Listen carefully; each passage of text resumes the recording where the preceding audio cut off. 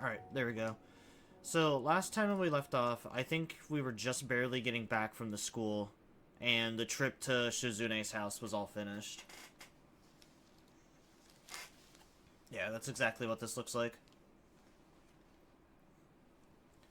On our return trip to school... Oh, our return trip to school... wow. Maybe I shouldn't start off with a reading stream today.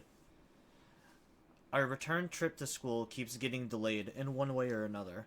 Shizune and Misha came back so late that there's no use even leaving, and we end up staying another day. The morning after, we missed the train by a single minute, and then the next two don't arrive. We missed the forced train because I wandered off to get a drink in the meantime. Shizune wasn't very happy about that. By the time I finally get back to my room, I feel so tired, even though I spent most of the ride back sleeping. I can't say it's only because of today.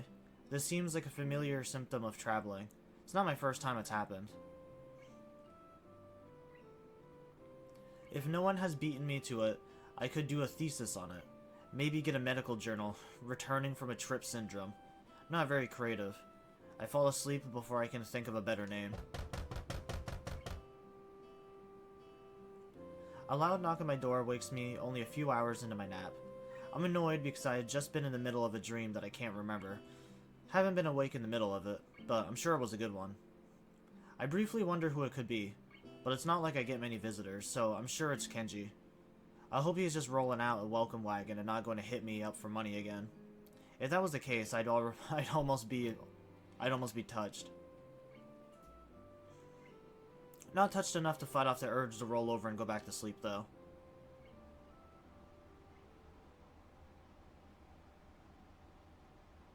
A few hours after that, I wake up again and immediately spot an envelope on the floor.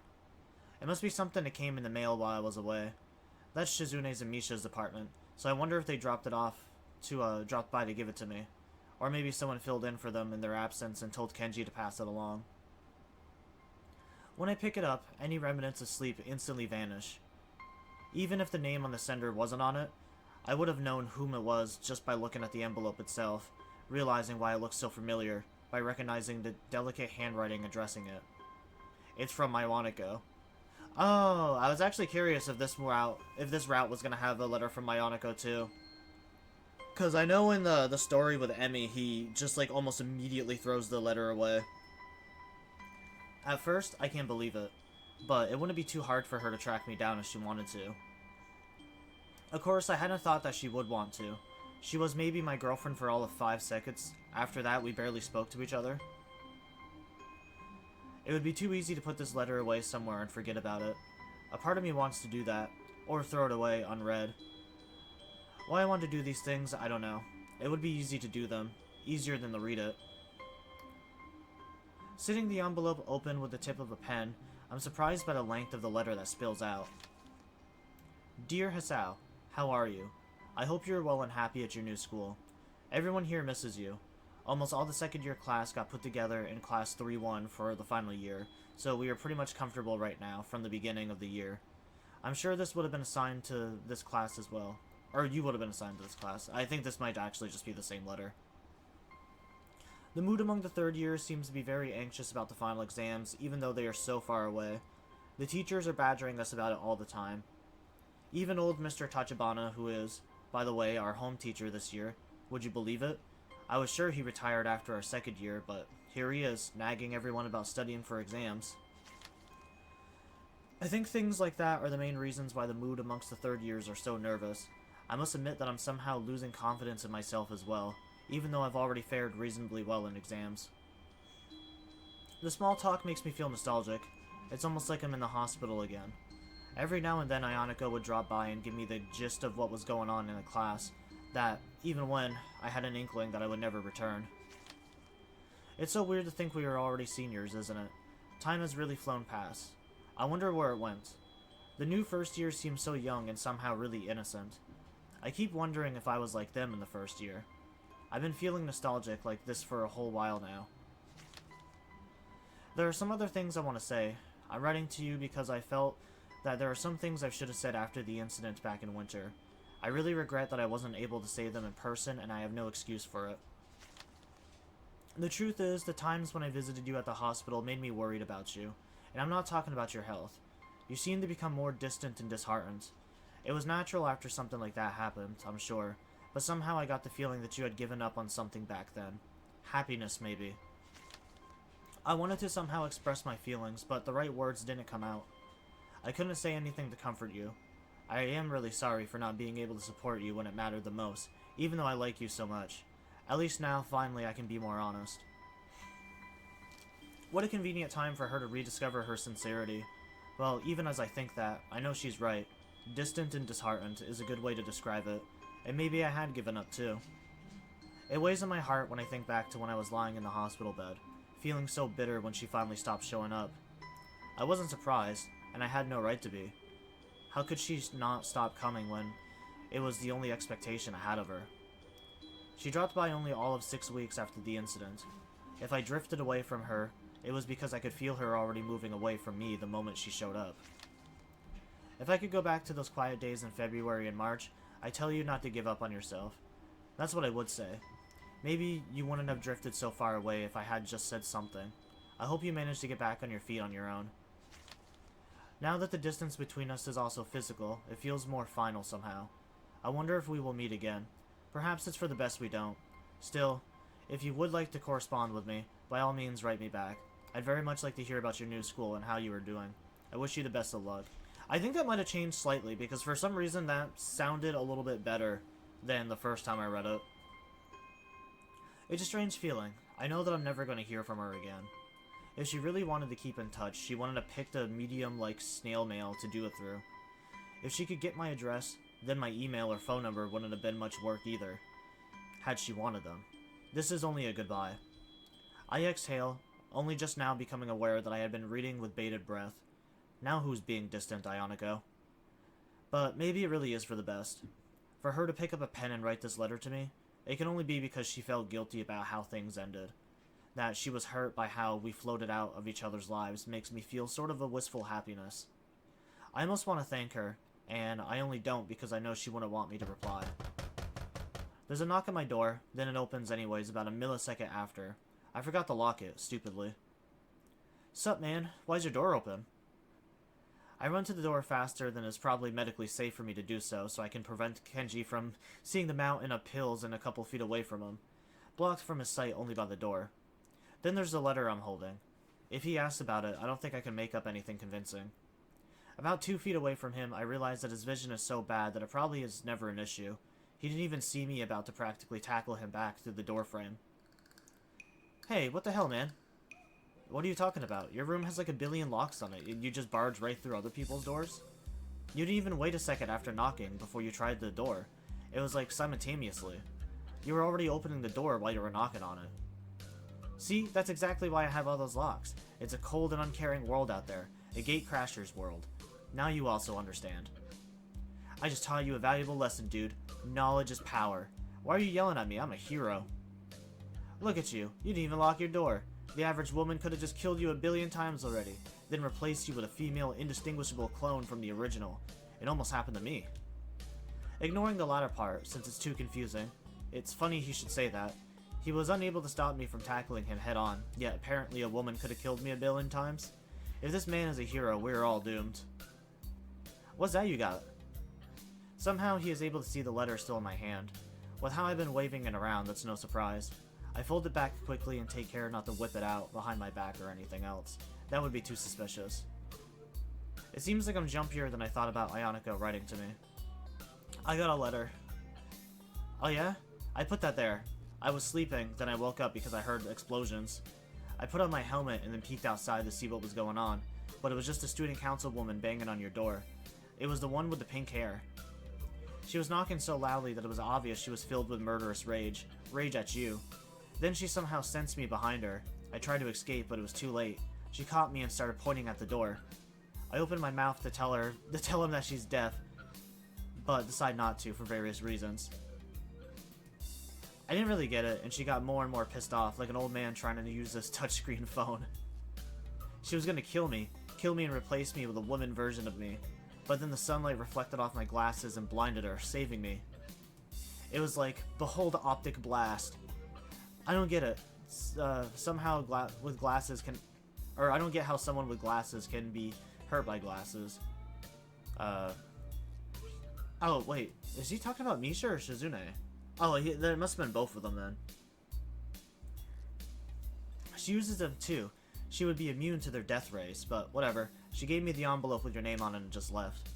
Clearly she was out for blood, so I lied and said you were away. I think you were away, right? I've been trying to ask if you wanted to help me with homework for a week now, but you kept getting no answer. Welcome back, man. Thanks. Yeah, so she gave me this envelope and it had your name on it. I didn't want to hold on to it because, well, what if it was a bomb? So I just shoved it under your door and she was gone. I was gonna tell you, but you got back before I could. At least it's not a bomb. Jeez, thanks. I'm not going to help you out with your math homework because what if your math homework is a bomb? He looks devastated, and also like he's considering the possibility that it really could be a bomb. I guess it is possible since no one really uses their math book at all much. I throw the letter on the dresser behind me and turn to leave, swinging the door shut behind me as I do. It collides against the tip of Kenji's shoes and bounces back open, while he hops around for a bit, acting like it hurt way more than it should have. Before I know it, he's already inside my room. I'm powerless to stop him before he scoops up the letter, strangely ignoring the tower of pills and bottles surrounding it. Don't just read mail that isn't your own. Come on, what is it? A love letter from your girlfriend? Did she include any photos? Sexy photos?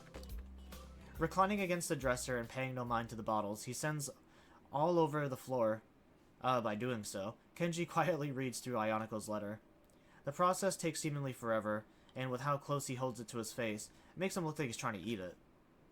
Who's Ayaneko? My ex-girlfriend. Ex-girlfriend, huh? This is the breakup letter then? I thought they were a myth. No, I guess it is. But really, she's been my ex-girlfriend for a while. Anyway, I think I'm over it already. Kenji gives a thumbs up, clearly relieved that I'm not going to take this into an awkward direction, although I almost want to since I told him not to read it. Yeah, that's a good attitude. It's alright, I had a bad breakup too, but can't let it get you down. I mean, just look at me. But hey, she wrote you a letter. Maybe she wants to get back together, huh? This is right there, write her back. You should do it. Is she cute? For a guy who thinks feminists are working to enslave men everywhere, he really is interested in cute girls. I have a girlfriend. Besides, look at the context. She doesn't want me to write back. Just because that's what it says, that isn't what she means. But that's what she wrote.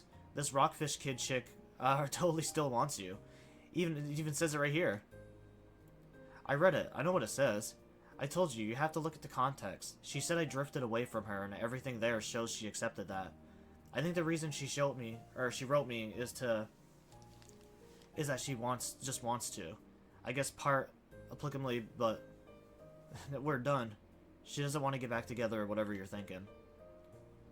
As I think about it more, it sounds to me like I'm just trying to make excuses for myself. That's not a good place to be. I'm positive she doesn't want me to write her back. I can live with that. If I were to write her back and get a less than desirable response or no response, then I would just be crushed. Perhaps the fear of that is why I'm trying to justify my decision. It could be, but I don't want to think about it. The thought is oddly repulsive. Why is it such a big deal to you anyways? Because you should write her back. She wants you to. I want to see what the response is going to be. Damn, it doesn't even have to be a nice letter. That's cool too, but you could write an angry letter and call her out. That's my new attack strategy. I'm just going to call out women. You should try it. Even if she wrote me a letter, you have to understand what it means. Writing someone a letter is different now. It's not something you just do. Not in this kind of situation. You can pick up your phone and call someone across the world in an instant and talk to them almost like they were there with you. Or send them an email. They'll be notified instantly that they got it and can reply back just like that. A letter can be a personal thing, but she wanted to keep me at an arm's distance. It's not like I can pop over there and visit her. If I had her number, I could call her, or if I had her mail, I could mail her. If she really wanted to hear back from me, she would have dropped one of those in there. I feel silly for continuously reassuring myself that I'm not fazed by Ayaneko's writing to me, when it's obvious that I am. It could be like a gradual thing for her. She might be too shy to call you up. I remember my girlfriend would always send me text messages because she was so shy. It was annoying as hell, man. I didn't really give a shit about phones, so I didn't have the thing, and it turns out I had to pay for every single one. I don't like phones, so I couldn't even call her back to tell her to cut that out. I did it anyway, though. I called her out, I even used the phone. It was literally the call out. I guess it was. Even if he's right, it means that Aranako still wants to keep her distance from me. She's not ready to chat with me comfortably. Why? Am I some kind of freak? I'm not reassured by her actions anyways. In that case, maybe I am overthinking it, but I just don't know. Kenji can't think of anything to say to that, and the silence that follows is awkward and thick, that I start to count the seconds until he makes a reason to leave and excuse himself. I miss her. Your ex? Yeah, even if she was insane, it was nice being with her. My back hurts. If she were still around, I could tell her to massage it. I don't know how to use an oven either. I missed baked foods, and we would go bowling in the hallway sometimes. I miss that too. I had to bowl all by myself during the last festival. You bowl in the hallways? You're gonna hit someone. She used to say that all the time. Kenji sighs nostalgically, clearly not appreciating just how badly someone can get hurt by slipping on a bowling pin. Apparently neither did his girlfriend since she bowled with him. With a strange definition of love, but I guess it's something. Maybe you should write her a letter. If she writes you back, you can get married. Married? No. No, no, no, no, no. Okay, fine, but why not? You clearly like her, even though you hate women. Feminist, not women, feminist. There's a difference. There are non-feminist women. Damn, your discrimination is incredible.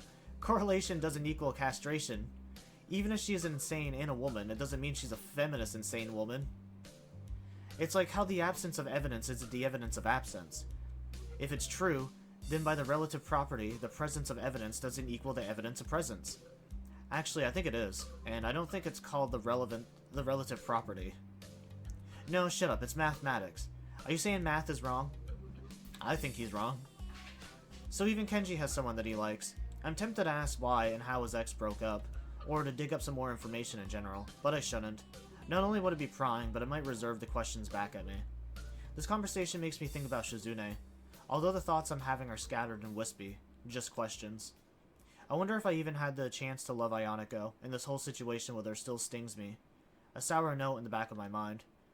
I like Shizune much more, yet it feels like I am chasing her even now. I don't mind the chase, but I want to close the distance between us. Ironico's letter is responsible, but I've also felt this way for a while. I've come closer, but it's not enough. I want to try again right now. I told Kenji to get out so I can change, and then head for the student council room. The grounds are mostly deserted today, which is a shame because it's so nice out. No one answers when I knock. I try to go in anyways, but it's locked. When I pull my hand away from the doorknob, it's covered in dust. Looks like no one's been here since we left. Since I'm already out here and dressed, I might as well get something to eat in town. My wallet is back in my room, though. On the way back there, I stumble across Misha sitting behind the main building. Her eyes are closed in sleep, and she looks very tranquil. It's always been hard to picture her not constantly bouncing around or hopping on the tips of her toes impatiently. My first instinct is to call out to her and ask if she's seen Shizune, or if she wants to go to town with me. But now that I've seen her, I don't feel like disturbing her. I leave her alone.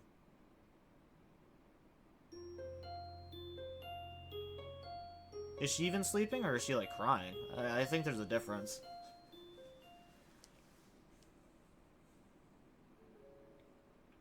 For the first few days after I was back, I almost forgot that I was in the student council. I managed to pick up here and there that the student council usually gets swamped with work around the end of breaks, but it didn't have to be in any case. The few times when I managed to catch Shizune and Misha, they were in too much of a hurry for me to get a chance to ask if they needed help. Anytime they weren't, I'd only be there to get a hold of Misha. Shizune would say something about how there was work, but it was so little that involving either Misha or I would only bore us. After a while, the idea of having some free time again had started to grow on me, though there were still periods when I felt like I had too much of it. Just when I was getting used to it, though, things changed again. Now I find myself back in the student council room, arguing with Shizune about whether tissue boxes make good ballot boxes or not. I'm telling you, they work just fine, as long as we get cube-shaped ones, not the rectangular ones. Misha, you can sign that to her. I've kinda got my hands full. On second thoughts, forget it. She's busy cutting out ballot slips, so if she were to make one, errant movement, she would probably send those scissors flying into someone's head. I dropped the box of poster paints I'm carrying onto a little table in the student council room, and cough as a wave of dust hits me in the face. It really has been a while. Do you think we should change the size of the ballot slips? What? But Shik-chan, I already cut out so many of them. We can make them smaller. It'll be more efficient. We just have to shrink the font. More ballots will fit in a single box that way. We'll only need half the amount of paper then. The format for voting can be changed. It could be more like in a real election. Then we might be able to get away with buying less boxes. With the money left over, we can get a pizza, or maybe Chinese, or a cake, or 3 bowls of new ramen I want to try. Shizune excitedly rubs her fingers along the frame of her glasses as she ponders more ways to cut even a half yen of spending our budget. Since I think she's the only one who even knows what our budget is, I'm scared to ask how tiny it is for her to have to do this. What about all the ballot slips Misha's already cut out? Don't worry, don't worry. I can make them into memo pads and sell them to the school store. Shik-chan, they don't look very cute though. Shizune seems to disagree. Now they're arguing, but it looks like it consists of nothing more than signing yes they do and no they don't at each other until they're so tired of it that they just take turns pointing at each other's commandeeringly. Or commandingly. It's strange, partially because it looks kind of ridiculous, but also because I've never seen them disagree. Then again, both of them have looked very stressed these past few days. Shizune has been increasingly absorbed in the idea of student council elections, though they're months away. I imagine this is how politicians act when they realize regiment change is imminent and their era is over. I'm having trouble taking student council matters seriously at all. Even now, as I practice my calligraphy on signs that won't go up for weeks, but I can understand why Shizune does. After all, she has been student council president for 3 years. According to her dad, she has wanted to do the job for even longer. I guess 3 years is too short a career for her to leave feeling unsatisfied. Did the last student council go through this much trouble to make it a smooth transition for you? Shizune makes a chagrined face. I don't think I said that right. Chagrined face that tells me they weren't very helpful at all. I guess you're doing this all to set a good example then. That only comes into play if they learn anything from it, Hik-chan. If they don't, I'll be hyper mad. If they turn out to be a flaky type, I'll definitely be hard on them. It doesn't sound very threatening when Misha says it. So you've already met them? Hik-chan, there are no candidates yet. What? None? Not even for student council president? That is why I'm trying to drum up interest for the position. What do you think? She proudly holds up a poster she's been working on herself. It looks very, military. You might be taking this a little too seriously then. Shizune frowns and plays with her glasses, offended. Is that weird? Yes. She looks oddly happy that I'm disagreeing with her, and I think that if she weren't genuinely focused on what she was doing, she would try to argue with me just because it would be interesting to her. What's weird about it? It looks like she will do that after all, but then Shizune waves her hand dismissively like she's trying to catch the words in the air and delete them. Instead, she catapults into insulting her future successors. Well, one thing that's weird is that in my old school, the elections would happen in about 6 months, since, you know, we're graduating in March. It's pretty weird to think about them so early. It's a little different here. Hik-chan, I'll be discouraged if we don't have any replacements when I have to go, Shik-chan says. But it isn't like the school will stop running without a student council. It'll be harder for them to hand out forms, though. Ha ha ha. Shizune isn't laughing, however Misha's joke causes her to flinch, as if she were stung. Though Misha didn't mean for it to come out that way, her quip had a callous cruelty to the end of it. I'm trying to get more people to run, but everyone is so lazy. They think they can take it easy just because there were no deadlines yet. Slackers, not taking their early game advantage. Still, 6 months away? If they aren't making their move now, they don't deserve a vote. Do they really think it's such an easy job that they can do everything at least in a minute and just coast along into the role? Insulting, really. They're going to get eaten alive once they have to sit at this desk and see just how much work there is to do. If this were a real election, they would be in deep trouble. I was reading about Japanese campaigning laws the other day, only the bad ones for some reason. For a second, Shizune was talking like her father there, and it was coming out of Misha's mouth. Creepy. Well, first off, Shadow Shogun, you can't really make the call. They'll be elected. Second, it's just a school election. It's not like running for city council or the Diet. I don't think Japanese campaigning laws apply. Third, although I don't want to say it, I'm nervous that Shizune is so enthusiastic about this, talking about elections and votes. According to her dad, she wasn't even elected herself.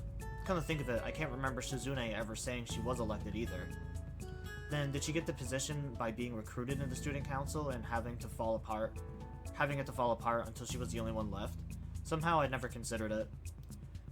I don't know what to think about that, but it wouldn't surprise me. We're the only 3 people strong now. If the circumstances behind her becoming the student council president were that sad, I wonder if there will be a vote at all. Interest could be that low, or non-existent really. Then all of her energy would be going towards nothing. I slap an exclamation mark at the end of the poster I'm working on. It's a little plain, so I was thinking about adding one. Actually, it still might be a little too plain. I make the mark twice as large. I still say you need to slow down. If the stuff isn't going to be relative for months, maybe we're working a little too hard on it. That's what I think. You're worrying too much. I don't know how to sign the word relevant. I try and only end up flicking a long line of paint where I didn't intend to. There's no way I can fix that. Misha, can you ask that? Shizune giggles silently, clenching her teeth so that no sound actually comes out. Because there is a lot to worry about. Like what? Like, usually the boxes end up looking very pretty, so people take them. Have to plan for that. We should make them funny looking this time then, so no one will take them. How about that, Shik-chan? We can draw some weird faces on them, or we can put a little picture of Shizune on each one saying stealing is wrong. No, it's not funny. It's the only problem, either. There is a voter turnout, of course. And then the worst case scenario would be not having any candidates. Although it seems she meant it jokingly from the way she smiles and sighs it, that isn't how it comes out. Even Misha understands the possibility is very real, and though she tries to salvage the mood by punctuating Shizune's statements with a laugh, it doesn't work. What is wrong with the both of you? I was just making a joke. There actually is some interest this year. If there wasn't, I wouldn't be doing all this work. I'm not stupid. When the elections are over, I'll buy everyone dinner. I'm already planning it. Even the new student council?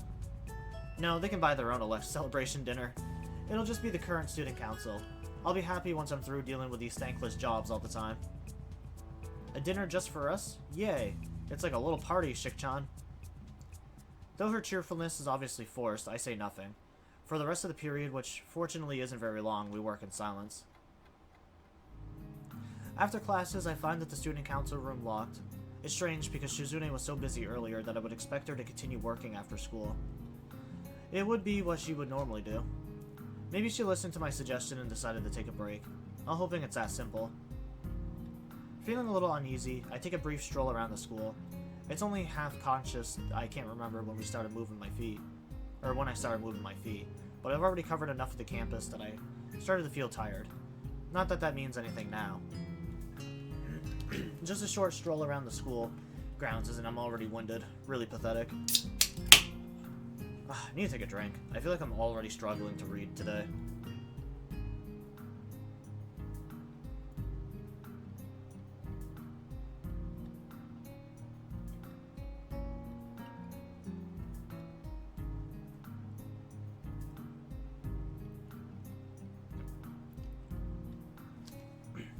I just wanted to get this out of the way because we were so close to finishing it.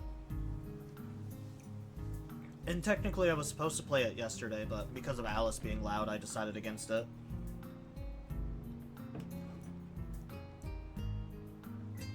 Before I know it, I'm back in front of the student council office. There's someone else too this time. Hi, Hik-chan. It's locked. Seeing a can of lemonade in her hand, I reflectively start looking for a vending machine nearby. I'm so thirsty. I know that Hik-chan. Shik-chan is somewhere else, I guess. Weird. We aren't stuck together, Hik-chan. Misha takes a long drink from her lemonade, eventually just tipping it over and pouring the rest into her mouth. I feel like I'm being mocked. Do you want one, Hik-chan? No, it's okay. I can't take someone else's drink. It's rude. Besides, you're making fun of me, aren't you? I just saw you inhale all of that. I have another one in my bag. I was prepared, see? I'm just like Shik-chan. She's a little too prepared. It's good some of that is rubbing off on you anyways. After what, 2 years? Wahaha. The way she stares at me as I drink is a little disconcerting, but I'm too grateful to care much about it. You and Shizune always end up treating me to something. It's starting to embarrass me. Really, Hik-chan? Buy me lunch sometime then, okay? Then we'll be even. Well, it's funny you should say that. I was going to ask if you wanted to eat in town. Yeah, I'm really hungry today, Hikchan. Thanks. I was going to ask her yesterday, but Misha cuts me off before I can finish the sentence, and I can't find an opening to correct her as she dashes enthusiastically around me, laughing, her arms flapping excitedly at her sides. I already had my wallet with me, so I start walking towards the town with Misha, trailing behind me, playing idly with her hands and loudly wondering to herself where we should eat. At least I think so. She could be asking me. Do you have anywhere specific you want to go? I want to go to the tea house. They have a really big parfait there. I saw you eat a parfait there last time. It looked really big. No, this one's really, really big. It's also really expensive. Really expensive? A little. Geez, well you and Shizune paid for my food a bunch of times, so it's fine. Hikchan, I don't think I ever did that. Are you sure it wasn't Shikchan? Are you really arguing against a free meal? Don't worry about it. We go to the Shanghai and are seated by the waitress, who is surprisingly not Yuko. Misha is very eager to eat that parfait, because she shouts her order as soon as she walks through the door. When it arrives, I can see that it is both very big and very expensive looking. Aren't you going to order anything, Hikchan? If you're hungry, we can share. No, I don't like parfaits. I don't like... Perline? You can pick it out. You can't just pick out Perline. Don't be silly. Even if I could, Misha is mashing her food together to the point where it's no longer possible. It also looks kind of gross. I wonder if that many flavors can even blend together well. Can she really taste anything in that goop? She is acting like it's delicious anyways. Parfaits are the best. I have a sensitive tooth, so ice cream is a no-no. Cake is too soft though, and if there isn't much icing, or if there is too much icing, I get bored. Parfait is interesting. How many cafes have parfaits here? I think 10. I've tried them all. I like this one the best. It has a little flan. You sound like you're some kind of dessert expert. Not just dessert. I want to eat all kinds of delicious things. Someday I'll have enough money to buy like 2 kilograms of Masusaka beefsteak. That's like over 100,000 yen. I guess this kind of deciding food is kind of your hobby then. A hobby isn't something that should take months to learn about someone. I've been very rude in retrospect. Also, that is one pricey hobby. I guess so. Yeah. Misha giggles, raising her hand to her face. It looks like some cream accidentally got on her nose. She doesn't notice it. I can't stop noticing it. I wish she would wipe it off. I'm about to tell her about it, but then she suddenly says, I don't know what that means. Oh, I guess that's a bad word anyway. It has implications. Epicurean is better. It means someone who enjoys eating nice foods. That's the adjective, though. So, epicure is just a word for it. Hikchan, you're too wordy. Sorry. I think that is what Shizune likes about you. Because I'm wordy? I need to buy some theses, shouldn't then? No, not like that, Hikchan. I decided to order some coffee after all, but it takes a while to get the waitress to notice, and I think I'm actually getting my coffee will take just about as long. The tea shop is filling up. No surprise, as we've already been here for almost an hour while she was chipping away at that dessert. I ordered my coffee to go, but Misha orders one as well, so it seems that we're going to be here longer than I thought. I really wish it was that easy. It's hard to talk to her lately. Shikchan's been busy because of the elections. I know we can't have fun all the time. It's just that there's a lot I want to say to her, I think. I always screw up when the time comes, though, and I don't even have the time now because of the elections. They're not for a while, though. Hikchan, do you think that Shikchan is avoiding you? Misha sounds angry. That's to be expected, but I don't feel that way at all. No. Is that so? The dreamy way in which she says it makes me think that Misha is disappointed with my answer. In that case, it could be how she feels. I'm uneasy asking a question, but I trust Misha would answer it honestly. Otherwise, I wouldn't even have dreamed of it. Do you? No, of course not, Hikchan, but it's frustrating sometimes. Shikchan has so much energy and is always trying to make people feel as excited about things as she is. But it's like Shikchan doesn't know how to handle things when everyone gets really hyped up. Or I think that she wants to make sure nothing goes wrong. When I want to help out, Shikchan always pushes me away. It's frustrating. I'm just overthinking it, probably, right? Misha takes a big gulp of her cup of coffee, then sticks out her tongue. Hot, hot. Thought it would have cooled down by now. Has it really been that long? I check my watch. It hasn't been very long at all, but looking outside, the sun is already setting. Not really. Huh, it got dark pretty quickly today, though, so I could understand why you might think that. At my words, Misha looks outside and yawns almost immediately. She looks sleepy. That's funny because... Are you sleepy? You were wide awake like just 2 seconds ago. I feel tired when it gets dark, Hikchan. Just like that? Are you a bird? Ahaha. I pick up my own coffee and have a sip. It's not very hot at all, but very tasty. I down it as quickly as possible because I want to get back to my dorm room as well. Misha tries to emulate me, but it's still too hot for her. While I wait for her to finish, I start wondering what she meant back then about Shizune liking something about me. Suddenly I'm very curious, but dragging that back up feels like an unnecessary action. I try to weigh the option again, but I am interrupted by Misha slamming her empty cardboard cup down onto the table with a loud pop. Done. She lets out a short laugh, seeming very pleased with herself, kind of like a toddler. I wonder if she had that drill-shaped haircut when she was little too, or if it was something more like the current look. It would make more sense. I guess we should head back then. I can't see the waitress. Try not to fall asleep while I pay for the sundae, okay? Not a sundae, it's a parfait, Hikchan. Wahaha. You have ice cream on your nose.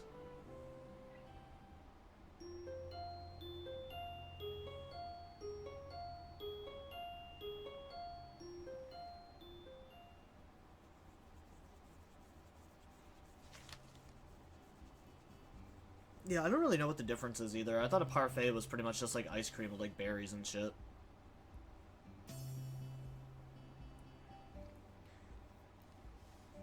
In class the next afternoon, I'm 2 problems into a math logic worksheet when a folded piece of paper hits me in the head. I'm sure I know whom it's from, but I quietly look around the classroom anyways just in case. No one in this classroom is good at acting casual. I can tell that everyone saw who threw it at me, and looking at the culprit herself, it was obviously Shizune. She isn't even trying to be coy about it. The countryside is so different. At my old school, I would have no idea who it was right now. Opening up the note, it says, Misha is absent. Help me out today after school. I don't understand what's with the note. Why can't you just use sign language? A large part of how I learned Sai was by copying Misha's style of signing, her words as she speaks, so I ended up blurting the sentence out loud as I signed it to Shizune. A slight laugh goes around the room. How awkward. I'll help if I don't have to do a lot. That's silly. Obviously, if Misha is absent, you would help as much as 2 people. I don't know if that really means anything. After all, Misha was complaining yesterday mostly about how Shizune wouldn't let her help. I don't do it as is either. After pretending to think it over for a bit, I write her a note back telling her I will. I'm actually happy that she asked me because I've been meaning to talk to her for a while. It's a good opportunity, but I feel I should at least make it look like I'm putting up some resistance to the idea. I go back to my worksheet and immediately get stuck on the 3rd problem. After trying to work around it, I casually toss my own note over to Shizune. It says, why is Misha absent, and what's the answer to question 3? She told me that she was sick and her stomach hurt. Misha gets stomach aches a lot, but I wish she'd pick a better time for this week. Use sign language. I think she has a stomach ache because of the way she sucked down a parfait larger than her head the other day. If she gets them quite often though, it's either a coincidence or she has a habit of eating things that put her in a deliberating pain. I noticed the teacher staring at us disapprovingly. I don't blame him. We were talking in class, and with sign language in a quite visible and distracting way. I try clearing my throat to back out our conversation, but Shizune doesn't get the hint. Well, obviously, before I try to get the message across with my hands, however, I can see Shizune notices what's up, and she doesn't care. Do you still want to know the answer to question 3? I will tell you, but you have to give me the answer to question 25. Hey, I was just thinking about how a teacher who doesn't know sign language could think we're abusing it and using it to cheat. If I were to assume the worst, I can't believe you're actually doing that, and I'm not up to 25. You wanted to know what the answer to 3 was? You asked first. Hypocrite. You're the student council president. You can't cheat. I don't have time for this, and I think I'm trying the teacher's patience to the breaking point. I'd like to continue taking pot shots at her while working on my math problems in front of me, but it would require at least 2 extra hands. Shizune is a bit more creative and gets around this limitation by using long, semi-broken strings of simpler words. I take a couple of mental notes in between, dizzied by a couple of particularly long equations. Right before the bell rings, she caps her pen triumphantly and slams it on her desk with an ear-popping crack that makes the whole room jump. Quickly forgotten because everyone would rather go to lunch than question its origins. After a couple of brief stretches, she gets up and hovers around my left shoulder. Are you still not done? I was going to ask you if you wanted me to hand in yours too while I was up. Someone distracted me. I had to beg the teacher to give me 9 minutes between now and the end of passing to finish it. It's not easy to solve this one-handed while having a conversation, by the way. He wasn't happy with the request, wanting to get out of here as much as I do. Since I'm only one problem away from finishing, it looks like Shizune doesn't really believe me. The second that I'm done handing it in, I find myself being dragged to the student council room. It's eerily and annoyingly clean. I can't find what I was working on yesterday. Where is everything? I did some cleaning. That doesn't tell me anything. See, it's like you forgot where you didn't put the stuff you put away. Oh well, if I can't find it, I guess I'll just go home. It's in the drawer right there. Shizune sulks as I pull out the poster I was working on, and then shuffle them around a little. Since she stacked them by color, it's not that I'm taunting her, I just have my own system, although I doubt she would believe me if I were to tell her. I like it when things are a little messy. It's more natural, and a time saver. It's right where I left it, and I don't have to go looking through the shelves just to find what I was looking for yesterday. Lazy. That's not true. I'm not lazy. You just always go too far. I quickly glance at her desk, a memo pad neatly placed in one corner behind a small desk calendar, with each box filled with notes in a neat but microscopic handwriting on the right. 3 boxes of pens in blue, black, and red. Look, you even put the pens back in their original box at the end of each day, all color-coded and everything. I don't think they can even be called a neat freak. What do you want to do with them? Throw them into a mug on your desk? Hey, I think that's being organized enough. You're so disorganized, you can't even comb your hair down properly. That hurts. It's not like I don't try. I just don't want it to stay flat. I pick up a box of pens and quickly pop it open to see if she also puts them in that. Puts them so that they're all facing the same direction. She understands what I'm thinking and doesn't look very amused. It turns out that the box was enclosed properly in the bottom, so as soon as I pick it up, they immediately pour out like a waterfall. My fault. I'll get them, don't worry. I bend down to pick up the pens, forgetting that with her attention focused on them, she couldn't have possibly seen me signing to her. Shizune's head bumps into my chest. It's not very hard, but it unbalances me enough to make me fall over. I laugh it off and expect her to do the same. When she stiffens and backs away from me, a feeling of dread begins to creep over me. That is a weird reaction. I start to think about why she would have such a strange reaction. It's pretty obvious, she just bumped headfirst into someone with a heart condition. Shizune would know I have one, having seen the rows and rows of pills lining the edge of my dresser, or at the very least she would know I have something severe enough to require that much medication, but not a visible glance. So is she treating me like I'm made of glass for her? It's just a natural way to react? I haven't forgotten how she freaked out back when Emmy knocked into me. Why would it be any different for her? I'm sure she is remembering that right now. I can see it on her face. She looks angry at herself. It would be a good opportunity to bring up that time, even though I don't want to drag that back up. It would be a good idea too. It would clear the air. Still, I'm afraid and end up saying nothing, partially because as I imagine having to draw her attention from the floor and then having to sign what kind of cripple I am to her in one gesture at a time, the idea begins to seem more and more depressing. Taking a seat, I decide to just try and finish up these posters to get my mind off of it. There are some that I don't remember making, from the wall-to-wall text and ultra-neat handwriting. I can tell Shizune must have done these ones. That means that the remainder must have been done by Misha. They are a lot more visual with cute little stylized pictures of us on them. I don't know how I feel about being used as a mascot character, but I'm not really that thrilled by it. Some time passes, long enough for the sun to start setting. I hear Shizune putting down her pen and cracking her knuckles methodically, one at a time. It's so loud in the silence of the room that I look up, wondering if she's just trying to get my attention. Although it wasn't what she intended, when she does notice me looking at her, Shizune begins to sigh without skipping a beat. Let's take a break. I'm surprised you would say that. It's okay, I'm almost done anyways, and I'm hungry. Aren't you? A little. I'm really hungry. We could order something. I was thinking of you. I already have something to eat. Where? She produces a cinnamon bun from under her desk, raising it to head level slowly. like a magician levitating a rock. But there is only one, not enough for both of us. Ah, how dramatic. I can tell that this means a feeling of deja vu briefly washes over me. We could just split it. No, that's no fun. So boring.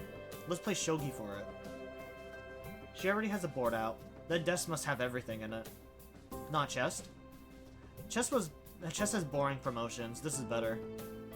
I don't know about that. Well, I'm actually pretty decent at shogi, so this is fine. Is that so? Okay, we can make it a little more interesting then. Each move has to be completed in 30 seconds. You can add a rule too. No thanks. Anything I would add would only hurt me more than it would help. A 30-second time limit is already too tight for me.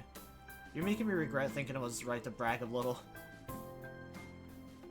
After Shizune wins, after Shizune wins the right to go first in a quick coin toss, she immediately starts playing with the aim of promoting all of her pieces as soon as possible.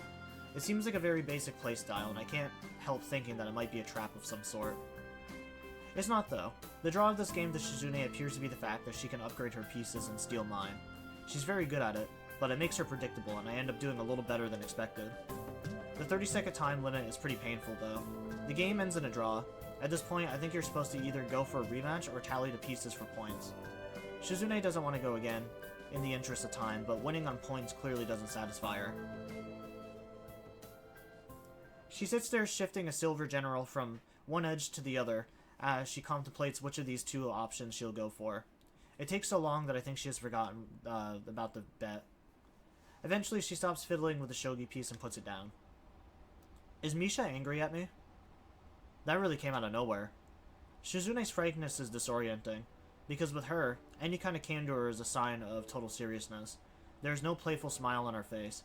Instead, it's her usual stoic mask of concentration, ready to try and see if I'm about to tell her the truth.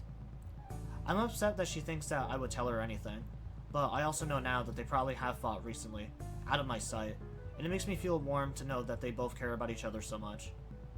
No, I strongly doubt it. Did you know that she thinks you're angry at her? Shizune nods slowly and uncomfortably. Yeah. She was more roundabout with the question than you. Kind of surprising because I thought that you were the one who liked playing games. Not all the time. Are you two having some kind of fight? No. She's very quick to deny it and not happy with the thought. I feel like I've stepped onto a landmine. Sorry. Actually, yes, just a tiny one. I know that she has no interest in the student council, but only joined because of me. I'm still grateful. I'm so happy she's my friend, but I don't understand what she is upset about this time. Why don't you just ask her? She won't tell me. I'll figure it out myself instead. I was sure that I was very perceptive, even if I can't hear. That was dumb. I know better now. It is probably something that is my fault. Shizune doesn't elaborate further on what it could have been. I'm sure that it was because she does not fully understand the situation herself. It's odd to think that Shizune, usually so sure of everything, could be scared by a little argument with a friend. But the more that I think about it, the more it makes sense. They're a lot closer to each other than normal friends, and Shizune is pretty isolated from other people in a way. The fact that she is deaf is no small part of it. But I get the feeling that she uses Misha as a buffer between other people of her own will. Not just because it's been forced onto her. She can communicate well enough with her little pad. She just hates it. After such a long time of talking through another person, I guess you start to lose touch. It seems unavoidable. It isn't such a far-out idea to think that she isn't that great with people. I return to work and kind of wanted to eat that cinnamon bun more as time drags on, but when I count the shogi pieces still left out on Shizune's table, I can tell at a glance she would win. I'm also too hungry to concentrate if we were to have a rematch. Motivated by my desire to wrap up and eat something, I put the finishing touches on the last of the poster. Done. I think this many is enough. Too many can be a bad thing. Okay. That's it? Just okay? I'll probably do some myself, after I'm done picking what voting format to go with. Too many posters is bad too. Haven't you ever heard of oversaturation? I really think you're trying too hard. Tenting her fingers, Shizune looks like she could almost admit it. Maybe. It's what Misha thinks too. I watch as her fingers continue uneasily twining around and pulling each other in a miniature tug-of-war. I don't mind, but I asked around in a couple of classes today and interest is low. It's like you said so. Does that make it wrong? No, but it does make it kind of pointless. It's not. Yeah, but to who? I doubt even Shizune truly believes that. I'm not doing all this work just for my own ego. That isn't what I meant. The first chance to be alone with her in days, and I have already really cocked it up. Still, she doesn't actually look angry. It's more like she's frustrated that she can't express herself clearly enough. Since she's an expert in sign language, I wouldn't think that would be the case. I wonder what advantage being able to speak would offer her, and if she has ever thought about it. It's another project of mine, just like the festivals. I'm going to do it because it's my job. It's just that a student council election isn't as fun as a festival, so no one cares. She briefly touches her fingertips together, as if to say, but maybe. There is some truth to it, but Shizune doesn't want to say anything that could be boiled down into something glib. But I don't care. I want to get people riled up, but it isn't about me. I don't want to be involved at all. What do you mean? You go to every single festival. Shizune waves her hand in a mock indignation. Well, I have to have fun too, but you know it's not the same thing. Her spirits seem to have improved if she can manage to crack a joke. I don't want anyone to make a point of me being involved. It's a hassle. I don't want that responsibility. Things are becoming too complicated as is. The more I try to hype up the elections, the more involved I have to be. No one wants to play their hand yet, and it doesn't feel like my time is over, even though it should. Crossing her arms and leaning back, she grinds her teeth together in frustration. They're all so lazy, and it's impossible to get them to do anything. Anywhere else, the elections would be an exciting event. It's illogical. Why does everyone have to be so different? If there was only some way to punish them. Chaining the school to their desk. Voting is mandatory. If you don't vote, you get whipped. Terrifying. I wonder how hypocritical it would be if I were to stay in bed on election day with the flu, and a cold, and strep throat, and a sprained ankle. You should put yourself on one of these. Not as punishment, don't misunderstand. I hold up one of Misha's posters. Like this, it's kind of a neat idea. Misha was on to something. It's a lot cuter than just text. I think you would like it. Having cute mascots would drum up some excitement. Maybe if it's just Misha. Why not me? Someone told me that the school has slightly more girls than boys. You would have to cater to that demographic too. Shizune giggles audibly this time. I'm surprised, and when she sees my face, so is she. Her face flushes pink, embarrassed to have let out a sound, which is really confusing to say the least. Why don't you put yourself on it? She just waves my question away. It's troublesome. What do you mean troublesome? Everyone knows that you're the student council. My stomach growls, making me realize that I'm hungrier than I thought. Shizune uses the moment to deflect my question by changing the subject. Is something wrong? No, my stomach growled. I see. She looks at the forgotten pastry on her desk and frowns, finding it inadequate for two people. Let's go to the Shanghai. If you're that hungry, it might be a little busy this late, but Yuko is working there today. We'll definitely get a table. There's something worryingly underhanded in that smile. I'll pass. I've already been there twice this week, back to back. Shizune pouts, leaning back against her desk and scrunching up her posture in protest. What? I'm disappointed you said no. Well, I can't agree with you on everything. You don't give your opinion often enough anyway. It would be easiest for me if it was like that, but not very interesting, right? There are some decisions you should disagree with me on, then. You have duty to. How am I supposed to know which is which? It's easy. No, it's not. Sometimes it's hard for me to tell whether you're joking or serious. Although, since she communicates entirely in sign language, it would seem obvious. I wouldn't say that that's all there is to it, though. I remember when I had a heart attack. Iwanaka wouldn't stop talking at first. Eventually, I wished that she would just shut up, or I would have, if I hadn't been happy to have any kind of company at all. Gradually, I stopped being so grateful. When we talked, I felt like it was nothing more than ritualized exchanges of politeness. Iwanaka tried extremely hard to... the fuck is that? Obfuscate? Obfuscate how she felt, which was that I was helpless. In the end, her outer behavior matched with her inner feelings. For that reason, I was able to accept it when one day she stopped showing up. I was no longer surprised by the time it happened. Even though she considered herself a master at hiding her feelings, I was not surprised. I've heard that games like shogi and chess can tell you a lot about a person. I wish I knew what Shizune thought they said about me. It could be that I'm a little more like Ayanako than I like to think of. If I can only tie with Shizune by retreating, I suggest that we should order out.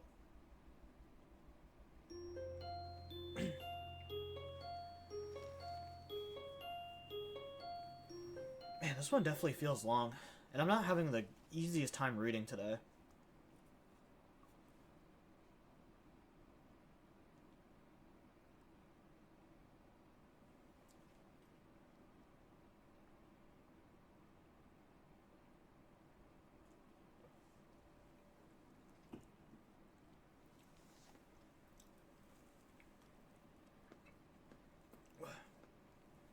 I feel like all things considered, my reading for this story has actually been like pretty decent so far.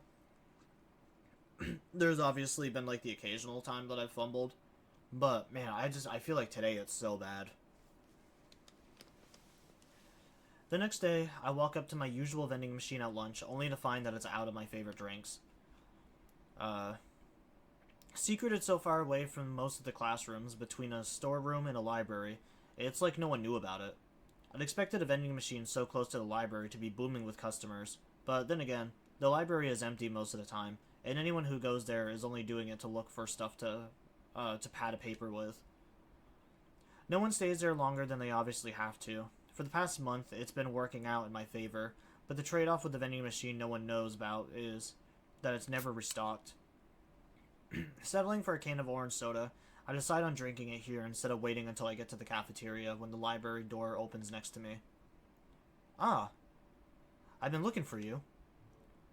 Yuko seems to be acting a lot more assertive than usual today, although it isn't enough to keep her from getting back to mumbling immediately afterwards. Return your books, please. I mean the library books. The books you checked out are really overdue. Some of them are on the waiting list. Oops, I forgot. I keep checking out new ones and forgot to return the old ones. That happens to me all the time at the university library. It's so embarrassing. Do they send someone to try to get you to bring them back? No, the university library is bigger. They don't notice if I happen to borrow something longer than normal.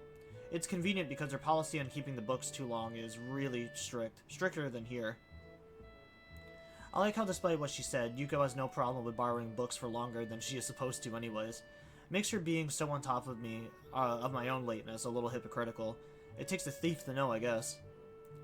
Catching on to the meaning of her words around the same time I do, Yuko clams up and starts backpedaling furiously.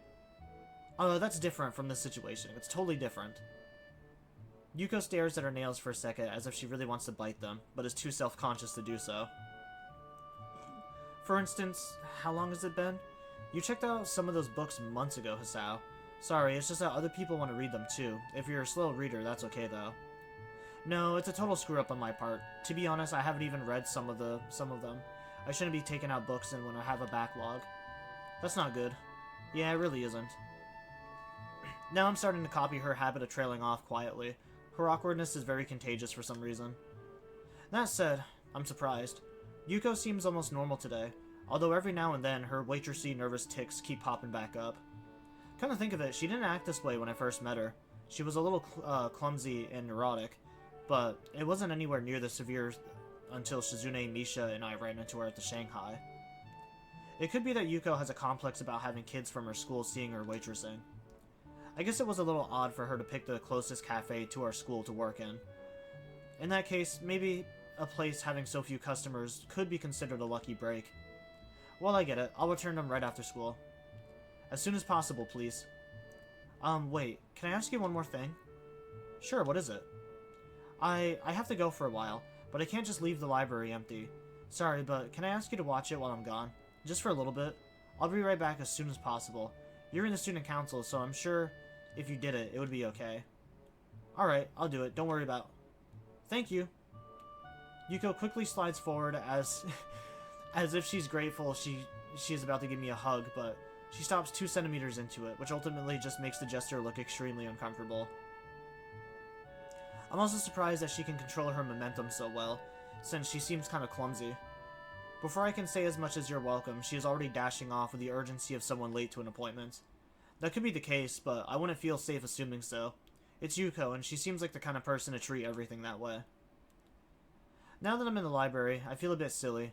I don't really know what I'm supposed to do. Should I sit down like I normally would and read? It probably would do, but wouldn't meet Yuko's high standards. Maybe I should sit at the librarian's desk and give anyone who comes in a stern and analytical glare. I use Shizune as a starting point, and practice it a couple times in the mirrored surface of a pen. I think it looks pretty good. Frustratingly, no one comes in, so I give up on the idea quickly, and decide to just go looking for Hanako instead. It's deserted. I think I see someone, but the second I blink, whoever it is gone, as soon as I return to Yuko's desk and crack open an interesting-looking book. A familiar person swings in front of me like a falling pendulum. Yo, librarian, I've been looking for you for like 10 minutes. What, it's you? Man, you must really get around, or the student council makes you get around. Those bitches, how could they? Slave drivers. He must be exaggerating because it took me 30 seconds just to do a slow walk around the place. The thought is overridden by my surprise to see him. Where did you come from? What are you doing here? What, can a guy go to the library now? I can't even go to the library without some young buck like you giving me the third degree over it? I see some girl coming in here all the time, but no one ever asks what she's doing here. Is it because she reads and I don't? He must be talking about Hanako, although I suppose they do both avoid people. I want to tell him that reading is what you'd usually do in a library, so if he's not reading, whatever he's doing is bound to make him look way more suspicious than her. In the end, though, I'm too surprised by him practically peering out of thin air. That doesn't tell me what you're doing here. I'm here because of you. His response makes me feel confused. Maybe I fell asleep and this is just some sort of weird dream, and this Kenji isn't real. But my subconscious... Is he really going to start giving me deep and vaguely worded advice now? Because of you, I got chased out of my dorm by feminists. Now I wander this library like a soldier without a country, or a ghost. I shall haunt you for ruining things for me. It's a shame. It would have been more interesting as a dream. But it seems like this is the real deal. Yeah, you had to start working with women, and that brought them to my door. You remember that? You should, since you were there. After that day, I knew they were onto me. I should have trusted my instincts, but I was young and stupid. That wasn't even a week ago. Then, my dad called and said one of my letters hadn't been delivered. The post office couldn't have lost it, so it must have been interceptive. Information warfare. That's when I knew my secret hideout was compromised. Now I'm on the run like a fugitive. It's code red. Dorm rooms aren't secret. They put your name and number on the board right in the doorway. I know, I saw that. They're diabolical. Why not just put up a big Wild West wanted poster if they're gonna be like that? Wanted dead or alive. Probably alive so they can clone me and turn me into a grasshopper. Jumping without warning into an empty chair opposite of me, Kenji takes out a cigarette and starts spinning it between his fingers. I've never seen him smoking before, so this must be it for effect. I can't even live where I want to anymore. This is where it all begins. The tactical brilliance. I mean, once they're in your homes, it's over, like termites. If the feminist plan for dominance starts there, where the fuck can we go? The only question is how they could take a page out of the termites' playbook when women are naturally repelled by wood. You can never go home again? Is that how the saying goes? Man, I don't know about never. I was just there. I don't know anywhere else I can shower and get new clothes and eat and use the bathroom and watch TV. I have to keep watching the news to keep informed. For someone out from his dorm room and living on the run, he sure has no qualms about going back there several times a day for long periods of time. But by now, he's slowly turned away from me and is talking to a revolving display of murder mysteries. There's really no point in interrupting him, I guess. I finish off my soda and throw the can in the basket near the door. It hits the rim but goes in anyways. I silently pump my fist. Kenji quickly gets up and starts to head towards the door. I wasn't really paying attention. I hope I didn't fist pump into an inappropriate moment. Where are you going? You kept sucking down that juice. So, it wasn't even juice, it was soda. And it's gone now. And what do you mean sucking it down? I had 2 sips. Yeah, right, you had like 50 million sips. That's not even possible. Maybe for you. I go beyond the impossible all the time. Okay, whatever. Now I'm too thirsty. I'm gonna get my own juice. I'll be right back. He does come almost right back, so quickly that I suspect he knows about my secret vending machine. I got you one too. Hope you like grape juice, or even for the pizza now. Thanks. I want to tell him that I lent him nearly 10 times the cost of a can of grape juice, but that might make me seem petty. Unopposed, Kenji sits down and starts furiously drinking juice like a man with a vendetta against grapes. You know, it's a lucky break for me that I managed to run into you here, man. I kinda need you to do me a favor. Although it's cynical, I wonder if he's getting me juice so that he could ask me for this favor. If so, it's very transparent and poorly timed. I doubt Kenji would have think about something so deeply, though. Just asking for things straight out is more his style. I need you to recommend me some books. But I thought you didn't read. How did you know? You told me. You said you think people discriminate against you because you don't read. Well, they do, and I do read. I read audiobooks because that's the way of the future. I have to read a book a month for literature studies, though, and I found the school doesn't really accept such classics as advanced cryptography, so I don't read a bunch of books. They're gonna fail me. I can't fail literature studies.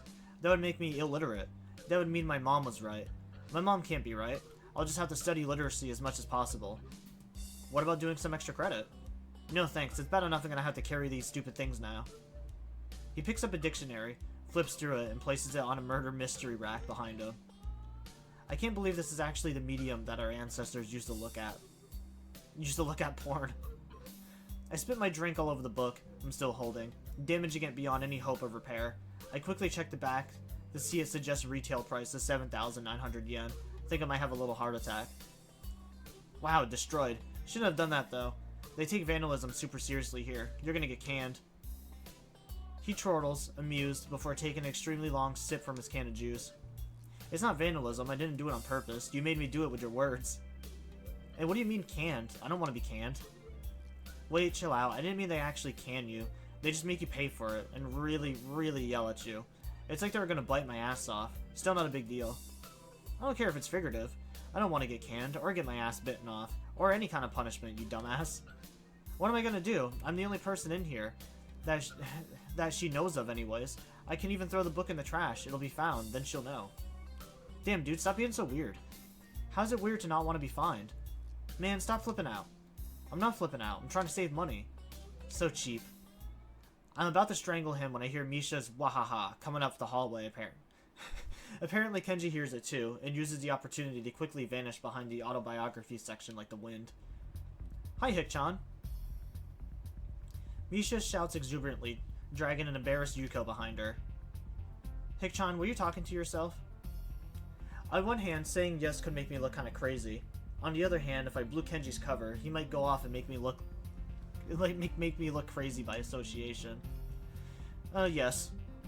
Haha, that's okay. Don't be embarrassed, Hik-chan. I do too sometimes when I'm alone. Nothing happened while I was gone? Absolutely nothing. It smells like grapes. I'm wearing grape-scented cologne. I lied brazenly and obviously. Her reaction, I'm going to assume that she knows I'm lying, or thinks I'm an abysmal sense of colognes.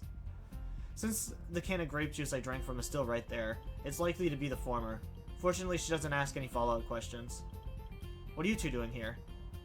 We had lunch together. Strictly business. A business lunch. I try to picture Misha in a suit, having a business lunch with anyone. Somehow I just can't see it. What kind of business? You don't know? It's nothing. It's normal for one part of the student council to not know what the other is doing. Hey, don't nothing special like this. Or something like this.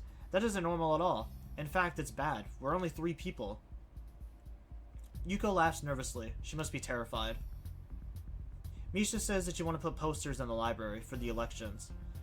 Even though they are really far away, I guess it's okay. I didn't know that I could even decide those kind of things. You can. Isn't that great? Aren't you happy? Misha grabs Yuko's hand and forces her to clap joyously for herself. Yuko doesn't look very happy about learning that she has more responsibility and power than she previously thought. Hik-chan, since you're here, can you help me put them out? Pulling out a giant stack of posters from her bag, she cuts them in half like a deck of cards and passes me the slightly smashed half. Hik-chan had a really good idea. We can put some flyers inside books too, then even if they try to ignore us, they won't be able to. They can even be spring-loaded. Misha tries her best to convey the same tone Shizune used. It sounds close to the real thing, and it's almost a little menacing. She was probably kidding. I liked it. No, please not that. A, old, a super ultra aggressive marketing blitz. We're gonna start going door to door, too. That's a terrible idea. Misha pouts in her best Shizune impression, fingertips tapping rapidly in annoyance. Hick-chan, you think everything is terrible? Yeah, but that idea is too terrible. Too terrible to ignore. I can't have that. Hick-chan, that sounds like a challenge. Mutiny. Mutiny is bad. Don't fight. It's just a joke. Okay. Don't fight. Ahaha. The way Yuko sounds when she's trying to be firm makes me think of a kindergartner teacher. I suppose it makes her very persuasive in her own way. Putting up the posters is surprisingly hard, simply because the library is already plastered with bulletin boards and flyers lining every couple meters, some of them in places so unlikely that they never even noticed them before. Deciding which of them to peel off in favor of our own ads a lot of time to an otherwise simple job. By the time the bell rings to signal the end of lunch, Misha and I still have a sizable amount of posters left. As we leave, I decide to stick one right by the door. It must be the one that Misha did. It has a little drawing of Shizune on the bottom.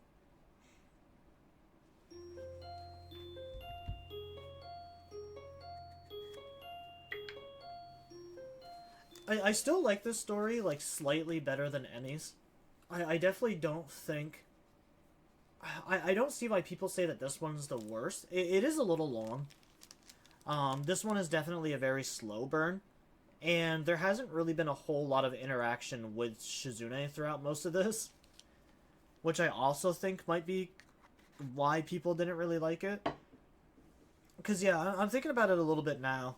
And I feel like I've barely interacted with Shizune these past couple of chapters.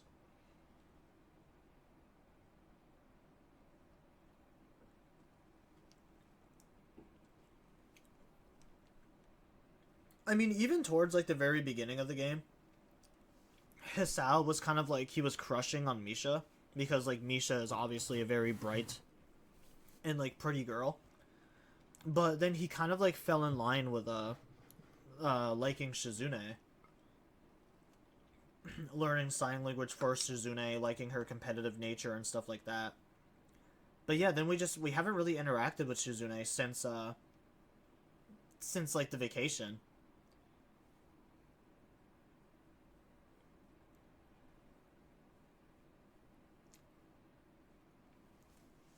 We went fishing, and then I had that, like, one awkward sex scene where she, like, tied me to a chair. And then we haven't really spoke to Shizune since then, and for some reason that whole situation has never been brought up again. You gotta min-max her affection off-screen. Apparently, yeah. A couple days later, Shizune heads off to go eat lunch by herself, and doesn't come back. She must really be swamped with student council work, although I know that she probably made most of the work for herself. When I get to the student council room, I find the door unlocked. Before opening it, I hold back for a second to see if I'll hear Misha laughing through it. Nothing. I'd almost take it as a sign that no one's in there, but Shizune wouldn't leave the door unlocked in that case. She's at her desk, sleeping in her chair with her arms folded over her chest. What a stiff pose. If it weren't for her eyes being closed, there would be no way to tell that she was asleep. In fact, I can't even be sure she's asleep now. Normally I tap a desk to wake anyone else up, but it wouldn't work with her. I'd immediately start thinking of tricks I could play on her if she's sleeping. It's disappointing that my train of thought goes to this kind of direction. Hello, good afternoon. She signs, one greeting with each hand. It's really confusing. Hey, what are you doing? Secretly slacking off? Shizune smiles but lowers her head to conceal it, and tries her best to look annoyed instead. Don't just stand there. It makes me nervous if I'm sitting down and you're not. I take a seat in the nearest chair while Shizune pauses to adjust her glasses on the bridge of her nose, like she's fine-tuning an instrument. Why are you so far away? Does that make you nervous too? Pursing her lips, Shizune doesn't look too amused by me taunting at her. I had some free time, so I thought I would drop by to see if you were still busy. Do you want to help me? Yeah. Too bad. I'm grateful, but it's not necessary. I just finished the last of it, and now everything that needed to be done is done. So formal. Misha was just as businesslike yesterday. Are you too serious for the official student council business? I'm always serious, like the student council candidate should be. That was fast. from 0 to immediately criticizing people who aren't even her colleagues yet, before I've had a chance to stretch my legs. At least the presidents, they need initiative. Then maybe they can motivate everyone else, or at least strong-arm them along. But even though there's a bunch of them, they're all so wishy-washy. There's no one running for vice president, so they all want the big prize, but none of them have the right drive for it. And then the treasurers are always so flaky. I decided to use my power to just eliminate the position. Wait a sec, please. Can you even do that? I don't think it works that way. It is how it is. With that, Shizune stares grimly into the distance, rubbing the frame of her glasses that doesn't answer the question, future dictator. I'm disappointed. They should want me out of here faster because they want the job, or at least disagree with me having the job. If I can't mobilize a bunch of student council wannabes for either reason, all my work would have been for nothing. If they're going to be slow about it, I'll just hold off in my office as long as possible. Shizune punctuates the sentence with a snap of her fingers, creating a sound as sharp as a gunshot. I wonder if she knows how loud she can do that. It's definitely an attention grabber, so I can only see it as an invaluable to a mute. She might have practiced it because of that. All of it, huh? That's too harsh. I always thought this was the real test.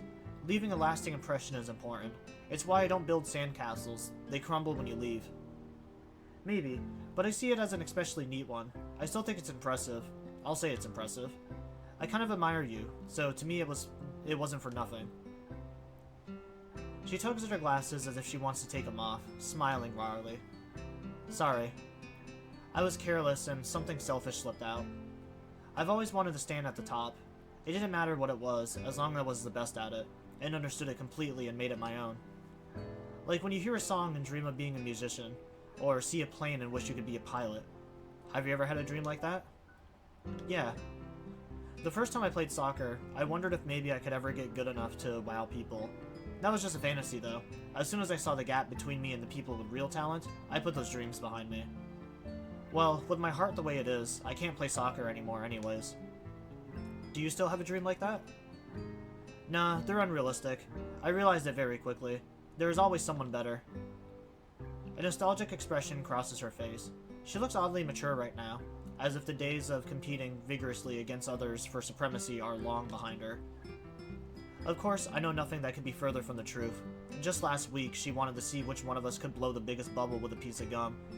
It could be that she was even worse when she was younger. The terrifying thought. I like that. That there was always someone better, when someone greater than me would appear. I'd get so excited I'd want to challenge them.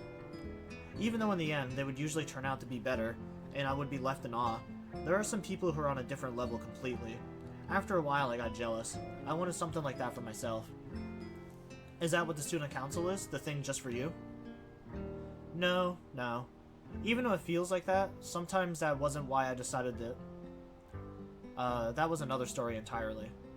But I like being student council president. Even if the work is hard and I'm always biting off more than I can chew, that is what kept it exciting.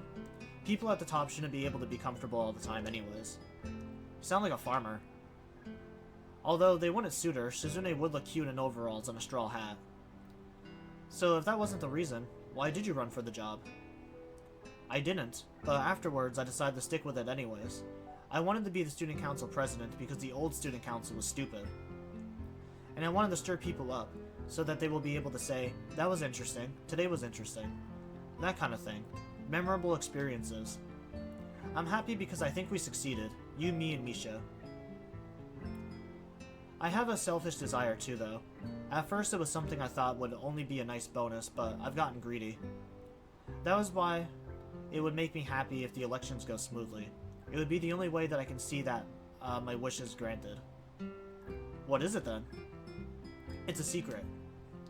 Sensing that I might not be ready to let such a weak dodge slide by me so easily, Shizune quickly waves down an attempt at a follow-up, embarrassment coloring her face. It's something she wants to keep to herself only because it's too silly to do otherwise. I start to feel a pang of hunger and check my watch. It's earlier than it looks, too early for dinner. Do you have any kind of food in your desk? For a second, it looks like the question confuses her, but she recovers quickly. Desk for supplies. Food is supplies. You should have eaten lunch. I didn't think it would be a problem if I didn't. If I was working, I wouldn't have to think about it. I'd be too busy to be hungry. She puts her hands up to her mouth in a poor attempt to conceal a laugh, and tries to hide it further by pretending to use it for pushing up her glasses further up the bridge of her nose. I guess you're not, since you already ate. I'm not good enough to sigh in the appropriate words, so I settle for pointing at the stack of Chinese food containers, leaning precariously out of the top of her trash can. Those are from yesterday. Then we're both hungry. Let's get something to eat. Not from the cafeteria. There wasn't anything good at lunch, so I really doubt there will be anything good left over. Order something? Ordering out 2 days in a row is unnatural, only in case of emergencies. That is my personal policy. This is why she should think of putting some snacks in her desk. It would be an easier way of dealing with these kind of emergencies. I want to tell her, but signing out how hungry I am 5 times has made me too tired to be a smartass. The temptation is really great, though. Hi! Misha's distinctive up and down voice sounds muffled through the door. She burst in a second later. Hick-chan, you're here too. Too? How did you know there was already someone in here? If it's open, someone is inside. Wahaha. Am I interrupting? Shizune shakes her head. Great, that's really great. But I was sure I would be. Is this a break? I thought so too, but turns out everything student council related is over for now. Is that why you're here? Yeah, that's right, Hick-chan. Sorry to disappoint you. We were just discussing whether or not to order out dinner. That sounds fun. Shizune isn't being very fun about it, though. She says that she can't order food 2 days in a row. Are you hungry too? Because if you are, we could outvote her. That sounds fun, Hick-chan, and I am a little hungry. I thought you would say sounds like a mutiny. Shizune pinches the frame of her glasses, clearly thinking that it does seem like a mutiny. But being outvoted by a clean 2-to-1 margin, there's nothing she can do. Misha already has her phone out. It's awfully garish. Hey, you know, if the option is there, if someone else is paying for it, like, I'm not gonna turn down someone ordering out.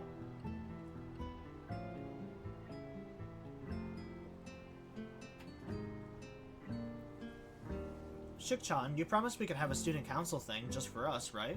This can be it. Shizune only shakes her head. The joke is it's obviously Sal paying. Oh, true. I guess in fairness, these girls have paid for like every one of my meals so far. I guess it would be very gentlemanly of me to actually pay for their meals for once. Shizune only shakes her head. The last party she will be able to attend as Yamaku's student council president is too special for her to put that label on our spur-of-the-moment early dinner. Even though I'm sure the real thing will be just like this, a meal like any other with the 3 of us. After we finish eating and clean up, I say goodbye to them and head to my dorm. Although I don't feel particularly tired, I think I'll just go straight to sleep tonight. If I were back home, my mom would nag me not to go to bed right after eating, but what she doesn't know won't hurt her. I take a look at the clock as soon as I get in and realize that it's a lot later than I thought. It also feels a bit silly checking the clock when I have a phone and a wristwatch. I take off my watch and hold it in one hand, while holding my phone in the other. Makes me feel powerful and stupid. I try unsuccessfully to go to sleep, and am glad when someone interrupts me by knocking on my door, only after a few minutes. I figured that it couldn't be anyone but Kenji, which is why I'm surprised when it ends up being Misha. Hi, Hick-chan. You don't look very happy to see me. No, I'm just kind of surprised. Did Shizune remember something she wants to do after all? It's late, but whatever. I guess it's good that I didn't change. Nope, I just thought I'd follow you back, Hick-chan. For fun? No, of course not. It's because she wants to talk. It must be about something important, and she doesn't want Shik-chan, or Shizune to know. Do you want to come in? Yeah, thanks. Oh, this might be the scene. I have a feeling I know where this is going. She walks in and immediately takes a seat in the chair. The natural thing to do, but I'd expect her to sit on the bed. Hick-chan? Misha frowns harshly, arms folded over her chest, like she's trying to play a grim interrogator. All that's missing is the mustache and the dangling, flickering light bulb on a string. Did you make Shik-chan sad? What do you mean? Well, when I went to the office today, Shik-chan couldn't hear me coming. That's why when I opened the door, I saw a really confusing expression on her face. Shik-chan looked happy and sad, and I wanted to know why. Well, it wasn't because of me. I didn't even see it. I think she's depressed that she won't be student council president anymore in a few months.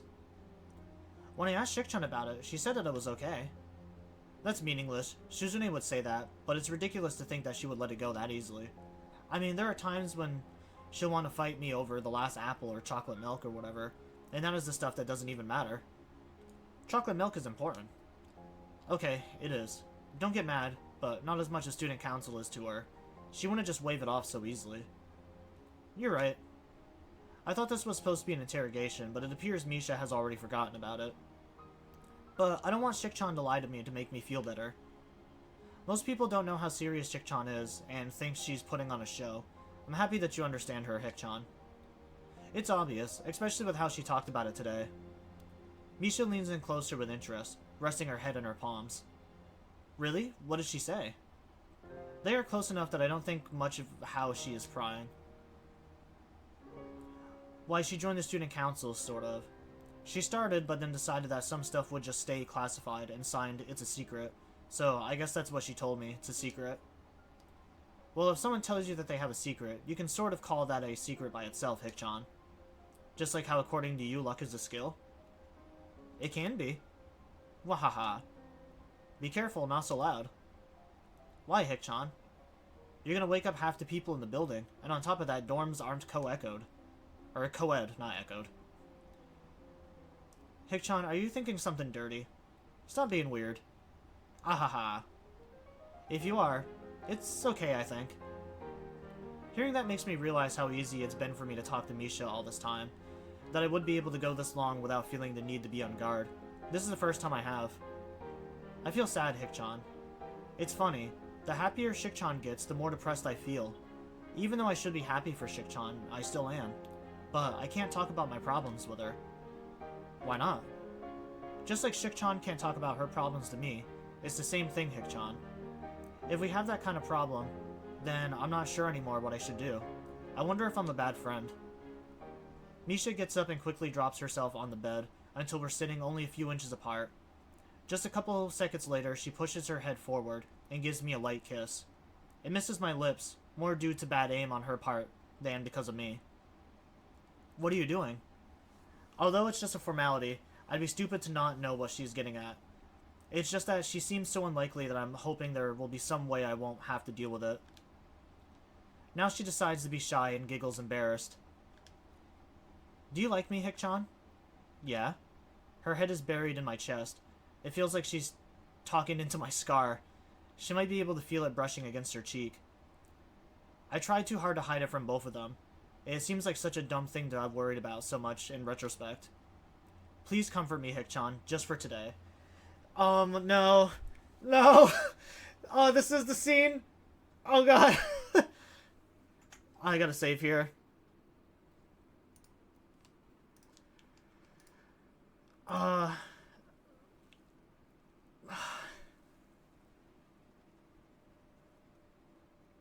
do kind of want to get the bad ending first, so I can get the good ending.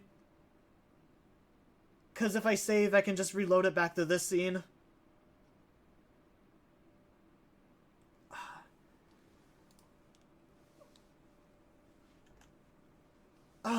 Achievements. I need to do it. I need to do it for the achievements.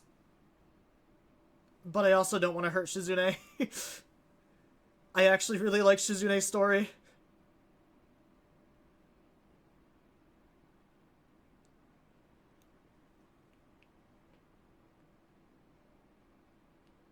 This is why achievement hunters are scum, it's true.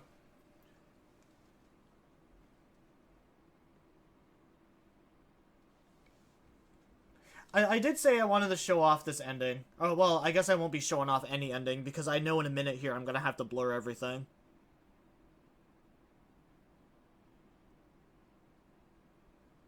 I'm gonna have to blur everything for nudity purposes.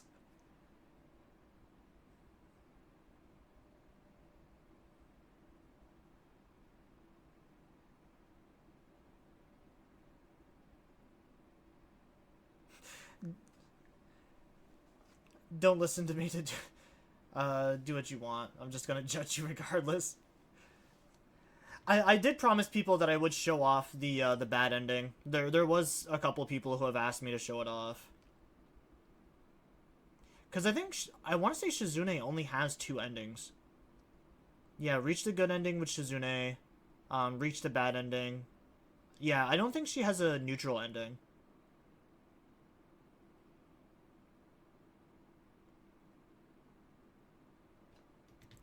Oh, well, I guess that wasn't the right word. I have to, I'm gonna change to a completely different screen. I might, if Shizune only has 2 endings, I might do it just so I don't have to do this again.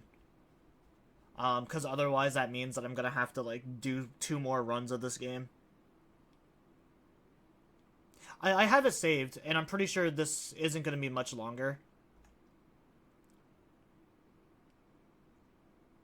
I don't know if I should go for the good ending first, or the bad ending, which is the thing. Because I kind of want to go with the bad ending first, and then get the good ending.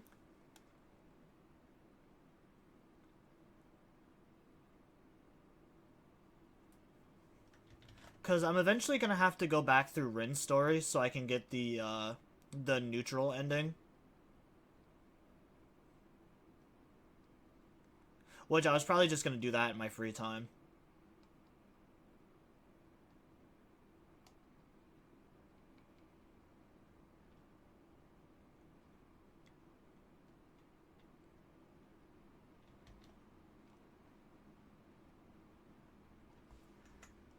Alright, I'm just gonna... I think I already saved, but I'm gonna do it again just to be safe.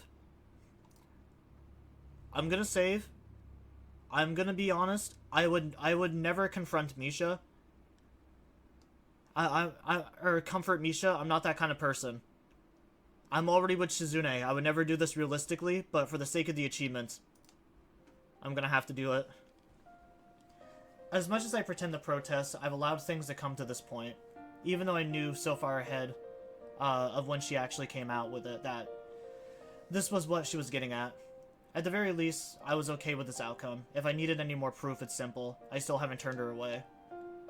I could have at any point, and it was wrong of me not to do so sooner. But now, not doing so is something beyond simple carelessness. Misha takes my silence as agreement and squeezes herself against me tightly, as if she is trying to get into my clothes. My arms are enveloped by the softness of her skin and the warmth of her body. I roll over on reflex and end up on top of her. Alright, well, I'm probably gonna have to blur this, or change scenes here.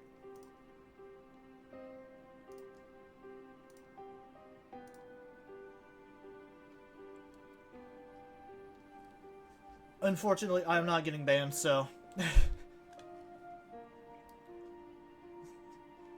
She looks up at me, as if expecting me to take the lead, and closes her eyes nervously. The second I return her gaze. I guess I have no choice, and I clumsily begin trying to undress her. Something I've never done before. Yeah, it's a good thing I've changed scenes. Alright.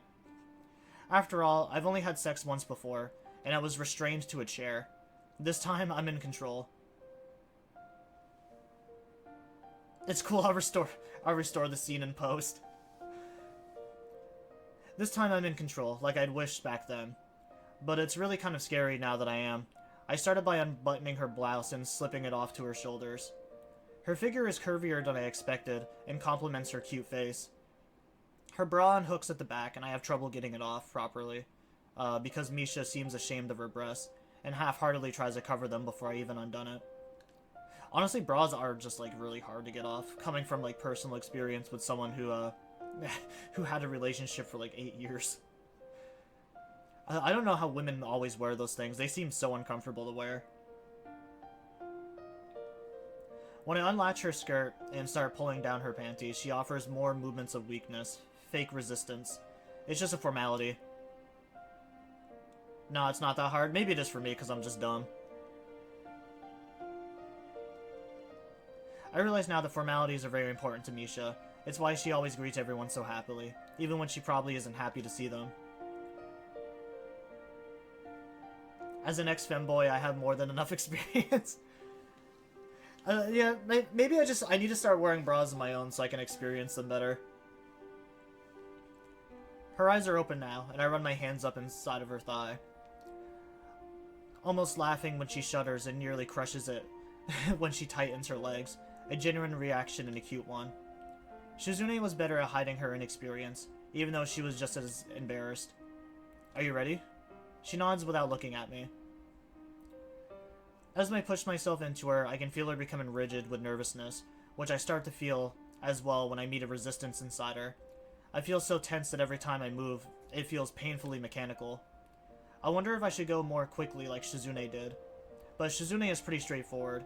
It's a different situation now, one I regret getting myself into. I start pushing in slowly and Misha winces in pain. Please do it quickly.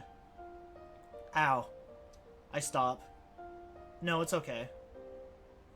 And then I push myself even deeper into her, to the hilt, feeling Misha's hands clasp my arm, and then reach higher, as if she's trying to climb them. And grabbing my shoulder, she pulls herself against me, joining us more tightly together, and I can't do anything but push back. So, if I remember correctly, the theory that I read on why Misha wants to do this with Hisao anyways is, the reason she wants to do it is because it's some sort of strange way that she can feel closer to Shizune. Because obviously she's very jealous of, like, the relationship that Hisao and his Shizune have. And she sees this as almost like an outlet to try to be, like, another step closer to Shizune. At least that's the theory that I read. I don't know if that's actually true or not. Hearing her moans, I speed up and find a rhythm. Her hands grip each other around my back, and I feel her elbows digging into the space under my ribs as I piston into her. The blood pounds in my ear like the beating of a drum, until I can barely hear her anymore. This is my first time with a man. It's weird. I wish she would stop talking. Her voice is so quiet and breathy that I have trouble understanding her, but the tone of sadness permeating it is unmistakable. It only makes me feel guiltier. I'm supposed to be comforting her, but it's entirely physical, and if Misha is being reassured in any way by this, she isn't showing it. Your reasoning is making it worse? I don't know what... Like, no what... I don't understand the whole makes her feel closer to Shizune thing. Because it's very possible that... It's very obvious that Misha, it is very reasonable that Misha most likely just has a thing for Shizune. And so, like, her being with Hisao just to get closer with her, even though she's not into men, like, yeah, it's just... This whole situation is weird no matter how you look at it, which is why this is a bad ending. I'm supposed to be comforting her, but it's entirely physical, and if Misha is being reassured by this in any way, she isn't showing it. That makes me question whether my decision was the right one. No, it was not, brother. That's why it's the bad ending. I'm really starting to doubt it. Despite that, her soft cooing in my ear makes me keep going, as does the hot, slick tightness around me. Eventually, her legs twisting around mine, she tenses up in orgasm, her smooth neck rubbing against my cheek. It takes her a minute to separate herself from me. It gives me an opportunity to see her body fully, her pink skin blushing bright red and dabbed with sweat. I feel cold. Hikchan? I can't hear anything but the ticking of the clock and the sound of my own breathing. Never mind, Hikchan. I search around for Misha's hands with my own, and caress it. How light and delicate it seems, even as it grabs me so tightly around the wrist. The feeling is familiar.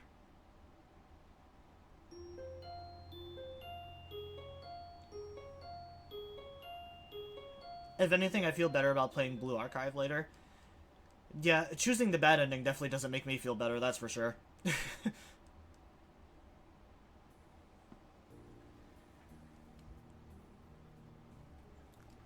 I mean, I do promise to be a completionist when I play a lot of these games.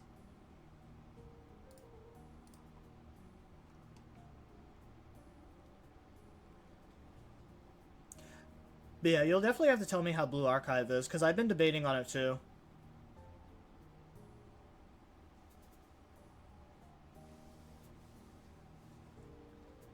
Like, it does seem like a pretty fun game.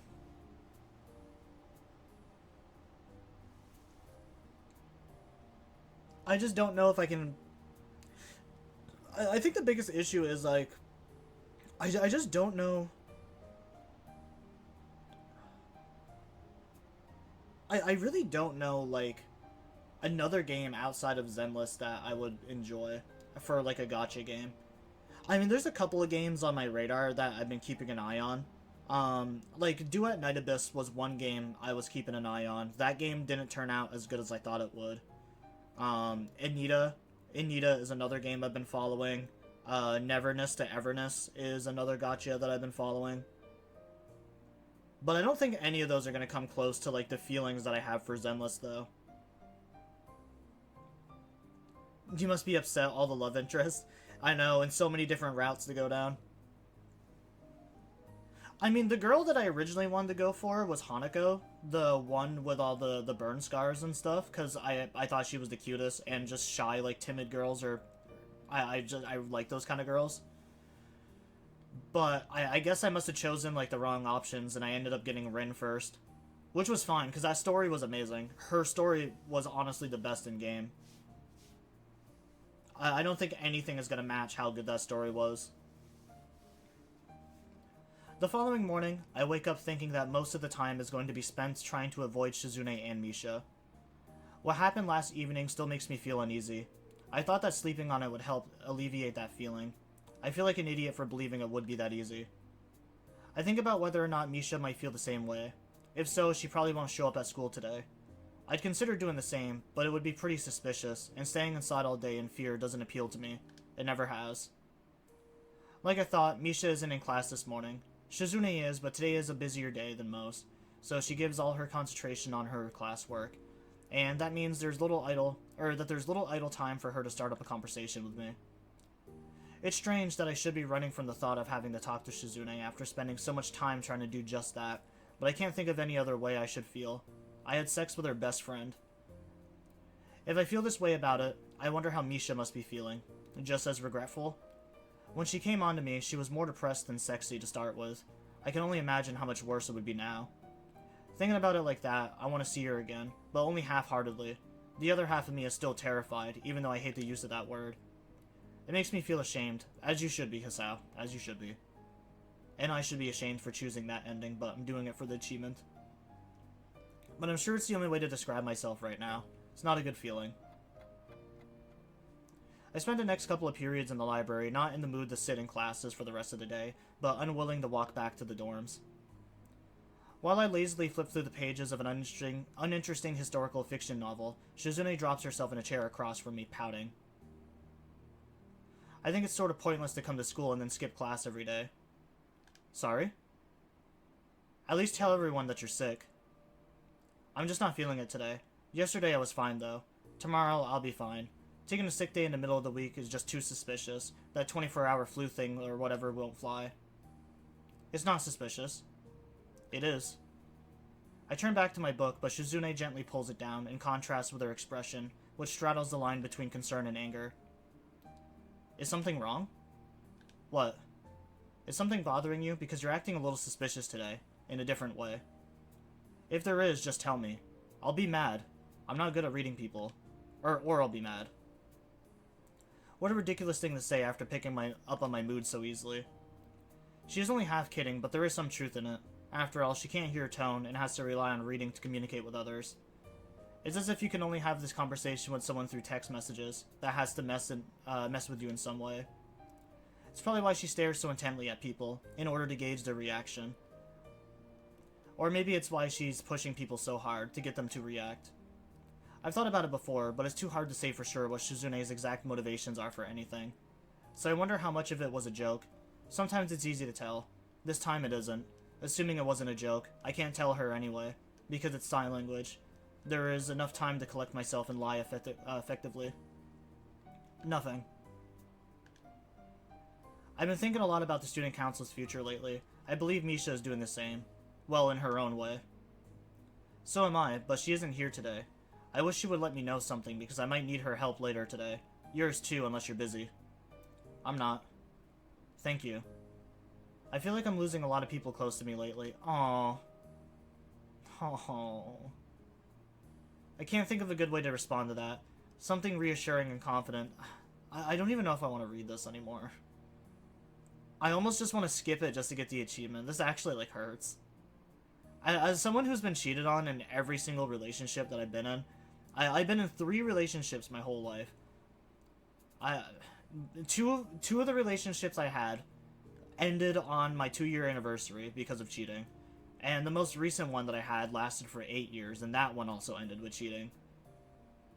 So, just reading this, it fucking hurts, dude.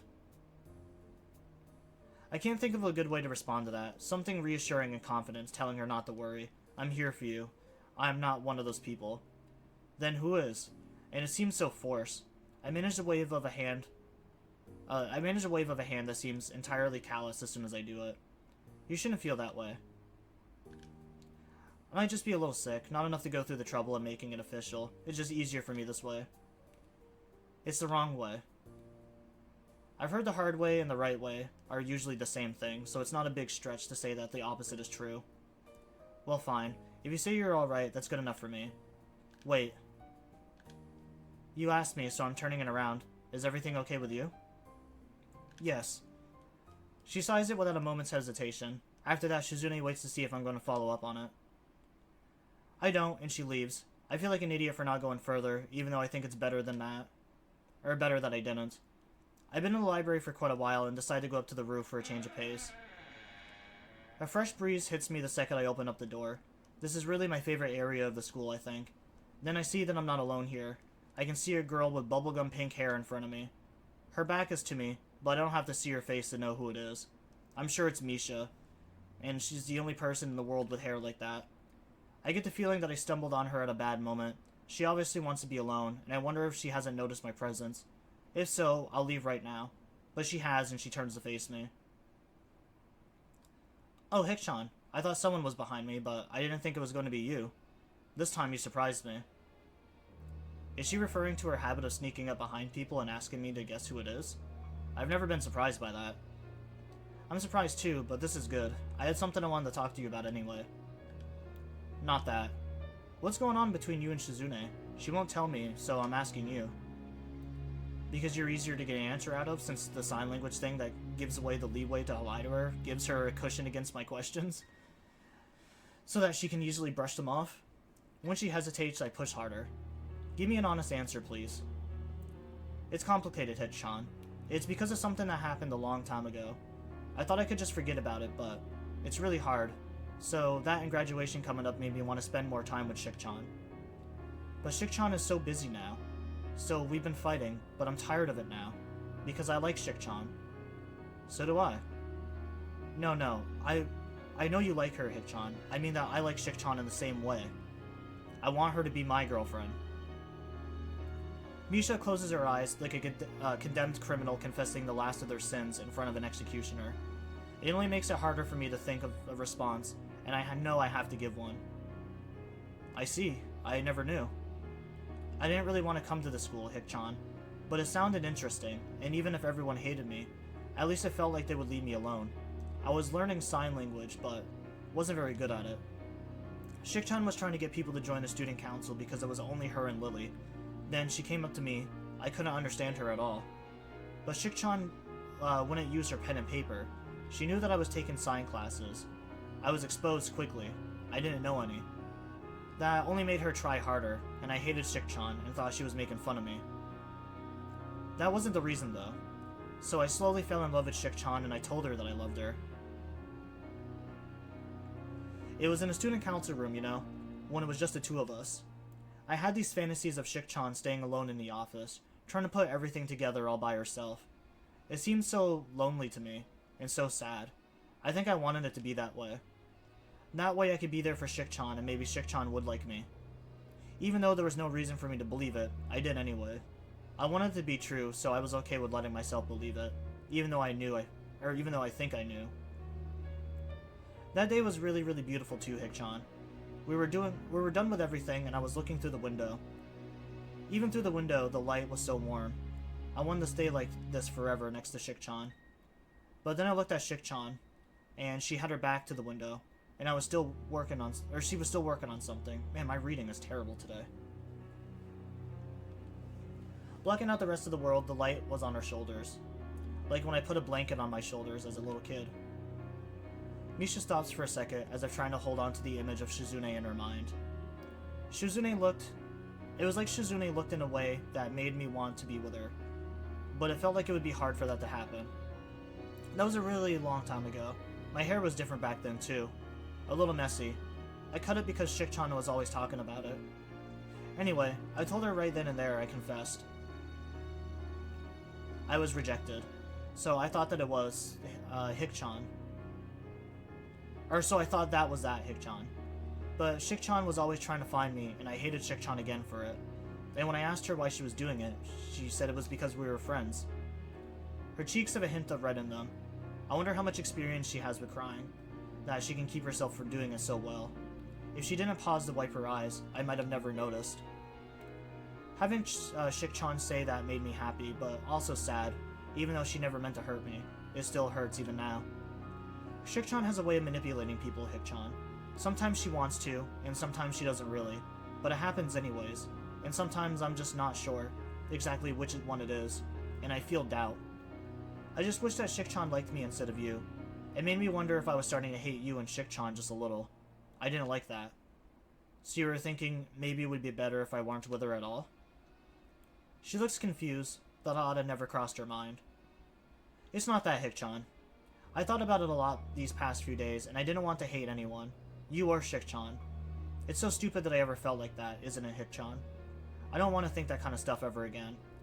And missing people and being apart from them, I'm tired of it, and I don't want to think about it anymore. I already did, though, so I'm still really the worst kind of person. I wasn't thinking that it would be better if Hik-chan had never come to this school. I was thinking, wouldn't it be better if I just died? After all, I've even done something really terrible now. Unforgivingly terrible. Misha presses herself harder against the fence at her back, as if hoping to slip right through it. Don't be stupid. I'm surprised by the tone of my voice. Sorry. I realized I hate it when I'm feeling regretful over anything. Even so, it's impossible for me to not end up regretting something. Yesterday I did a stupid thing. That's probably part of the reason why I'm here right now, so I can figure out if I could maybe make it right somehow. Do you ever feel that way? You said you've done some terrible things. You can try to fix them. Hik-chan, isn't that... I know that she's thinking I'm saying this more for me than her. No, it's not. I just think that killing yourself is the biggest regret a person could end up with. Hik-chan, you're so dramatic. Whether she was serious, I'll never know. I don't try to find out, as she lets out a sigh and closes her eyes, as if going to sleep. I feel that dangerous mood I was picking up from her has passed. The door behind us opens, the sound only barely able to be heard over the ambient breeze. I've been looking everywhere for you two. Is this some secret meeting? She walks over to us, leaning against the fence next to Misha as if she needs to stop and catch her breath before pushing herself off and continuing. I'm bored sitting in the student council room every day now, without either of you ever coming by. Taking some time off is fine, but this is just too much. Normally Misha and I would be jokingly making excuses for ourselves at this point. This time there's only silence. Shizune, always expecting resistance, is thrown off balance by the lack of it. A few seconds pass in uneasy silence, which Shizune breaks in an ear-shattering snap of her fingers, smiling as if she says Eureka. Let's go do something together. Like what? Anything. We should go to the student council room first, and then figure it out from there. That seems like a trick to get us to do some work instead. Very funny. It's not a trick, I promise. It'll be something fun. Misha contrasts a gentle smile, a genial smile on her face, with a lonely expression of her own. If Misha is really jealous of me for stealing Shizune away from her, then it makes sense if the three of us were together. I imagine it'd be like rubbing salt in an open wound, so I get the idea to let them spend time together. I'm not so idealistic that I think a single afternoon to themselves will solve everything, but it might help. It seems like the better option than going with them, because my presence definitely wouldn't help at all. You two can go have fun then. I'm gonna go to bed early. Are you sure? It's barely past lunch. I told you I don't feel good today. I think I'm coming down with something. I thought you said excuses like that won't work. She has me there. It's okay, but refusing someone's invitation is rude. I'll expect you to make it up to me. Shizune turns around and smiles at Misha and starts singing something that starts sounding something that can't be seen. I assume it's along the lines of, it looks like it'll just be the two of us. That's good.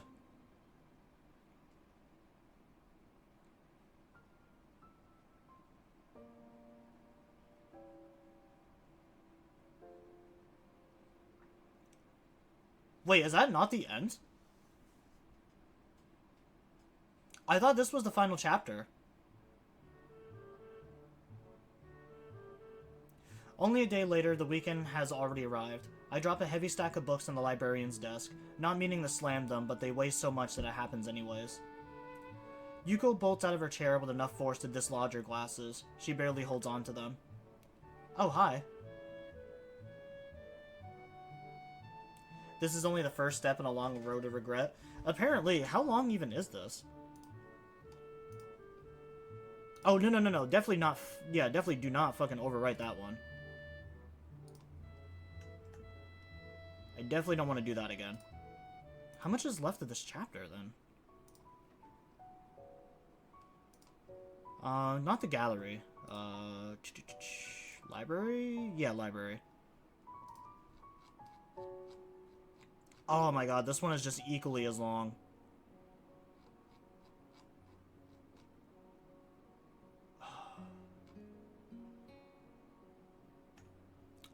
I really do almost want to skip through this. Oh.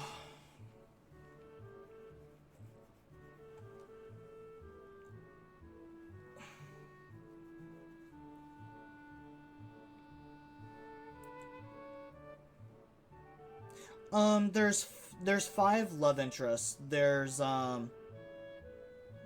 Emmy, the girl with no legs. There's Rin, the girl with no arms. Hanako, the girl who has the burn scars. Lily, who is the blind girl, and then Shizune is the deaf and mute girl.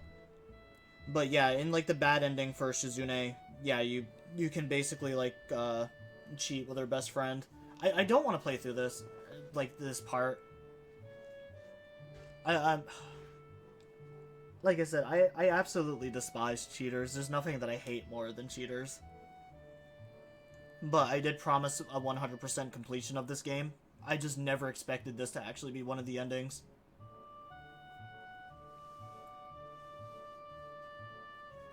Sorry, I'm here to return all these books I was supposed to. That's great, but I wish you brought them back sooner. It wouldn't be a problem if the library had more copies of everything, but it doesn't, and they act like that's my fault. They? Other students. They can be, pretty pushy. Sorry, it just kind of slipped my mind. It's been a pretty rough couple of days. I suppose you don't want to talk about it? Yuko meekly turns to the task of logging all the books I brought back as returned, treating them with extreme care and precision, like she's a bomb disposal technician rather than a librarian. Over the past couple of days, I've been thinking about something Misha said. Of course, I thought about everything she said, but one thing in particular keeps coming back. She talked about how she didn't want to miss people or think about being apart from them anymore. When I recalled those words, they stopped me cold, like a sharp slap across the cheek. In just a few months, I'll be graduating. Misha and Shizune were nearly inseparable, but after graduation, they might never see each other again. I wonder if that thought is what started all of this. If Misha were to try and talk to Shizune about it, Shizune wouldn't likely think about it at all. It would sadden her, and for that reason, she would try and toss it away. For someone like Shizune who was so quick to suppress her worries, it would be easy. Misha turned out to be more sensitive than she seemed. It would have crushed her, even more so because Shizune's reaction could come off as pretty cold. I don't know if that's how Shizune handled it, but it seemed likely, and I can understand why she would act that way. I can also understand why Misha would be troubled by the thought of drifting away from someone who is such an important part of her. I never thought about graduation until that moment. Then I began to think things like, has it really only been less than 1 year? I started thinking of everyone I've met, not only Shizune and Misha, but everyone else. They were fond thoughts. When I thought of losing them, suddenly I could understand Misha's anxieties. It could be nice to talk to someone about it. Actually, I kinda want to. With whom? I could sense an obvious tinge of apprehension in her voice. With you. Really? Are you sure? Why me? Because you're an adult. That's it? That's... Wincing, she fidgets a little in her seat, trying to get comfortable in a pretty uncomfortable looking way. I guess this means she's okay with it. Is it hard being an adult? Yes. I don't think I'm that old, though. It's surprising that students now, like, Shizune and you, wear stuff like perfumes and cologne. I never did. I still don't use them. By the way, you're not wearing your grape cologne today. Yeah, it wasn't working out for me. Oh, that's good. I thought the same thing. Sorry. Yuko looks genuinely sorry, and I feel a pang of guilt. I smile despite myself. A tiny lie that can come back to bite me in the butt. For Misha, trying to conceal how she felt in order to put on a happy face for Shizune for as long as she might have been crushing. Someone I know brought up that they were going to be graduating, and I realized that I've never thought about it before. I feel stupid that I can go so long and never think about these things. I've met a lot of great people, and I never thought about what's it going to be like to graduate and maybe never see them again. There are still ways you can keep in touch. Yeah, I guess. I feel childish. I know everyone is going through the same thing, probably. I bet you hear this kind of problem a lot. No, I haven't been working here that long. I worried about the same thing when I graduated from high school. I didn't go to school here, though. I also miss my friends, and I wish I could have kept in touch with them better. I should have tried harder. Yuko isn't really helping me feel better, and she clams up quickly when she sees it on my face. I don't want to look back and have those same regrets. I wonder if Shizune even thinks about that kind of stuff, because she goes on sometimes about how she doesn't want to live with any regrets. Wow, that sounds impossible to me. I nod, only halfway wanting to agree. Even so, I think that is kind of admirable too. Kind of brave, don't you think? Brave is a new way to put it. Yuko shakes her head instinctively. It's true though, and it's also kind of intimidating. Geez, you shouldn't be intimidated by high schoolers. I'll try. She turns away to start folding a sticky note over and over. Pretty idle behavior for a university student. But more importantly, I wonder if I said the wrong thing to her. Being around Shizune for so long, I can't stop reading as much as I can into every moment of silence. If Yuko were the type of person who didn't get intimidated by high schoolers, it probably wouldn't be so easy to talk to her. It's all too easy to want to shed some negative quality of yours. When I think of everyone I know, it's those qualities that I like the best. I don't think I really regret it. I thought as long as I could remember the good times, that was enough. I don't know. Sorry. I noticed a couple of students starting to trickle into the library and decide that it's my time to leave. No, that was helpful.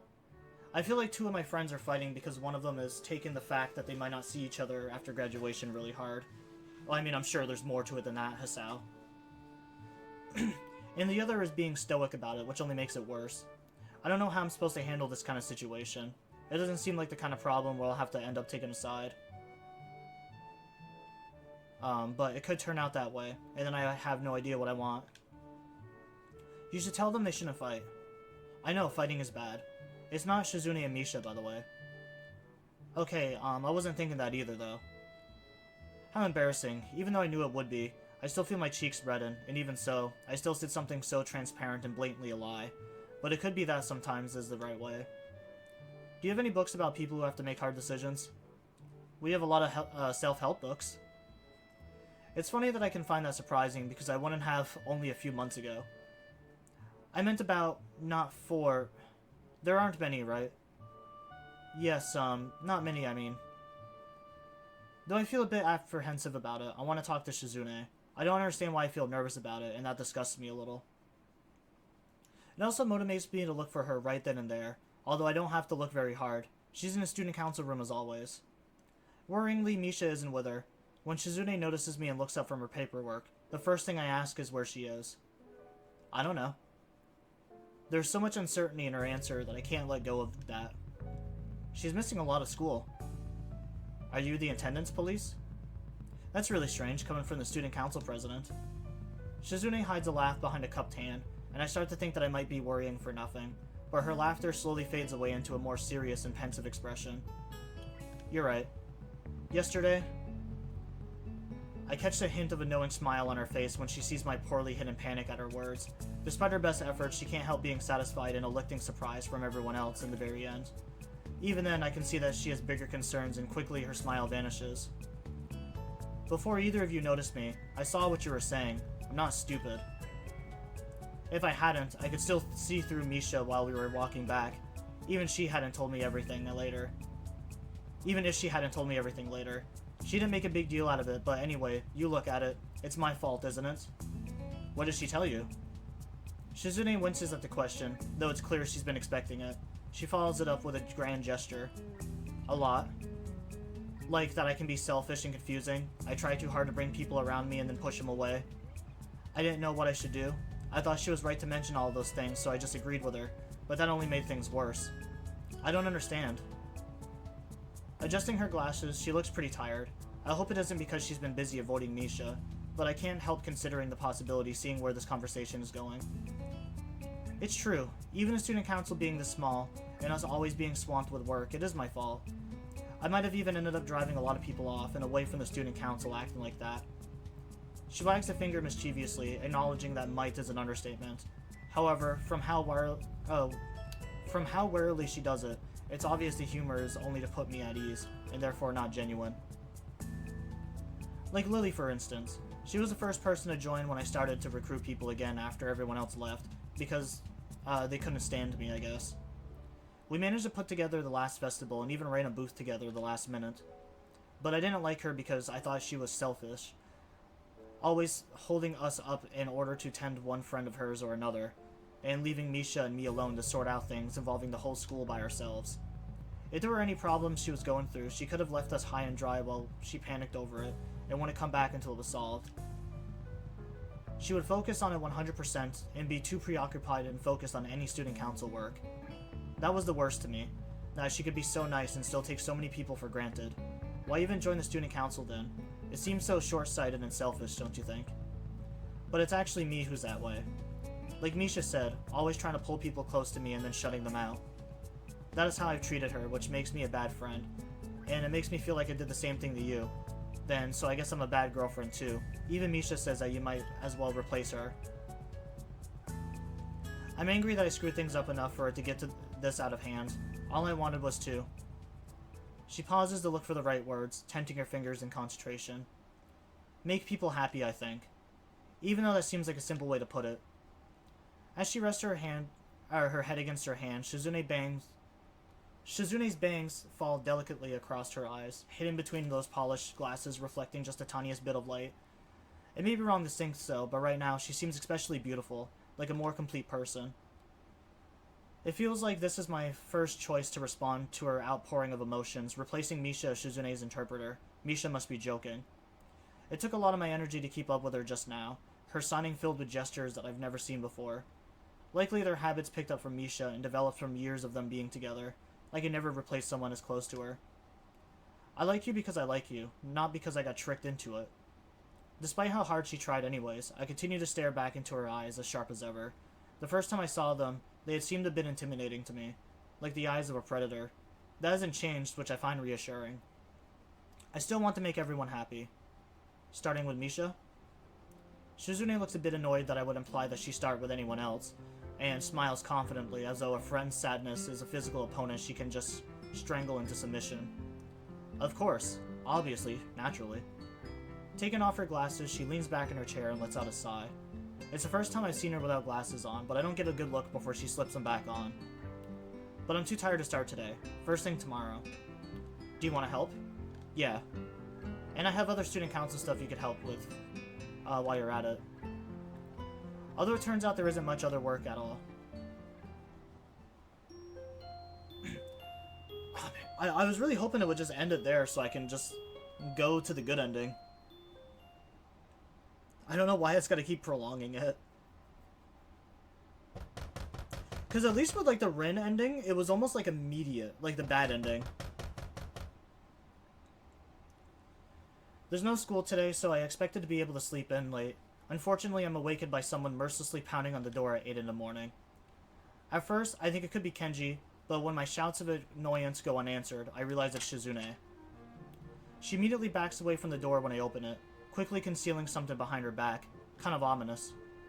What's that? Is it a surprise? I don't really like surprises. The displeased expression on her face says that she wants me to stop being a wet blanket, but she's too busy fumbling with whatever's behind her back to sign it. It must be frustrating for her because a second later, she swings the object out proudly, and also a little dangerously. Ta-da, a picnic basket. We can have lunch together, the three of us. It's not really a basket, it's more like a plastic bag. Taking a quick look inside, I can see that most of the food inside is also store-bought, not homemade. Some items still have the price stickers on them. There's a very diverse selection here though, even a tiny tin of caviar. I'm slowly becoming more impressed with this lunch. I pick a grape out of it and pop it in my mouth. Don't just take things like that. I spent all night perfecting this final weapon. Shizune places it down on the ground to free up her hands and immediately starts playfully tapping it between her foot like a soccer ball. Definitely not what you should do with anything you're calling a final weapon. All part of my get Misha to stop being so depressed plan. I stayed up all late night working on it. When we tried to order in last time, Misha barely got anything, and used it as an excuse to leave early. I won't let her get off so easily this time. The food is already here, she'll have to sit down and eat with us. It's the perfect bait. Doesn't everything look irresistible? I tried to make it myself, but I don't know how to make it look all fancy, so I ended up just buying everything. Still looks delicious, doesn't it? It should be. She's very perky today, juiced up on the thought of cheering Misha up, although it's odd to see her so happy about it. I know that she's just as unsure now as she was yesterday. The only thing that has changed is by viewing it as another sort of challenge for herself. She can put her worries aside and throw herself into it recklessly. It has worked well enough for Shizune so far. It wouldn't surprise me if it's the only way she knows how to live. It's a little early, though. It's already 8 in the morning, that's late. Even Misha gets up at 8 or 9. She goes to bed at 7 p.m., but that isn't important. It's very important. Shizune ignores me, gagging my hands by taking them in hers instead of a more proper rebuttal.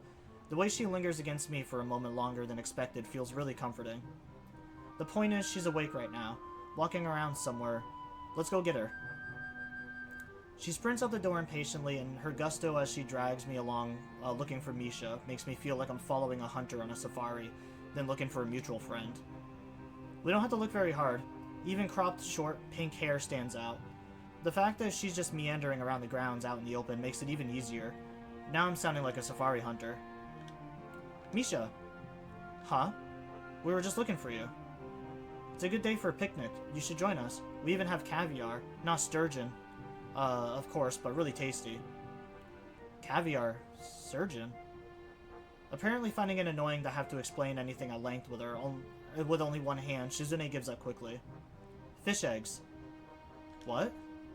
It tastes good. Sorry, Shik-chan. I think I'll pass for today.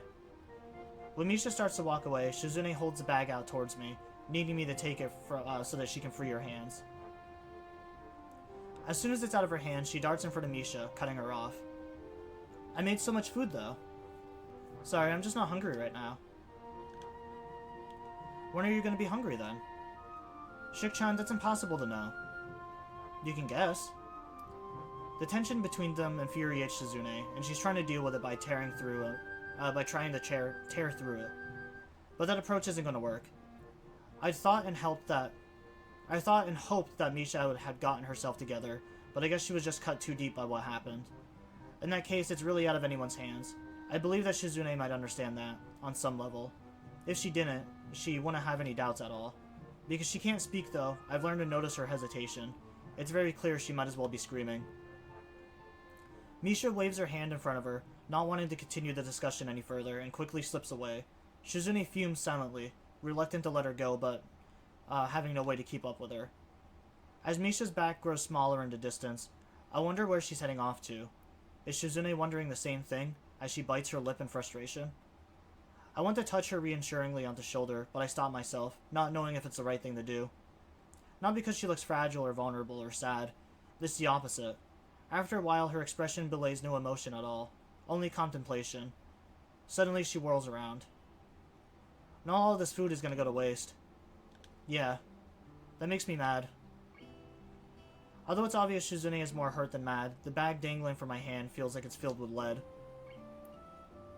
Let's go on a date. Let's use it then.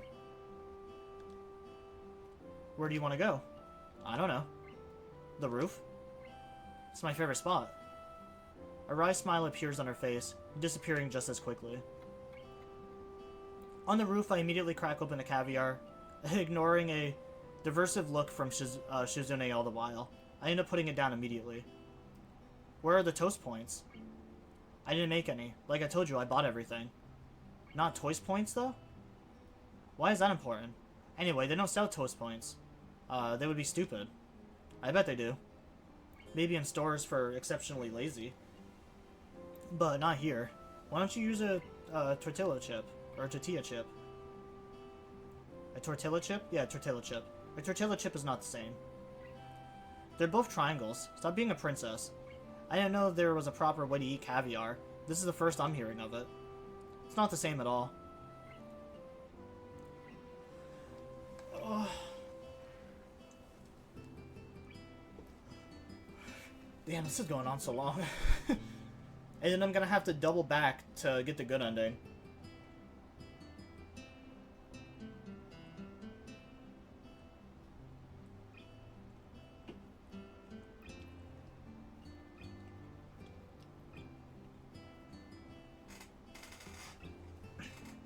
I can't be silent like this.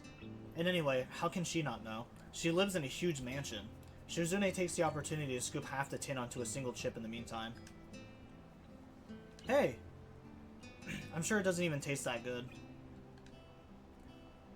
There's too much food here for 2 people, because we can't communicate with each other while we eat. Both Shizune and I have a lot of time to sit in silence and think about the fact that Misha, the person she set all this up for, isn't here.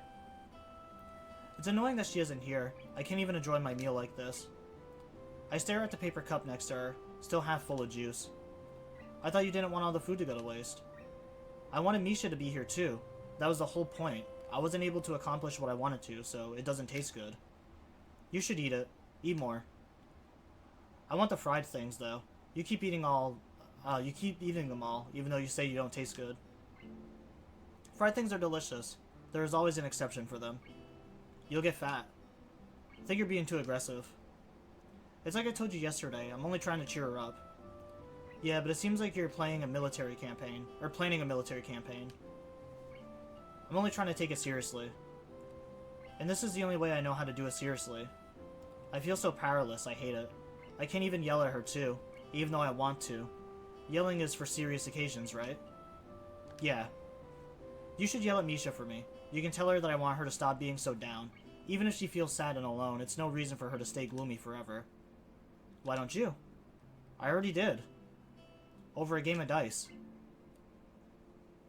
Over to be exact. I won 5 times. Only the 2 of them would take so much pride in running a game of pure chance. Then I tried to talk to her, but it didn't go so well, obviously. Well, so did I. I tried and failed. My goal has always been to do everything better, though. Yeah, your one-upmanship is really something. But I failed, too. That's why I want your help. I don't understand what I'm supposed to do anymore. For someone like Shizune, who has only interacted with the world by locking horns with every obstacle in her path, understanding only goes too far. I want to tell her that she doesn't have to worry, that she is great at cheering people up, because she managed to cheer me up my first week here. In retrospect, I must have looked kind of like a dick, being in such a sour mood from the moment I came here, even though I don't think I'm being unreasonable. Even having months to digest it, finding out that you have a heart defect like that is hard to deal with. I'd had much less time to mull over suddenly being transferred to Yamaku on top of that. Spending the festival with Shizune really helped me out of a rut. I was happy enough to forget that an entire time. It had felt as though she were manipulating me. I understand now that I had allowed myself to be manipulated. Even though I felt like I was at the bottom of the world, I still wanted to have a normal life again. I'm sure because I enjoyed what I have now. I think it must be the same for everyone, including Misha. Everyone wants something, or someone there to pull them out of their self-pity. It's just that Misha always wanted Shizune to be that person, but because they can't be together, I think Misha feels like she can't accept Shizune's hand, and that frustrates Shizune. But if she could cheer up a stranger like me, then she'll definitely die trying with Misha. I can see it in her eyes, too. Though she tries to treat it like any other problem in her life, Shizune cannot do that with Misha's depression. Her thought processes are entirely different. In some ways more careful, in some ways more reckless and frantic. I don't... Is that how you spell frantic? I think so. I thought frantic was spelled with an A. She cares that much more. I end up not saying anything, partially because sitting next to her like this, just the 2 of us, is pleasant enough in itself that I don't want to interrupt the moment with a question, and partially more for cowardly reasons. I started to think that they weren't, but I don't know if her actions that day might have been an afterthought, or a fluke, just a collection of coincidences, there we go. I don't know if that would change anything, but I'm uncomfortable thinking about it. Yeah, frantic. What was that one? Frenetic? Frenetic? what does that mean? The fence behind me trembles slightly, and I turn to see that it's because Shizune has fallen asleep leaning against it. Considering she was up all night, it's not surprising. Where does all that motivation come from? Not just in regards to Misha. I'm cynical, so it's hard for me to just accept that anyone can simply be that strong. My first thought was maybe it's because she hates herself. It's very plausible. Leaning against her, I feel sad knowing that I might be the case. Or that it might be the case. But it could that we're similar in that way. Oh my god. I actually just can't read today. And now I feel like it's even worse now because it's also compounded with the fact that I just want to get this chapter done. I don't like reading about this stuff. He's not even mentioning it, which is what is pissing me off more. He's not even everything has just been pushed on the distance between Shizune and Misha. And for some reason he is completely just ignoring the obvious about the cheating.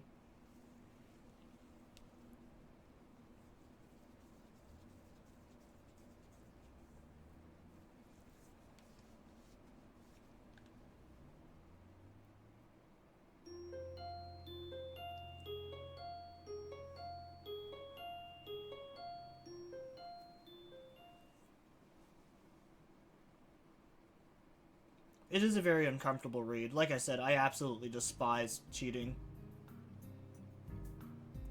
Yeah, completely evading the truth that he is involved with. Because, no matter which way you look at it, it's just bad all around. I do strongly believe that,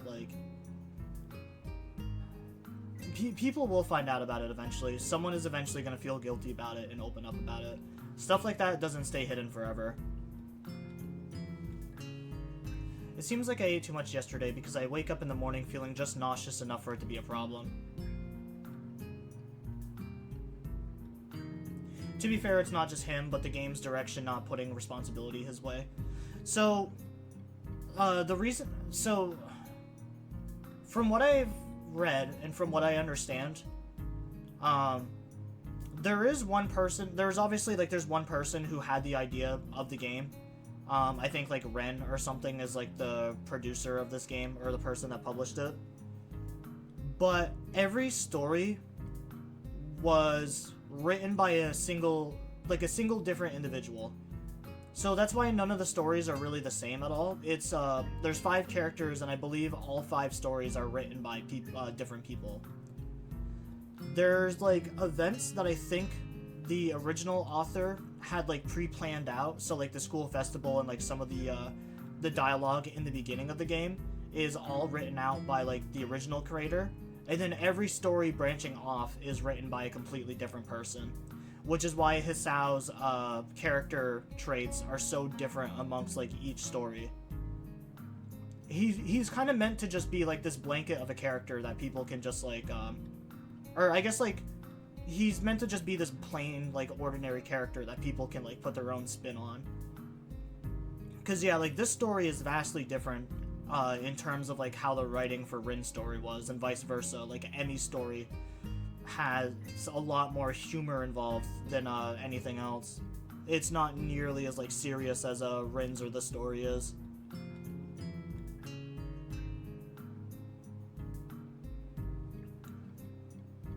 And it makes it kind of hard to think sometimes.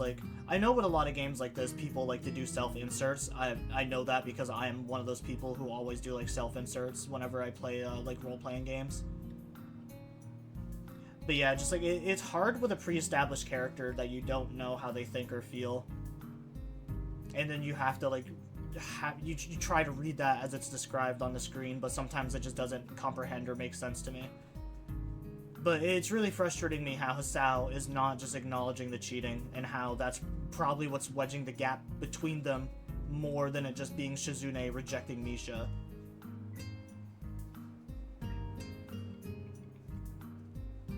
Because, yeah, I'm sure that there was probably lingering problems between Shizune and Misha when she rejected Misha, but they definitely accelerated and got worse once Hisao became more of a figure in their lives.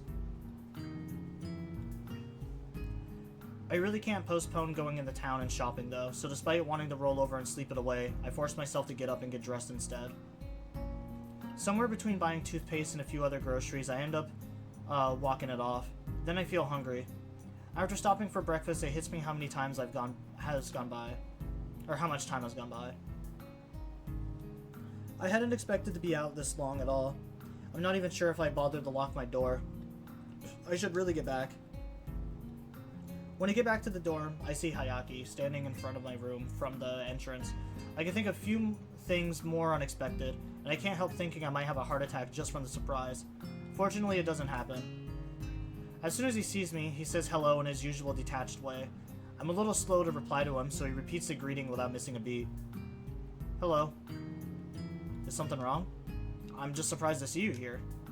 Not as surprised as I could have been, since it's impossible to mistake him for anyone else. I'd recognize those weird clothes anywhere. Come to think of it, I've surrounded myself with distinct-looking people lately.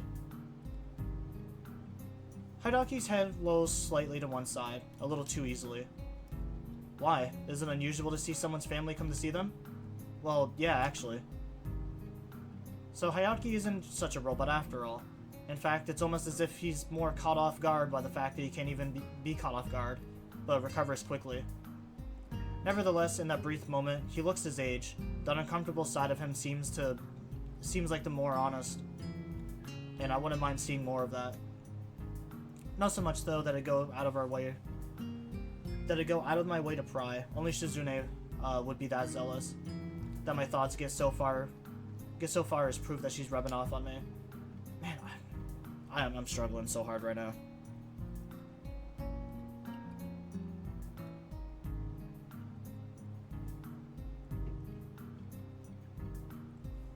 Maybe it was a bad idea to do this today.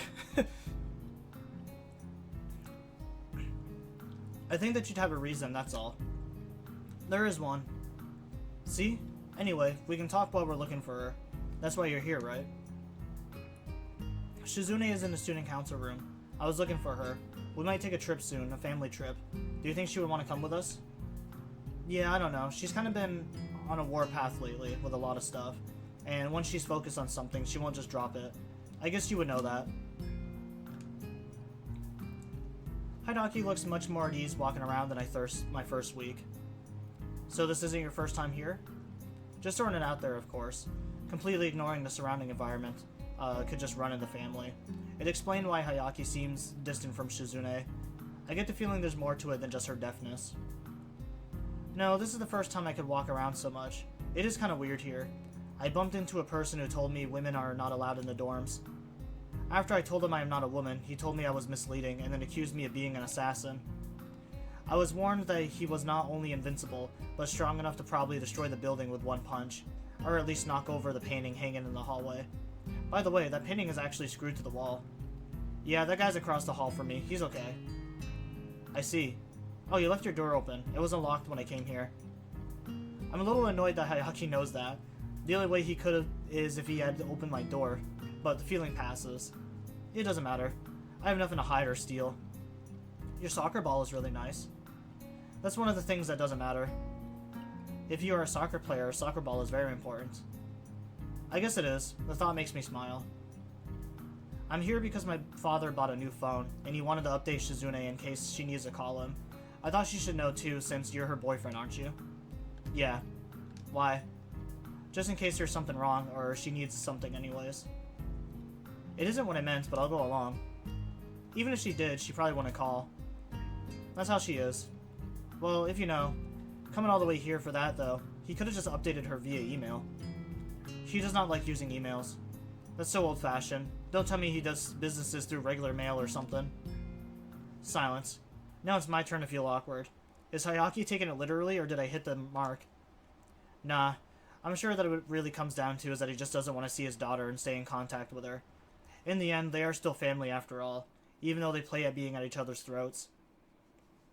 The door to the student council room is open, and Hayaki and I walk in on Jigoro in mid-rant. He sees us, but decides that it's not something worth stopping rambling at Shizune over. This is really shaking my faith in my previous assumptions. When I was in the student council, our room was smaller, colder too, like working out of a meat locker. It's not like you spoiled kids. What a waste, sitting here in your giant room doing nothing. Aren't there only 3 of you? That makes having so many desks only seem like an unnecessary display of mindless descendants.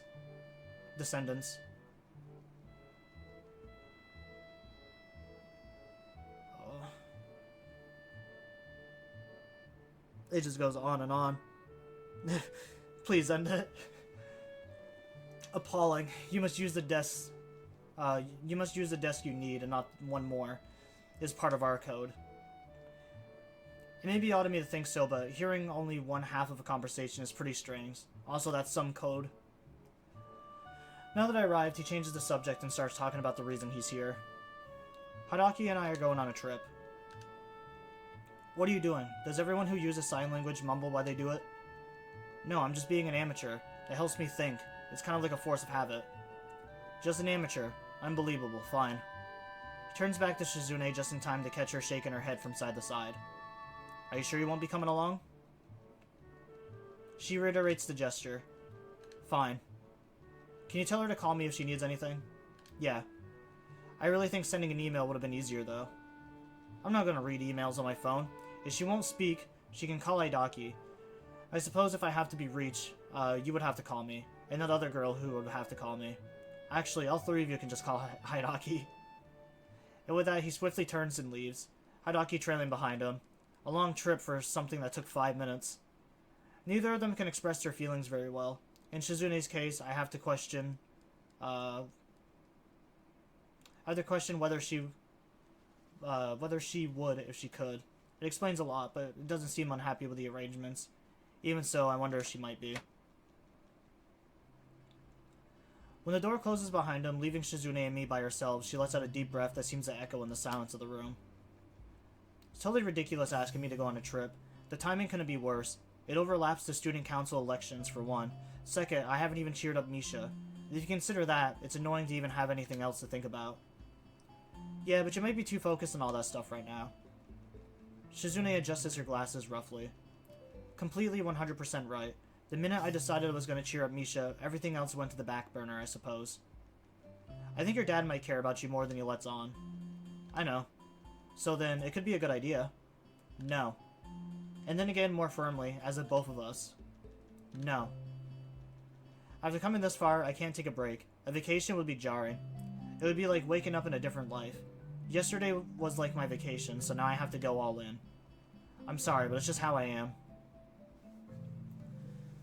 I remember what Yuko said, that she found Shizune brave in a kind of way. I think I understand what she meant, and I have to agree. Even though it could also be called recklessness or foolishness, and pointless stubbornness, I guess you could call it bravery too. However, I can see that there is a fundamental flaw in Shizune's thinking that I hadn't noticed until now. I'm sure that Shizune has reflected longer and more, adroitly than the rest, than I could. Oh, God damn it.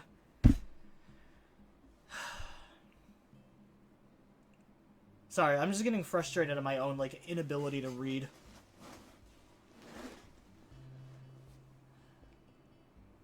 I didn't think it was going to be this difficult to getting through. It's almost been 3 hours already, but it feels like it's been longer.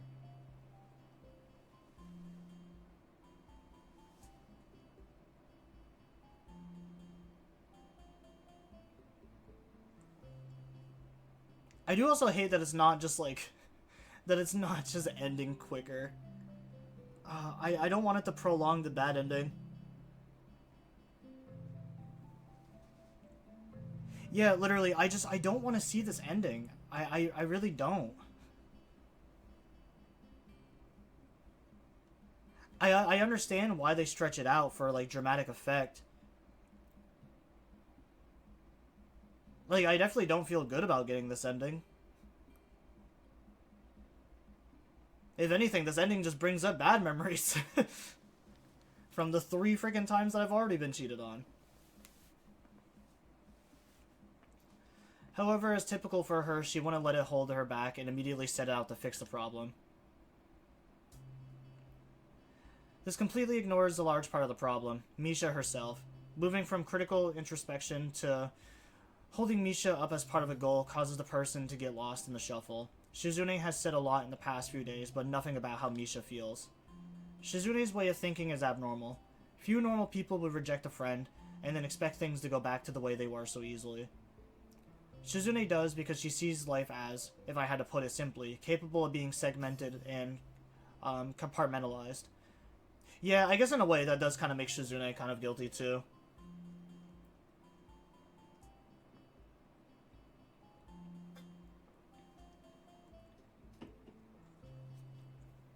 I do also kind of like... I guess in a good way to describe it, it's kind of like the same... It's kind of like the same feeling that I have with my ex. Like, obviously, me and her still need to communicate together because we have a kid together. And, you know, we were together for like 8 years, almost a decade together as a couple. And, like, when she cheated on me and stuff like that, you don't ever really recover from that. And I imagine it would be the same to be, like, rejected by somebody, too, that you really like. I couldn't imagine being rejected by somebody and then still going out of my way to, like, be friends with them. I don't think a relationship like that would work very much, but it could just be the kind of person that I am. Just me personally, if there was someone that I loved as much as Misha loved Shizune, and then I was rejected by that, I don't think I could be in Misha's shoes where I would just, like, go along with it still. I mean, because even Misha said the only reason she kind of stuck around was because Shizune kept dragging her back in.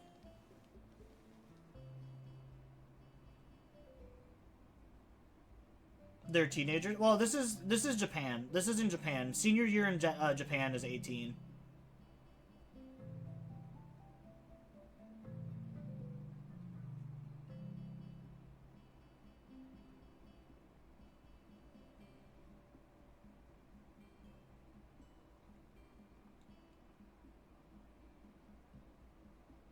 I mean, yeah, I guess technically 18 is still a teenager because it has the teen at the end of it. Which I always thought that was actually kind of weird. Like, the legal adult age in the U.S. is 18, but then we also have, like, 19. I would consider the illegal adult age to be 20 when they stop using the teens. I always thought that was a little, like, weird thing that we have here.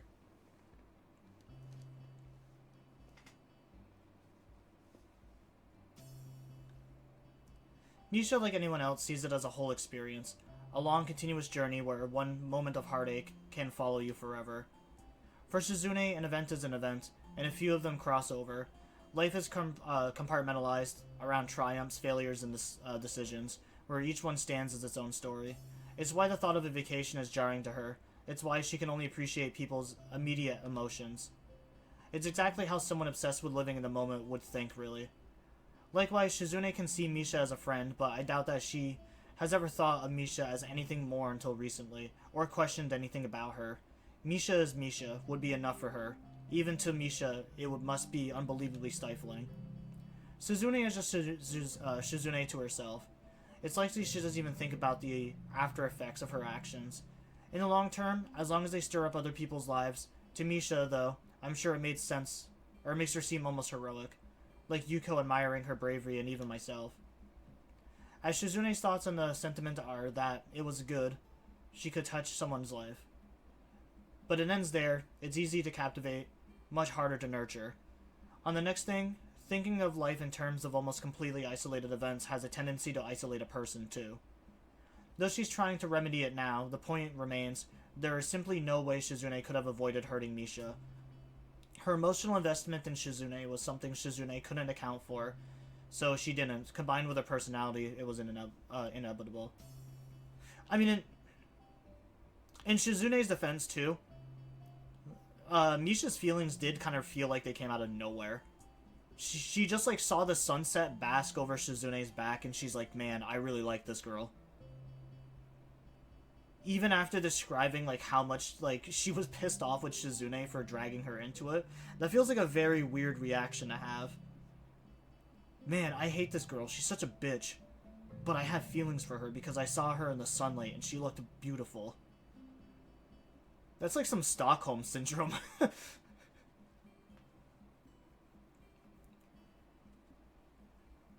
Isn't it always... Well, yeah, I guess maybe that's true. Yeah, I guess I can't really say too much. My last relationship that I had, the one that lasted for 8 years, we were friends for way longer than that, and like I had always had people who are like would ship us together, but I friend zoned her for like 2 or 3 years before we actually ended up getting into a relationship with each other, just because like she was a nice person and like I didn't think she was bad, but I just didn't have any like feelings of attraction for her. I just didn't feel physically attracted to her. It was more of just like, in fairness too, I also really wasn't thinking about girls around that time. I was just kind of more interested in goofing off during high school. It wasn't really until like junior or senior year that I actually started taking life more seriously.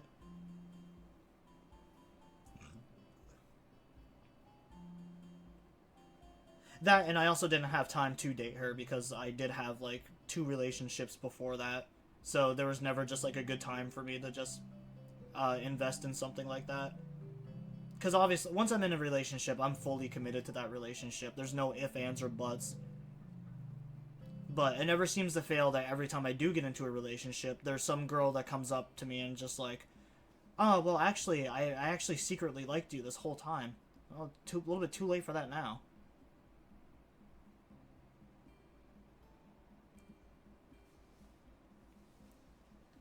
It always seems like moments like that came too late where I was already in a relationship. It was kind of annoying.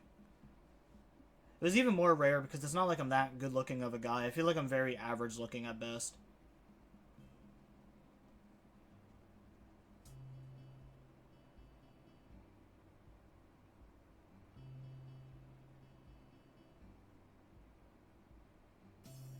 Hey, that's what stream's for. That's why I use streams sometimes, is just to vent my regrets and frustrations. There's definitely been more than a few times I've gotten angry or like have vented about personal stuff on stream before. If like if it comes up in a necessary discussion, of course. But looking back on it now, like a lot of those girls who probably claimed that they liked me probably only liked the person that I was inside of school, like the persona that I put on when I was like hanging out with my friends. Most of those people probably would never like the way that I was outside of school.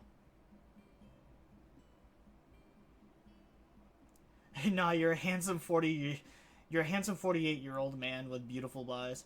I'm not 48. I'm 27, and I do have beautiful blue eyes. Or wait, no, you didn't say blue. You just said beautiful eyes. I don't know where I saw blue in that.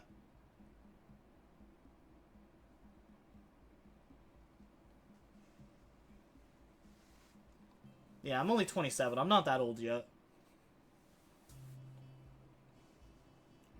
Both of them have pretty much told me all of that in bits and pieces over the past couple of months I've known them. In the middle of considering their differences, an idea begins to take shape in my mind. Are you working on your plan right now? The second? Your cheer up Misha plan? Of course. I was thinking about it the whole time I was being yelled at. Flicking her glasses up to the bridge of her nose with an oddly triumphant air, she taps her finger against her temple. It's multitasking. Really? Isn't it more like you're able to concentrate on something like that because you can't hear? Well, whatever. When I ask her what she thinks of mine, she turns out. It turns out we've both arrived to a similar idea.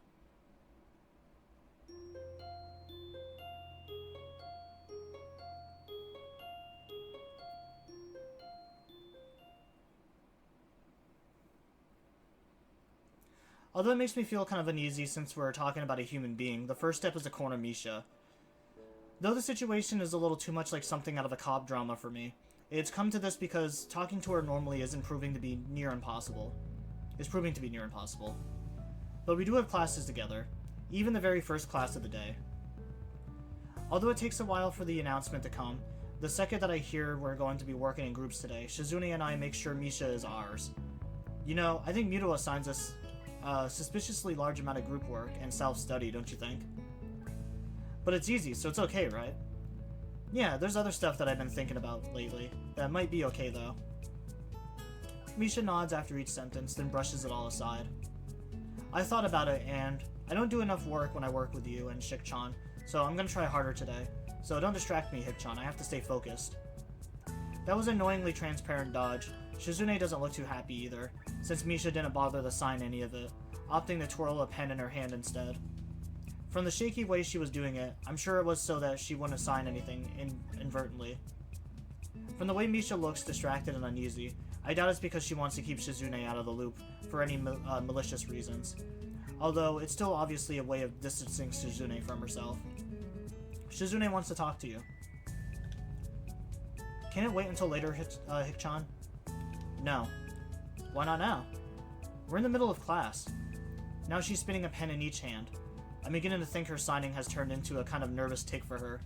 This isn't a good replacement, although the sight of her dual wielding is pretty impressive. After class, then? After class, I don't waste a second bringing it back up. As everyone files out of the classroom, leaving the three of us alone, Misha takes increasingly longer glances in every direction except forward. Do you want to get something to eat? Why do you and Shikchan keep asking me if I want to eat something, Hikchan? Because we're all headed to the cafeteria, and we haven't eaten together in a long time, so why not? Is this about the student council? Taking Shizune's lack of response as a mission, Misha sighs. Shikchan, is that all you ever think about? Before Shizune can reply, she leaves. I have to say I'm not left feeling very confident after what just happened. Neither of us were expecting it to go smoothly, but it would have been nice. Reading my mind, Shizune curls a finger around her glasses for a while before signing. I know what you're thinking, but no. It's not that I think we should give up on, or give her some space. I told you I wouldn't give up easily. Yeah, well now I'm starting to wonder if it's not too soon.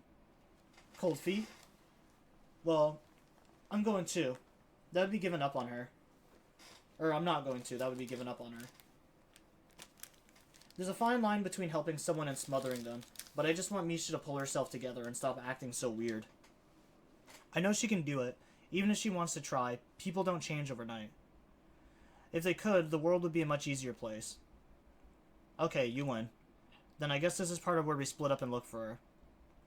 Though I'm the only one who is really supposed to find her. If I run into her first, I'll call your cell phone. Smiling, Shizune takes out her cell phone, turning it on to prepare. I notice that she has an extremely high number of unread messages, and looking at her expression, so does she. Twirling it around by the strap a couple times, she grimaces. I don't like using this thing. Why can't I just snap my fingers? And then what? I'm not a dog, and it doesn't travel as far as the phone signal. You're having a lot of fun with this, aren't you? Shaking her head from side to side, she continues. It's obvious where she will go. You can't look for her on the school grounds. She would want to go as far away as she can. Check the tea shop. It's usually empty this early. Misha loves to go there if she feels like skipping class, and she loves the parfaits they have there. You really know a lot about her, but she would overthink it, and turn it into something that would seem a lot more backhanded than it actually is. So I choose to just nod and leave instead, until I feel her hand holding my sleeve. What? I say instinctively, forgetting she can't hear me. It feels nice that I don't have to do this all by myself anymore, because I can trust you. I'm really happy. Oh. Makes me happy to hear that. I can't think of a way to respond, and I end up only nodding again. Heading outside, I catch a glimpse of pink hair behind some of the girls' heads. As I head that way, I realize that this isn't the way you go out if you want to leave school. It's the way to the student council room. If I wanted to avoid Shizune, I wouldn't head there. It's strange that Misha would be going in that direction then. Maybe she wants to talk things over with Shizune. In which case, I have to wonder if letting things play out naturally would be such a bad idea after all. Especially if it seems to be going in a good direction. Suddenly, Misha stops and spins around, catching me by surprise. Surprise, Hikchan. Were you looking for me? I had a feeling. I was gonna say, hey, I was looking for you, but I suppose that's no good now. She isn't even finished with her sentence before she blows past me, heading for the exit. I have to admit that Misha is infuriatingly sharp, as I expected, also surprisingly fast. Although it's more physical activity than I think I should be getting, I managed to catch up with her halfway to the gate. You're really being the rudest woman in the world right now. Can you just stop trying to run away for 1 second? I want to talk to you. Misha turns on her heel, looking mildly amused, and raises her hands as if to tell me to go on.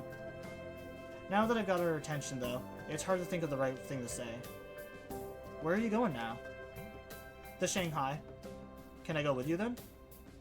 Waiting for her to answer feels like an eternity. It's almost as if I can hear my wristwatch ticking off the individual seconds. Okay then, Hikchan. I get the sense that she only agreed because she doesn't want to argue anymore today. When we get there, a couple comes in after us, causing Misha to jump slightly at the noise. Seeing that it isn't Shizune, she relaxes again, smiling almost as usual to order a parfait from Yuko, and then sliding into the nearest booth. You ran off too fast. You could have at least waited to see what she was going to say. Misha's angry reaction tells me that it could be that she was afraid of what Shizune might say. Why are you both doing this, Hikchan? Because Shizune still wants to be your friend. I guess that for her, it's kind of like launching a nuclear missile from a submarine. You need 2 keys to do it. What else can she do, though? She isn't automatically signing whatever she hears or says anymore, and I'm not sure that is the reason Shizune's been having so much trouble with her. If she tried to just talk it over, you wouldn't listen. Misha's guilty expression tells me I've hit the mark. Do you really hate Shizune that much? No, Hikchan, I told you that. She answers without flinching, idly scooping with a spoon. Yeah, I know. I'm sure she knows it too, but I wonder if it might be easier if you did. The only thing she's really thought about for the past week is how to make you happy, since Shizune is still attached to you. Yesterday, though, she thought that maybe it would be easier for you if you just hated her. Since you didn't tell her you hate her, Shizune thinks that you both can still be friends. She's like that, only thinking in extremes.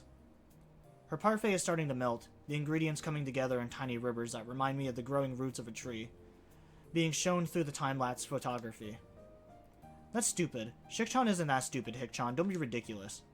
It's got nothing to do with intelligence. Smart people can do stupid things. And anyways, isn't it true? I was terrified last week when we talked, but at the end of it, I was relieved because it sounded like things might go back to normal. I wasn't expecting you two to have a fight right after. It wasn't a fight, Hikchan. It was just me yelling at her. I've noticed that Misha's voice never really changes in tone, just volume. It's so low with guilt that I can hardly believe it came from her. Either way, I was happy because I thought you and her could still be friends since she needs you. No, she doesn't, Hikchan. So, how do you know that? There's a lot of things Shizune doesn't. Vocalize, say, talk about. I'm afraid if I say the wrong thing, it'll ruin the mood. I get to finally have a conversation with her, and I don't want to screw it up. I wonder if this is the first time she's had an honest conversation with me. Just because she didn't tell you doesn't mean she doesn't like you. That doesn't make sense. Yes, it does. Otherwise, she would argue back. Wahaha. You don't think so? She picks fights with everyone, so why not you? Obviously, because you're her friend, she values you, and Shizune is her too. She's just awful at showing her feelings. Usually does it the wrong way too, but she still likes you.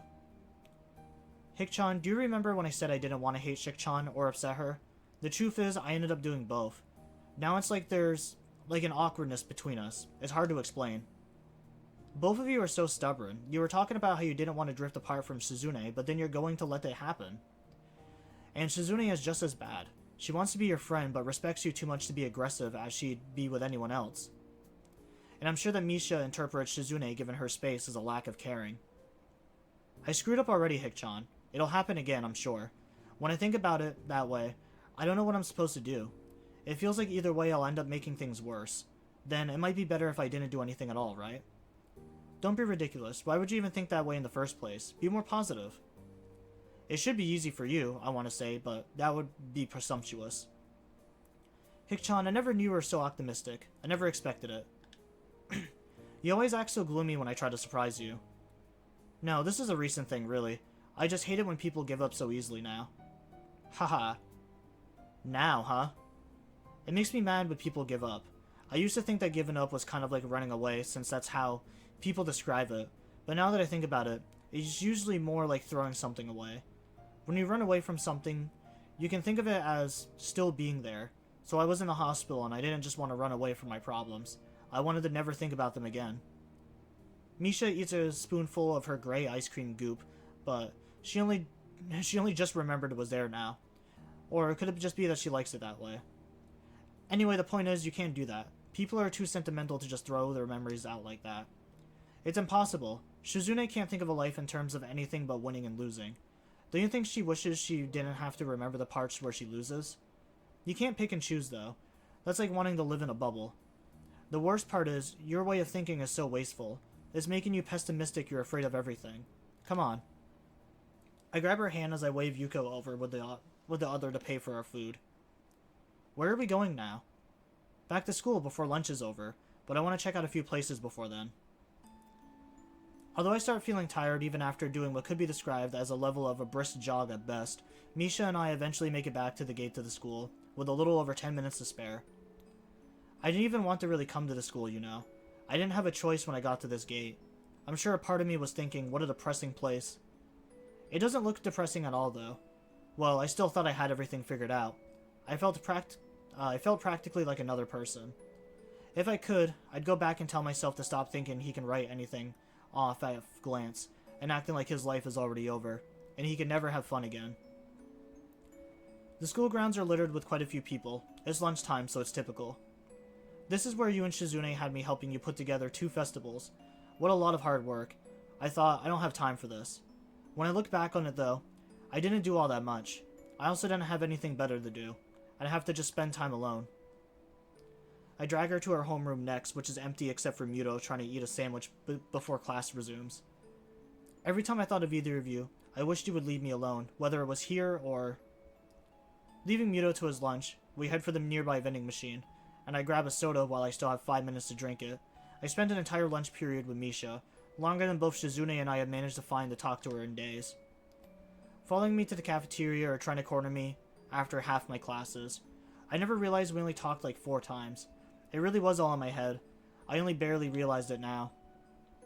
I remember that, Hick-chan, but I know where all these places are too. Wait, let me finish my guided tour since we're running out of time. By the way, do you want a soda? Making her way to the stairwell, I'm glad that I don't have to pull her by the hand anymore. You get dizzy on stairs, right? Yeah. I guess just here is good enough then. I lean against the wall as Misha sits down on the steps across from me. Do you ever miss the people you went to school in elementary school or middle school? No. That was fast. She didn't even have to think about it. I find myself cringing reflectively. I had more friends in my old school, but I don't talk to them anymore. It almost feels like it was another lifetime ago, which is sad, really. Sometimes I want to talk to them, but I know that I can't. I'm scared and embarrassed, things like that. They're too far away for me to go see them. Then I think about calling them, but I don't know most of their numbers. You want a soda? Not unless they got Viking Berry Monster? Oh, I do have the Viking Berry Monster, actually. On my way back home from dropping my kid off, I grabbed 2 sodas, or 2 energy drinks for streaming today.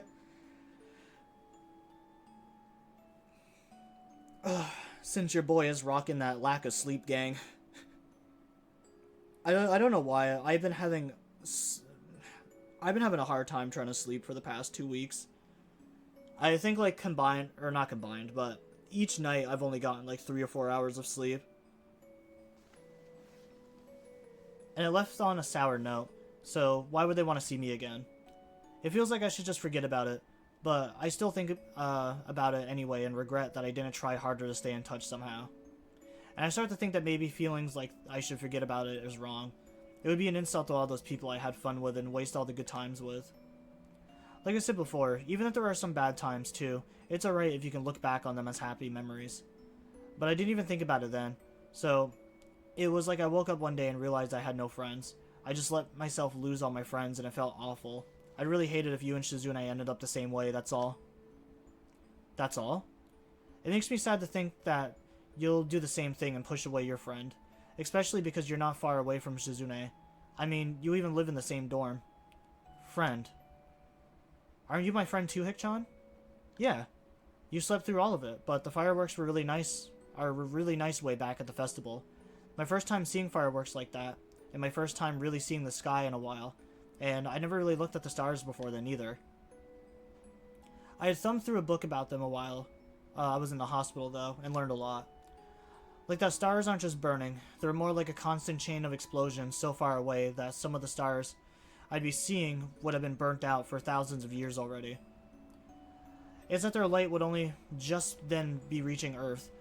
I say a mock-up comparing the size of a planet to our sun, and then that our other suns, in Japan, wasn't even visible until the tiny Earth in that book.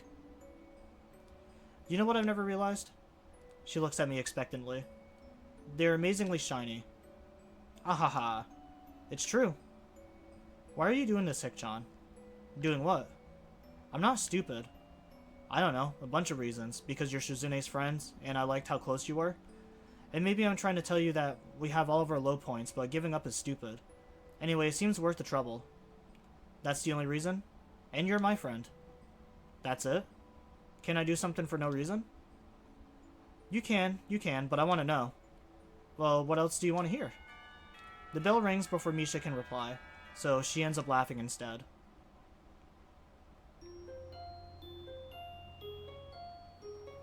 This is going through a lot of effort for just still getting the bad ending.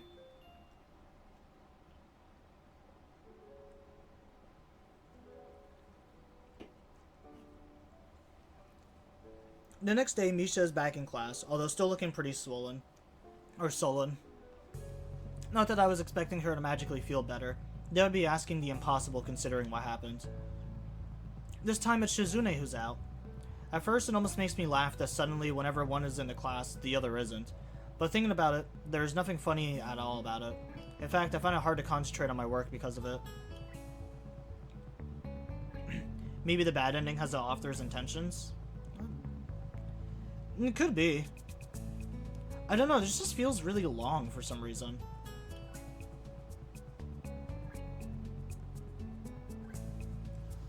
It could be that she's just sick, or she could simply be skipping class. Could also be something more serious, and I'm tempted to ask Misha if she knows, but I end up doing nothing.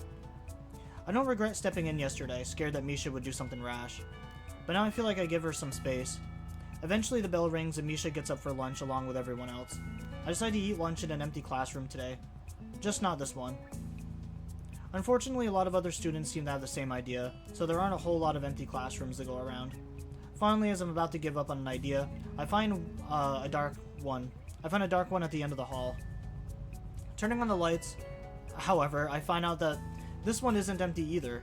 Lily's head turns in my direction, which freaks me out before I realize she probably heard me flipping the switch. Hello. Hey Lily, I didn't think anyone else would be here. Is that you, Hisao? Yeah, but you probably knew that already. I turn to leave, which prompts Lily to speak quickly. You don't have to leave so quickly.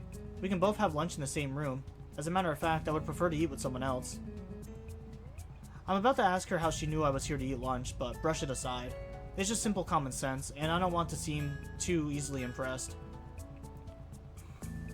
I take a seat at the desk in front of Lily, after reversing it to face her.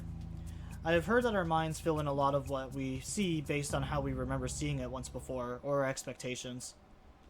Most for efficiency, so as to not have to process everything you look at individually. Lily never seems to stop to question any noise, so I wonder if is it because her mind is filling in the context every time, or does she not care and just sort of accept things as they fall into place? On her desk are just a few cookies and a thermostat of tea. She must be one of those light lunch types. I bite into my sandwich. Some of the ingredients spill out at the back end. We haven't spoken in a long time. I'm surprised that you still remember my name. Must be very busy in student council. It's different every week. Some weeks are pretty slow, some weeks I consider taking a sick day. Hold on, Lily. I need a second to catch my breath from inhaling that sandwich. And how has it been lately? Unpredictable. I snap my fingers, which, from her facial expression, upsets her a lot. I think that you have been hanging out around those two too much. I guess it is one of Shizune's trademarks. Personally, I like it. I ignore it. Her tone doesn't change even slightly, but Lily's mood was obviously dipped. Doesn't seem like it would be easy to. I've been trying to figure out how she can make it so loud, but I think I'm just damaging my knuckles. Even if it were loud enough to break windows, I would ignore it. I'm not a trained SEAL. I have that luxury. Are you still mad about that? You, is that a foreigner? Yeah, I don't really... They never really express where Lily comes from. They just make like a brief comment about her not looking like the typical Japanese girl. I ask the question as carefully and diplomatically as possible, although in the end I'm only asking to satisfy my curiosity. No, of course not, although I don't like Shizune. We were in student council together for a brief time. I heard. I wish you hadn't been so quick to join. I don't like the way Shizune runs the student council. Did you know that she scared off most of the old members? That is why I think she tries to surround herself with people who won't oppose her. And they don't. It's like a dependency bubble. I'm sure that Shizune is aware of what Lily is saying. After all, I can remember her specifically denying it a couple of times, which I'd always thought was strange. They say that the more specific a denial is, the more likely it is that the allegations are true. In this case, I think I disagree. Shizune is the one subject on which her opinion could be called less than objective. Did you tell her that? Very often. Lily stops to polish off the last of her tea. I'm running behind on finishing my own lunch and take advantage of the pause to eat as much as possible. All of her friends are related to the student council like Misha. I heard things are touchy between her and Misha. Did they have a fight? Not really. Is that so? Either way, there's no point in attempting to force them to make up. Always try to confront everything head on is what Shizune would do. But it doesn't work in the real world. At some point, it's just being stubborn, not bravery or good intentions. That's a little general, don't you think? I suppose. What do you think is best to have with tea? Cookies or scones? I like them both in different ways. I couldn't possibly choose. I don't like people who constantly force me to pick sides or want to turn everything into a contest. When I joined the student council, I thought it would just mean helping everything run smoothly and helping people out, like being the class representative. Instead, every day consisted of having Shizune stomp around, using Misha like a megaphone, to talk about how we had to outdo the last student council and create more and more events and make them increasingly larger. Oh, definitely cookies. I'm not really a scone guy. Just give me a white macadamia nut cookie and I'm good.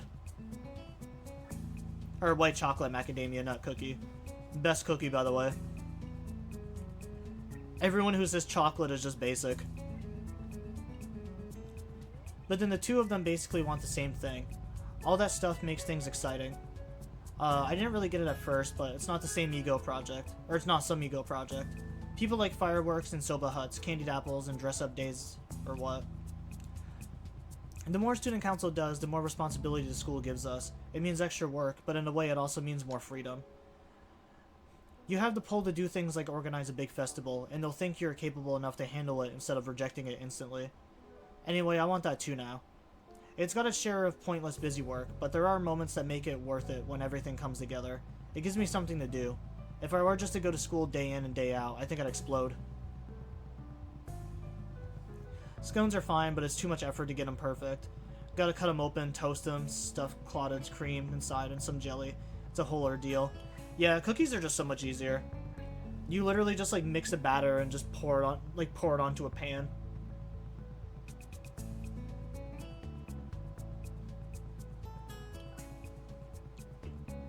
I say that as my baking doesn't suck. I am a really decent cook. I do love cooking. But baking is like a whole other science that I don't think I'll ever understand. I know like it doesn't seem like it'd be too different, but honestly like doing anything baking related is just a whole different experience. Whereas for some reason I can remember like the perfect temperature and perfect times to like cook meat, but I can just never get baking down. I think Yamaku is much more easygoing than other schools. Yamaku isn't other schools though. I start slipping into another familiar mentality. In some ways it's almost too easygoing. And if I were a different person, I'm sure that I would find how easygoing it was to be stifling. Though in any other school, such easiness would just be a normal flow of life. Do what I do, make a bunch of cookie dough and freeze it until you feel like baking them. That is actually, yeah, that is a really good strategy too. I know some people will just like mix everything together and just eat the cookie dough like straight out the bowl. I think my sister does that. She just prefers just eating the raw cookie dough until she gets salmonella poisoning. But here the uneventfulness would be compounded. It would feel different because I'm not a normal person after all. I'd be reminded of it every time I heard the blood beating in my temple. I'd feel patronized and weak, and my bitterness would only grow. Yeah, sure. The point is, I think I understand what it's all about now. You're really giving Shizune too much of a hard time. That might be true, but when it comes to how she treats individual people, she doesn't do very well. Unfortunately, that one is a little harder to argue. Do you have the time? I'd like to go to class 10 minutes before the bell. Then you're right on time if you want to go. Yeah, my sister is a psychopath. She used to eat some, like, really disgusting shit. Yeah, because she'll eat, like, raw cookie dough. She's, like, obsessed with pickles. Like, anything pickle flavored. It is so weird. She's had, like, pickle flavored chips before. She's gotten, like, pickled flavored candy canes for, like, Christmas and stuff before. She's gotten drinks that were, like, pickled flavored. It is so disgusting.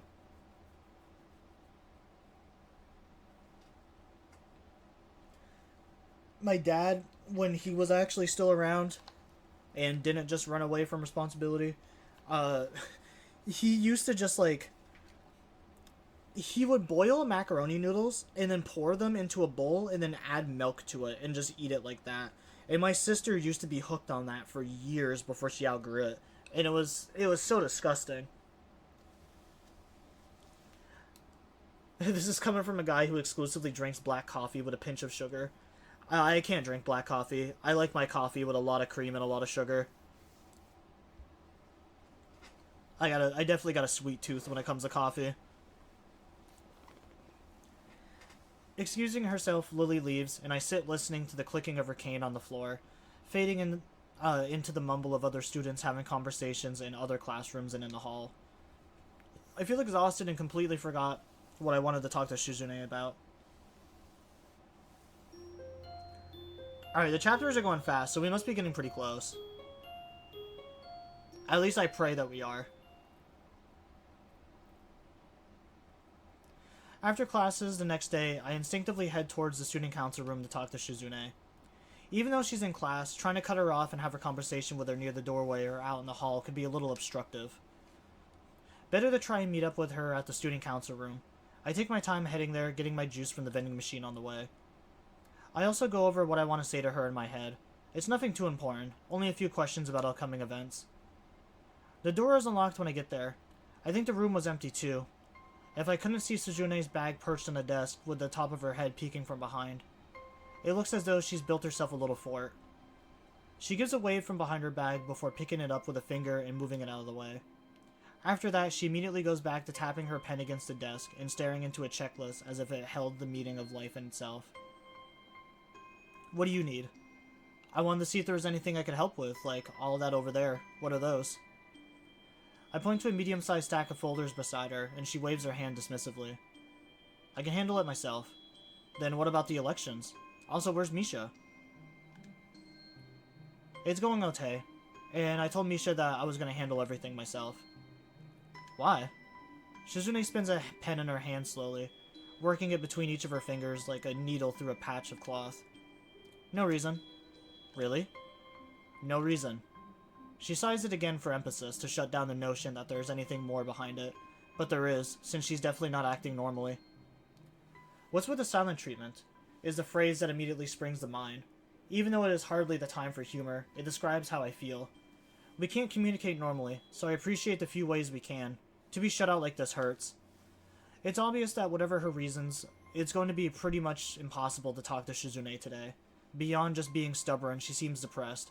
But with the way our conversation is going already, I don't see myself being able to find out what she's depressed about. Somehow, that only makes me want to find out more, and that means I have to ask Misha. The problem is, I don't really know where Misha goes in her spare time. After asking way more people than I should if they noticed a girl with bright pink hair around, and getting way more negative answers than expected, I finally found a couple who have seen her. By the time I reach the cafeteria where Misha has apparently been this entire time, I've been around the whole school twice, and I'm very tired. I realize I passed by her before and just didn't see her behind a pillar. Why are you better at finding me than I am finding you? You were looking for me, Hikchan? Who knows, I think it's just coincidence. You know, the whole point of coincidences is that they aren't consistent. Haha. Are you having a really late lunch? I didn't get to eat lunchtime, so yeah, but not too much, so I can still have dinner. Did you want to talk to me about something, Hikchan? I don't waste any time. Yeah, the reason I'm here, did you notice Shizune has been kind of moody today? I wanted to ask you the same thing, Hikchan. Well, except she's been this way for a couple of days now. I see. Hikchan, do you think it's because of something I did? Do you think I got upset at Shikchan like last time? No, she seems angrier at me anyway. I'm not lying, I really don't. Unfortunately, my attempts to assure her of that don't seem to be going well. In her own way, Misha's pretty stubborn too. Eventually, I just head back to my dorm. The last few days have been nothing but continuously frustrating experiences, and they left me drained. I feel tired enough that I decide to take a nap, hoping that maybe I'll figure things out in my step.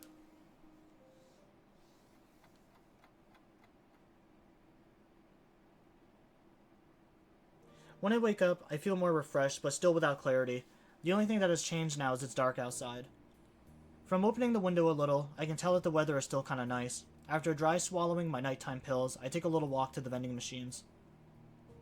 They're out of everything I normally get, so I mush my hands together against the buttons until something pops out.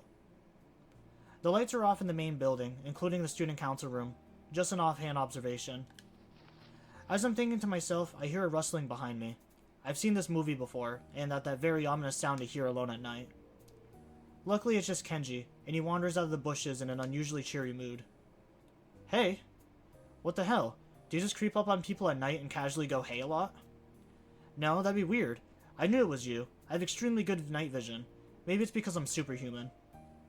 What are you doing here, then? I could ask you the same thing. What are you doing here?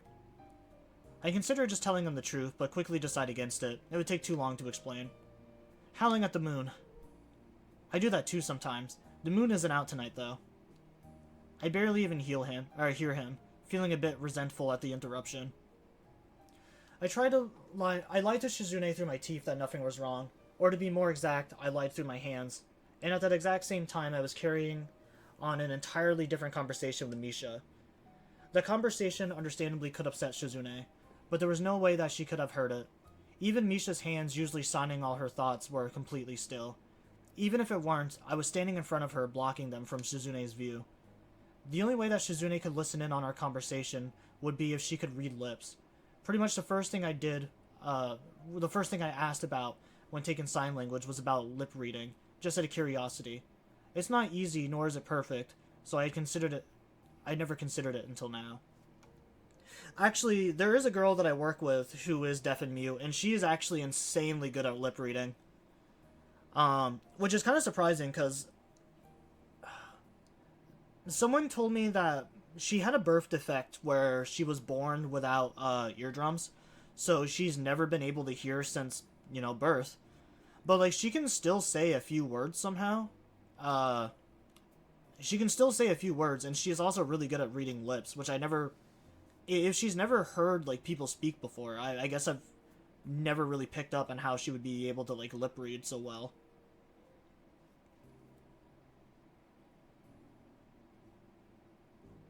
I don't know if that's something that, like, they teach you inside to, like, be able to read people's lips and, like, how certain people, move their mouths when they're, like, trying to pronounce stuff.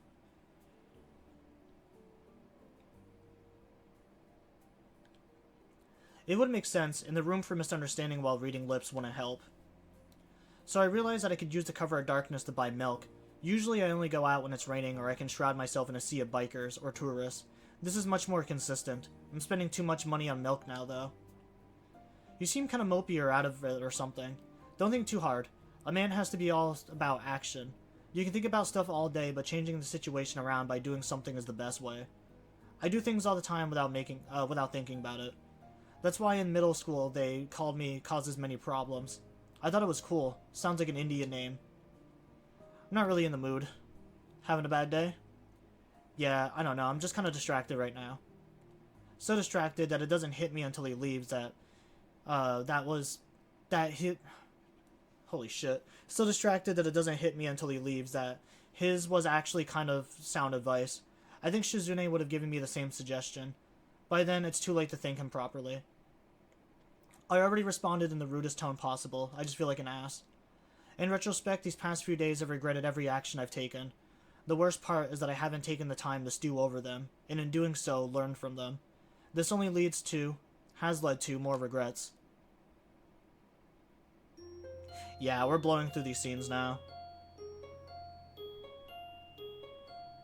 She knows. She definitely has to know now. The next morning as I'm getting dressed, I hear a knock at my door. Quickly putting on the rest of my clothes, I open it, without really stopping to think about who it would be behind it. It turns out to be Shizune. Misha told me you were looking for me. I'm a bit hurt that I don't even get a good morning, but it's not too big of a deal. I was. But you found me yesterday. Shizune's fingers trace a crack in the wall. It seems like she's trying her best not to look distant. Well, I didn't make it easy, did I? It's alright. That's why I'm here. We can talk today, although I kinda want to go somewhere else.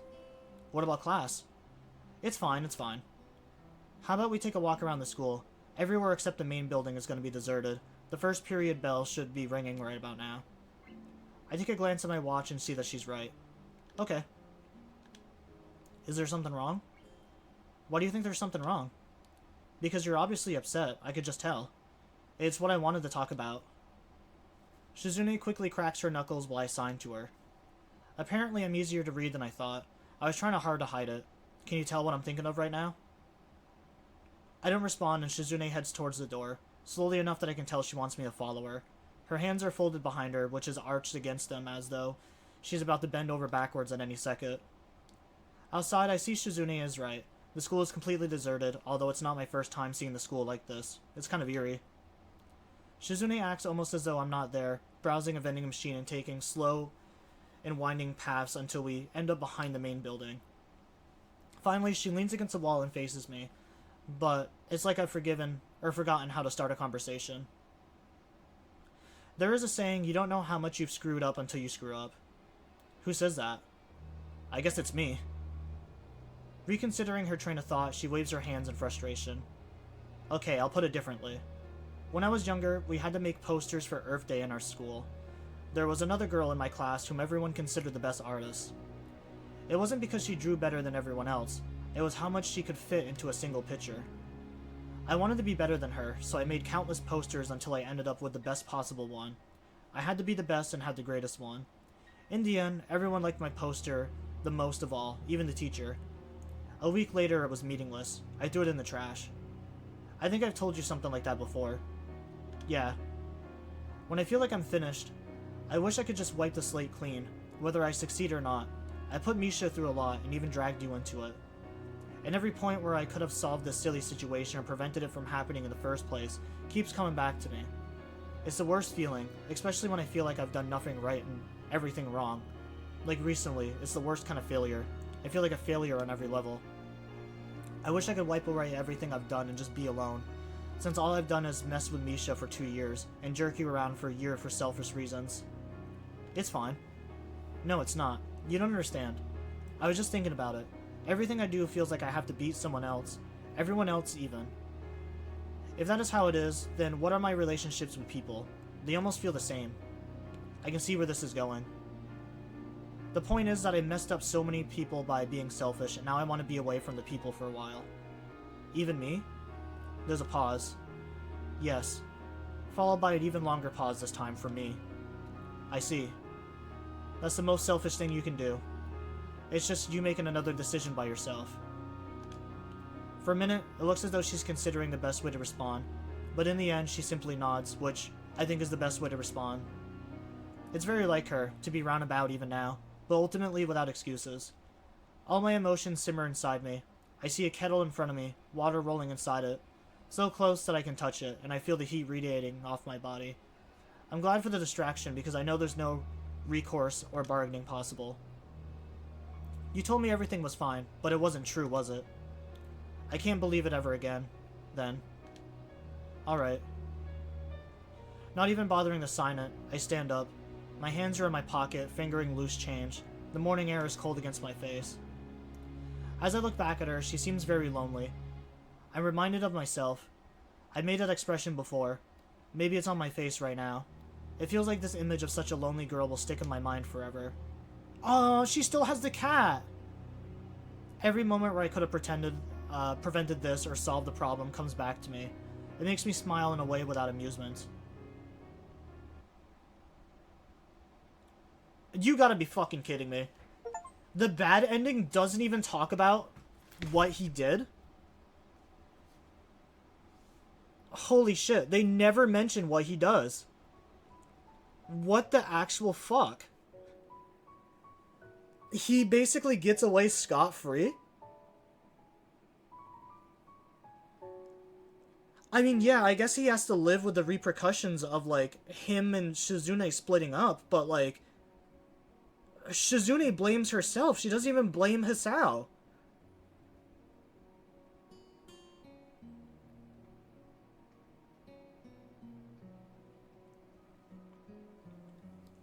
Oh my god, dude. No, Hisao should have absolutely got reamed for that.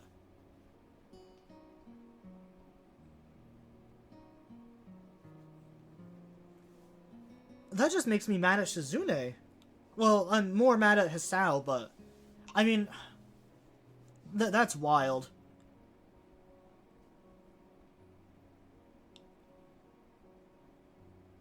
I mean, I get it. I guess that's why that's the bad ending. But you're telling me you dragged me along for this long? Just to have such a fucking mediocre ending like that? Where Hisao doesn't have to take any accountability, instead it's Shizune blaming herself when she never did anything wrong? That is rough. Shizune deserves better. I'm gonna be Shizune's fucking meat rider. People have said this story is so bad, but honestly, this one has probably been one of my favorites outside of Rin's, because I don't think anything can compare to how good the writing for Rin's story is. But this one is definitely second. Alright, now we need to redeem ourselves. I will not fall for you again, you foul succubus. Oh, can I... Oh, I can't use my controller for this. The heck, did you just call yourself a meat rider? Yeah, a meat rider. When, yeah, it's basically when you, like, side with someone a lot, they just call you, like, a meat rider. Alright, I'm gonna get into some... What does that mean? I'll look it up, because I'm not the best person at describing stuff.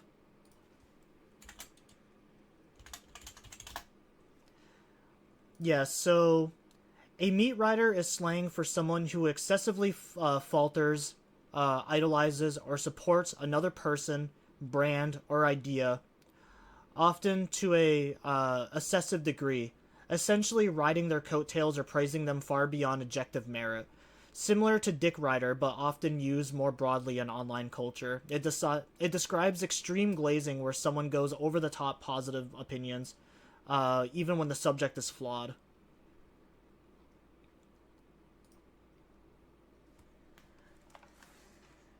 Alright, but I'm gonna get into some comfier clothes, because I'm wearing some, like, really tight fucking black jeans right now. They're kind of, like, cutting into my stomach.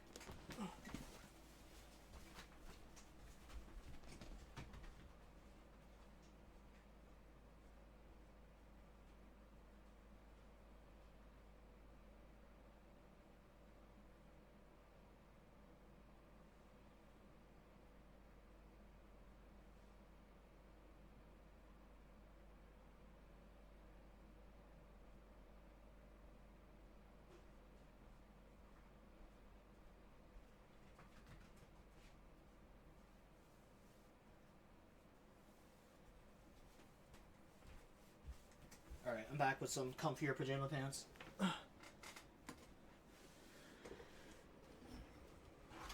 I see plenty of people like that. Do it, dude. Let the dad bod hang out. I need to work on my dad bod. I need to actually, like, start exercising again. Alright, I'm gonna refuse you this time, you succubus. Yeah, I think so far Shizune actually is, like, a really good character. I'm kind of sad that it seems like a lot of people hate her for some reason. I will say, I do hate that ending. But I don't hate it because of Shizune. I hate that ending because of Hisao. Because it's not like Shizune knows about the cheating, and if she does, like... I guess she... I mean, I guess when I... Yeah, Hisao is definitely the only bad person in this situation. I think Misha has definitely gone through a lot of trauma. And, I mean, I don't agree with her, seeking comfort from Hisao, who is her Shizune's boyfriend. But yeah, Hisao is the one that went on with it. If you chose that ending, he was the one that tried to hide it. He didn't even mention it during like any of the dialogue. Like the cheat, he basically just like deleted the cheating from his mind, and he's like, yeah, it's about Misha and Shizune not being close enough. It's like, brother, like you just slept with her best friend. That's not gonna help. Refuse! Get out of here, you succubus! Be gone, thought! Before I can answer, she pushes her whole weight against me, and it unbalances me enough to send us both onto the bed. If I don't answer quickly, then the situation will only become precarious. I know that I should never let things get as tangled as they are now. So even though it isn't the most tactful way to refuse her, I push her off of me. Misha falls backwards onto the sheets, so softly that it seems like she barely fell at all. Her eyes closed, she stays like that for a while before getting up with a hollow laugh. You're right, Hik-chan. I'm sorry. I'm not sure how to feel. Regretfully, slightly, even though I've grown to hate regret. Sad for a multitude of reasons. I'm also a little angry, both at her and at myself. And in a way, it even seems like I'm not really feeling at all. Don't be. No, Hik-chan, it's okay. I am really. But just asking was enough for me, I think. I'm happier that you said no. Is that right? Well, that's good. Yeah, it is. Thanks, Hik-chan. She pulls herself up and leans against the wall. I'm assuming she is. My head hurts so much that I don't bother opening my eyes. I lie in my bed listening to the rustle of my hair brushing against the sheets and the grass waving in the wind outside. I guess that I should say more to reassure her, but I wonder if that would really help. Maybe it would be better to say nothing. I just don't know. Although I think that in this situation, there's no right thing I can do. Good night, Hik-chan. With that, she leaves, the door clicking shut behind her like a guilty whisper. Maybe it's because I'm eager to put today behind me, but after Misha is gone, I find it much easier to fall asleep. I do so almost instantly.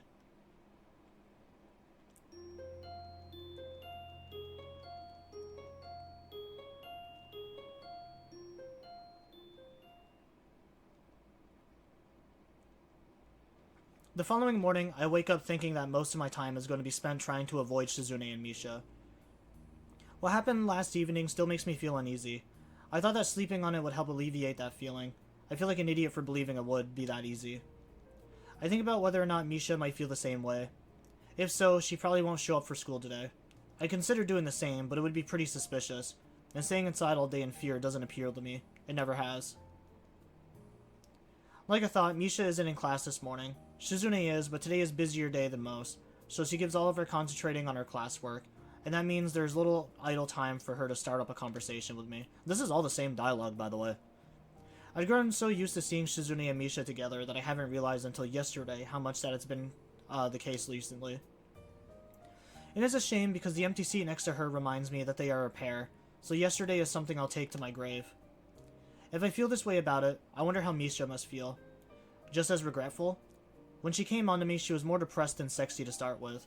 I can only imagine how much worse it would be now. Thinking about it like that, I want to see her again, but half-heartedly. The other half of me is still terrified, even though I hate to use that word. It makes me feel ashamed, but I'm sure it's the only way to describe myself right now. I spend the next couple of periods in the library, not in the mood to sit in classes for the rest of the day, but unwilling to walk back to the dorms. While I'm lazily flipping through the pages of an uninteresting historical fiction novel, Shizune drops herself in a chair across from me, pouting. I think it's sort of pointless to come to school and then skip every class. Sorry. At least tell someone that you're sick. I'm just not feeling it today. Yesterday I was fine though. Tomorrow I'll just be fine. Taking a sick day in the middle of a week just seems too suspicious. That 24-hour flu thing won't ever fly. It's not suspicious. It is. I turn back to my book, but Shizune gently pulls it down, in contrast with her expression, which straddles the line between concern and anger. Is something wrong? What? Is something bothering you, because you're acting a little suspicious today in a different way? If there is, just tell me, or I'll be mad. I'm not good at reading people. What a ridiculous thing to say, after picking up on my mood so easily. She's only half kidding, but there is some truth in it. After all, she can't hear a tone and has really relied on reading the communication with others. It's as if you could only ever have this conversation with someone through text messages that has to mess with you in some way. It's probably why she stares so intently at people, in order to gauge their reaction. Or maybe it's why she pushes people so hard, to get them to react. I've thought about it before, but it's too hard to say for sure what Shizune's exact motivations are for anything. So I wonder how much of that was a joke. Sometimes it's easy to tell. This time it isn't. Assuming it wasn't a joke, I can't tell her anyway. Because it's sign language. There isn't enough time to collect myself and lie efficiently. Nothing. I've just been thinking about a lot of the student council's future lately. I believe Misha's doing the same, well, in her own way. So am I, but she isn't here today. I wish she would have let me know something, because I might need her help later. Yours too, unless you're busy. I'm not. Thank you. I feel like I'm losing a lot of people close to me lately. Can't think of a good way to respond to that.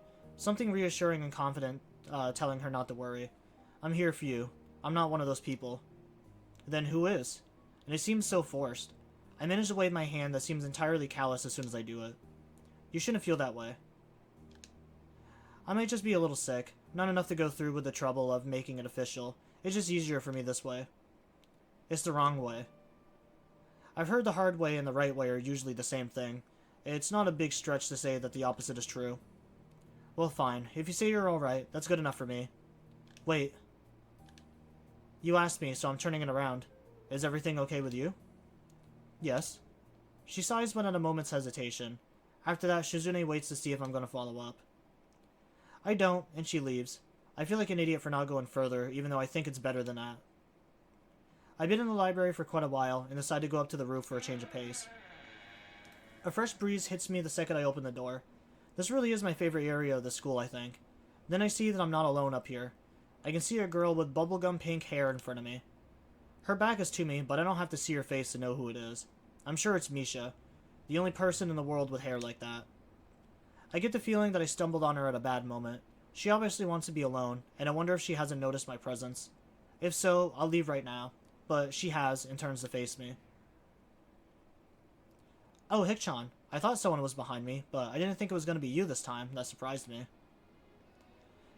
If she's referring to her habit of sneaking behind me and asking to guess who it is, I've never been surprised by that. I'm surprised too, but this is good. I had something I wanted to talk with you about anyways. Not that. What's going on between you and Shizune? You won't tell me, so I'm asking you. Because you're easier to get an answer out of, since the same sign language that gives me the leeway to lie to her gives her a cushion against my questions, so that she can more easily brush them off. When she hesitates, I push harder.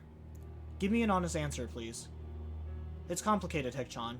It's because of something that happened a long time ago. I thought I could just forget about it, but it's really hard. So, that and graduation coming up made me want to spend more time with Shikchan. But Shikchan is always busy now, so we've been fighting, but I'm tired of it now. Because I like Shikchan. So do I. No, I know you like her, Hikchan. I mean that I like Shikchan in the same way. I want her to be my girlfriend. Misha closes her eyes, like a condemned criminal confessing the last of their sins in front of the executioner. It only makes it harder for me to think of a response, and I know I have to give one. I see. I never knew. I didn't really want to come to the school, Hikchan, but it sounded interesting, and even if everyone hated me, at least it felt like they would leave me alone. I was learning sign language, but wasn't very good at it. Shikchan was trying to get people to join a student council because it was her and Lily. Then she came up to me. I couldn't understand her at all. But Shikchan wouldn't use her pen and paper. She knew that I was taking sign language classes. I was exposed quickly. I didn't know any. That only made her try harder, and I hated Shikchan and thought she was making fun of me. That wasn't the reason though. So I slowly fell in love with Shikchan and told her that I loved her. It was a student council room, you know, when it was just the two of us. I had these fantasies of Shikchan staying alone in the office, trying to put everything together all by herself. It seemed so lonely to me and so sad. I think I wanted it to be that way. That way I could be there for Shikchan and maybe Shikchan would like me. Even though there was no reason for her to believe it. I did anyways. I wanted it to be true, so I was okay with letting myself believe it, even though I think I knew. That day was really, really beautiful too, Hikchan. We were done with everything and I was looking out through the window. Even through the window, the light was so warm, I wanted to stay like that forever next to Shik-chan. But then I looked at Shik-chan, and she had her back to the window, and was still working on something, blocking out the rest of the world. The light was on her shoulders, like when you put a blanket on my shoulders as a little kid. Misha stops for a second as if trying to hold on to the image of Shizune in her mind. It was like Shik-chan looked in a way that made me want to be with her, but it felt like it would be hard for that to happen. That was a really long time ago. My hair was different back then too, a little messy. I cut it because Shik-chan was always talking about it. Anyway, I told her right there and then, I confessed. I was rejected. So I thought that was it, Hik-chan. But Shik-chan was always trying to find me, and I hated Shik-chan again for it. And when I asked her why she was doing it, it was because I was her friend. Her cheeks have a hint of red in them. I wonder how much experience she has with crying, that she can just keep herself from doing it so well. If she didn't pause to wipe her eyes, I might never have noticed. Having Shik-chan say that made me happy, but also sad, and even though she never meant to hurt me, it still hurts even now. Shik-chan has a way of manipulating people, Hik-chan. Sometimes she wants to, and sometimes she doesn't really, but it happens anyways, and sometimes I'm not just sure exactly which one is which, and I feel doubt. I just wish that Shik-chan liked me instead of you. It made me wonder if I was starting to hate you and Shik-chan just a little. I didn't like that. So you were thinking maybe it would be better if I weren't here at all? She looks confused. The thought had never crossed her mind. It's not that, Hik-chan. I thought about it a lot these past few days, and I don't want to hate anyone. You or Shik-chan. It's so stupid that I ever felt like that, isn't it, Hik-chan? I don't want to think about that kind of stuff ever again. And missing people and being apart from them, I'm tired of it, and I don't want to think about it anymore. I already did though, so I'm still really the worst kind of person. I wasn't thinking that it would be better if Hik-chan had never come to school. I was thinking, wouldn't it be better if I just died? Misha presses herself harder against the fence at her back, as if hoping to slip right through it. Without really thinking about it, I grab her hand. My reflexes are terrible and manage to only grasp onto her for a few fingers, but it's unimportant. Sorry, it's just that you said something pretty weird just now. Yeah, I guess that's right, Hik-chan. Yeah. Do you want to know what I think? Shizune is the type of person who won't let anyone close to her except on her terms. It's frustrating sometimes. It's even infuriating. That probably would have bothered me when I was in the hospital and anyone who shut me out was dead to me. I'd forgotten all about it recently. I got a letter, and it was all about that. I was mad. I thought, how can you accuse me of closing myself off from everyone and giving up?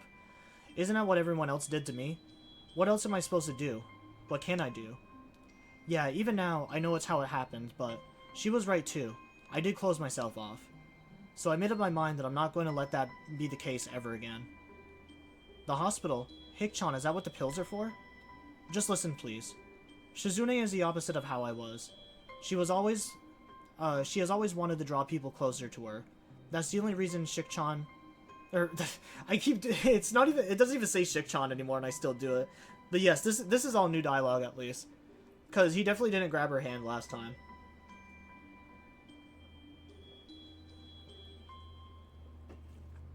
I was low-key a little bit worried it was just going to rehash the same stuff, but then just have, like, a different conclusion. That's the only reason Shizune was interested in me in the first place, I think. And I think I was determined to not let that happen in a way. Misha cast her eyes downwards, understanding perfectly. I never realized how hard that can be. And now I feel like I'm going to return the favor, even if it takes twice as long. I already learned a second language just to get this far. It wasn't as hard as I thought, but it was definitely hard. Sometimes I feel like I was clawing my way up a mountain with how my hands hurt. And you did the same thing. And it was for the same reason, wasn't it? That's really amazing, which is why it makes me sad and a little angry that you say a stupid thing like that. That's just what I believe anyway.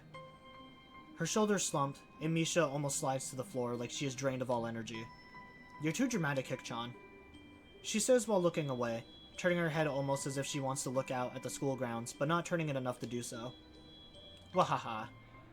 The door behind us opens, the sound only barely able to be heard over the ambient breeze. I've been looking everywhere for you two. Is this some secret meeting?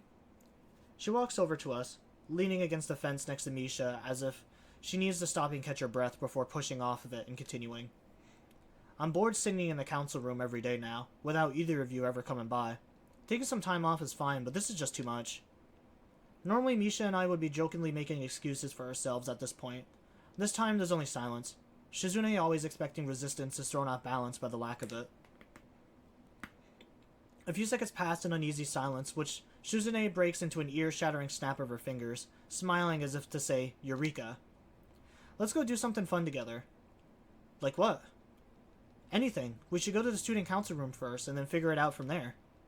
That seems like a trick to get us to do work instead. Very funny. Misha laughs, managing to get out a restrained wahaha that Shizune can't see. Makes me feel better. It means that it wasn't only for her benefit. I was thinking that you both actually could help me with something.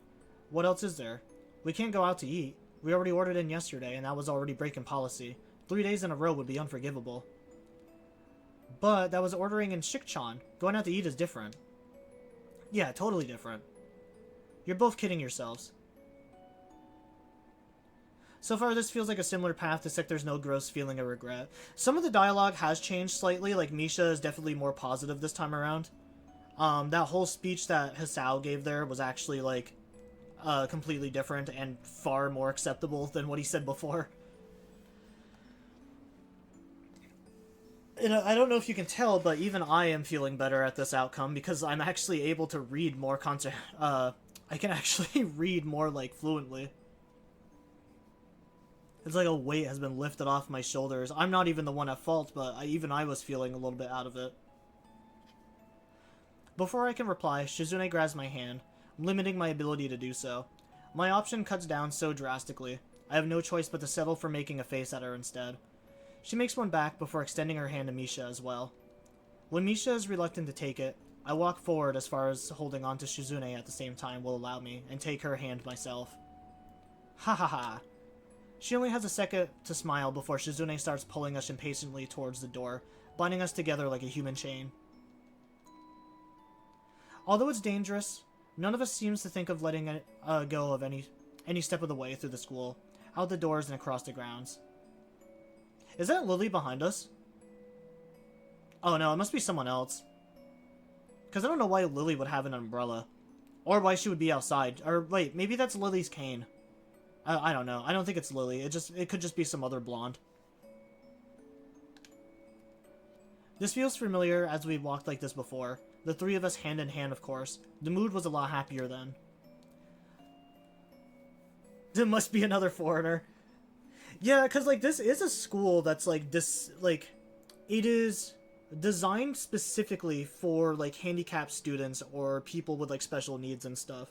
Like, realistically, how many of those schools are even around in the world? So, it must be, like, a fairly common school for, like, people to, like, move to attend. And also, who wouldn't want to live in Japan? Like, let's be honest. Once my daughter turns 18, that's my goal, is, I'm moving to Japan. Nothing's holding me back from my dream. I can see the lingering sadness on their faces, and it makes me wonder if anything has really changed. If this is all just a distraction or not, but I think it's just me slipping back into being cynical because of the moment. It's a start.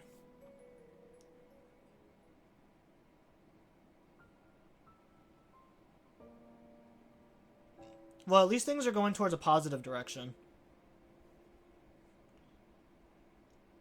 Oh, is that a little Shizune? No. I didn't even pick up on that at first. Only a day later, the weekend has already arrived. I drop a heavy stack of books on the librarian's desk, not meaning to slam them, but they weigh so much that it happens anyways. Yuko bolts out from her chair with enough force to dislodge her glasses. She barely holds on to them. Oh, hi. Sorry, I'm here to return all those books I was supposed to. That's great, but I wish you had brought them back sooner. It wouldn't be a problem if the library had more copies of everything, but it doesn't. And they act like that's my fault. They? Other students. They can be, pretty pushy. Sorry, it just kind of slipped my mind. It's been pretty rough past couple of days. Oh, I suppose you don't want to talk about it. Yuko meekly turns to the task of logging all the books I brought back as returned, treating them with extreme care and precision like she's a bomb disposal technician rather than a librarian. Over the past couple of days, I've been thinking about something Misha said. Of course, I thought about everything she said, but one thing in particular keeps coming back. She talked about how she didn't want to miss people or think about being apart from them anymore. When I recalled those words, they stopped me cold, like a sharp slap across the cheek. In just a few months, we'll be graduating. Misha and Shizune were nearly inseparable, but after graduation, they might never see each other again. I wonder if that thought is what started all of this. If Misha were to try and talk to Shizune about it, Shune likely wouldn't think about it at all. It would sadden her, and for that reason, she would try to toss it away. For someone like Shizune, who is so quick to suppress her worries, it would be easy. Misha turned out to be more sensitive than she seemed. It could have crushed her, even more so because Shizune's reaction could come off as pretty cold. I don't know if that's how Shizune handled it, but it seems likely, and I can understand why she would act that way. I can also understand why Misha would be troubled by the thought of drifting away from someone who is such an important part of her. I never thought about graduation until that moment. Then I began to think things like, has it really only been less than a year? I started thinking of everyone I've met, not only Shizune and Misha, but everyone. They were fond memories. Then I thought of losing them. Suddenly I understand Misha's anxieties. It could be nice to talk to someone about it. Actually, I kind of want to. With whom? I can sense an obvious tinge of apprehension in her voice. Well, with you. Oh, really? Are you sure? Why me? Because you're an adult. That's it? That's... Wincing, she fidgets a little in her seat, trying to get comfortable in a pretty uncomfortable looking way. I guess this means she's okay with it. Is it hard being an adult? Yes. I don't think that I'm that old, though. It's surprising that students now, like Shizune, and you wear stuff like perfumes or cologne. I never did. I still don't use them. By the way, you're not wearing your grape cologne today. Yeah, it wasn't working out for me. Oh, that's good. I thought the same thing. Sorry. Yuko looks genuinely sorry, and I feel a pang of guilt. I smile despite myself. A tiny lie like that can come back to bite me in the butt. For Misha, trying to conceal how she felt in order to put on a happy face for Shizune for so long must have been crushing. Someone I knew brought up that we're going to be graduating, and I realized that I've never thought about it before. I feel stupid that I could go on so long and never think about these things. I met a lot of great people, and I've never thought about what's it going to be like to graduate and maybe never see them again. There are still ways to keep in touch. Yeah, I guess. I feel childish. I know everyone is going through the same thing, probably. I bet you hear this kind of problem a lot. No, I haven't been working here that long. I worry about the same thing when I graduated from high school. I didn't go to school here, though. I also miss my friends, and I wish I had kept in touch with them better. I should have tried harder. Yuko isn't really helping me feel better, and she clams up quickly when I see it on her face. Honestly, the only people that I keep up from high school is, well, I guess I would have to have my ex on there since we started dating in high school. So yeah, there's my ex, my brother Sammy, and I think that's about it. I think those are the only two people I actually keep in touch with from high school. Because, like, a lot of the other people that I talked to in high school, we either had falling outs, or we just kind of, like, we were kind of acquaintances. Like, we had similar interests, but not really people that I would consider friends. People that I could talk to, but not people that, like, I would bend over backwards to help if they ever needed anything, I guess. And it was kind of the same way with me. If I ever needed them to, like, help me out, they would just kind of be like, yeah, whatever, man, go fuck off. Like, my brother is kind of the only person that I can think of that I still keep, well, I say keep in touch with, but even me and him have, like, long moments of just, like, silence where we don't talk for a couple of weeks, and then we'll just pick it up, like, out of the blue if something interesting happens. Most of the people that I associate now with, and it's kind of sad, are either online friends, like how I used to when I was a teenager, or just, like, coworkers. I don't really have any people that I consider friends that I, like, hang out with. It's all just people online, or just coworkers. Which is kind of a sad thought to think about, that I don't have any real friends or people to do stuff with. I wish I did. Like, I wish that wasn't the case. I do want to be more active and do more things outside of just being on the internet and working. But, you know, you gotta work to live. Yuko isn't really helping me feel better, and she clams up quickly when she sees it on my face. I don't want to look back and have those same regrets. I wonder if Shizune even thinks about that kind of stuff, because she goes on sometimes about how she doesn't want to live with any regrets. Wow, that sounds impossible to me. I nod, only halfway wanting to agree. Even so, I think that is kind of admirable too. Kind of brave, don't you think? Brave is a new way to put it. Yuko shakes her head insistently. It's true though. It's also kind of intimidating. Geez, you shouldn't be intimidated by high schoolers. I'll try. She turns away to start folding a sticky note over and over. Pretty idle behavior for a university student, but more importantly, I wonder if I said the wrong thing to her. Being around Shizune for so long, I can't stop reading people as much as I can into every moment of silence. If Yuko were the type of person who didn't get intimidated by high schoolers, it wouldn't be so easy to talk to her. It's all too easy to want to shed some negative qualities of yourself. When I think of everyone I know, those qualities that I like the best. I don't think I really regret it. I thought as long as I could remember the good times that was enough. I don't know. Sorry. I noticed a couple of students started to trickle into the library and decide that my time is up. Nah, that was helpful. I feel like 2 of my friends are fighting because one of them is taking the fact that they might not see each other again after graduation really hard. The other is probably being stoic about it, which only makes it worse. I don't get how I'm supposed to handle this kind of situation. It doesn't seem like the kind of problem where I'll have to end up taking a side, but it could turn that way. And then I have no idea what I'm gonna do. You should tell them they shouldn't fight. I know, fighting is bad. It's not Shizune and Misha, by the way. Okay, I wasn't really thinking that, though. How embarrassing. Even though I knew it would be, I feel my cheeks redden, and even so, I still said something so transparent and blatantly a lie. But it could be something that is the right way, or sometimes is the right way. Do you have any books about people who have to make hard decisions? We have a lot of self-help books. It's funny that I can find that surprising, because I wouldn't have only a few months ago. I meant about not 4. There aren't many, right? Yes, not that many, I mean. Though I feel a bit apprehensive about it, I want to talk to Shizune. I don't understand why I feel nervous about it, and that disgusts me a little. It also motivates me to look for her, right then and there. Although I don't have to look very hard, she's in the student council room as always. Worryingly, Misha isn't here either. Misha isn't here. Oh, sorry. Thought I felt an air bubble coming up. I need another drink, though.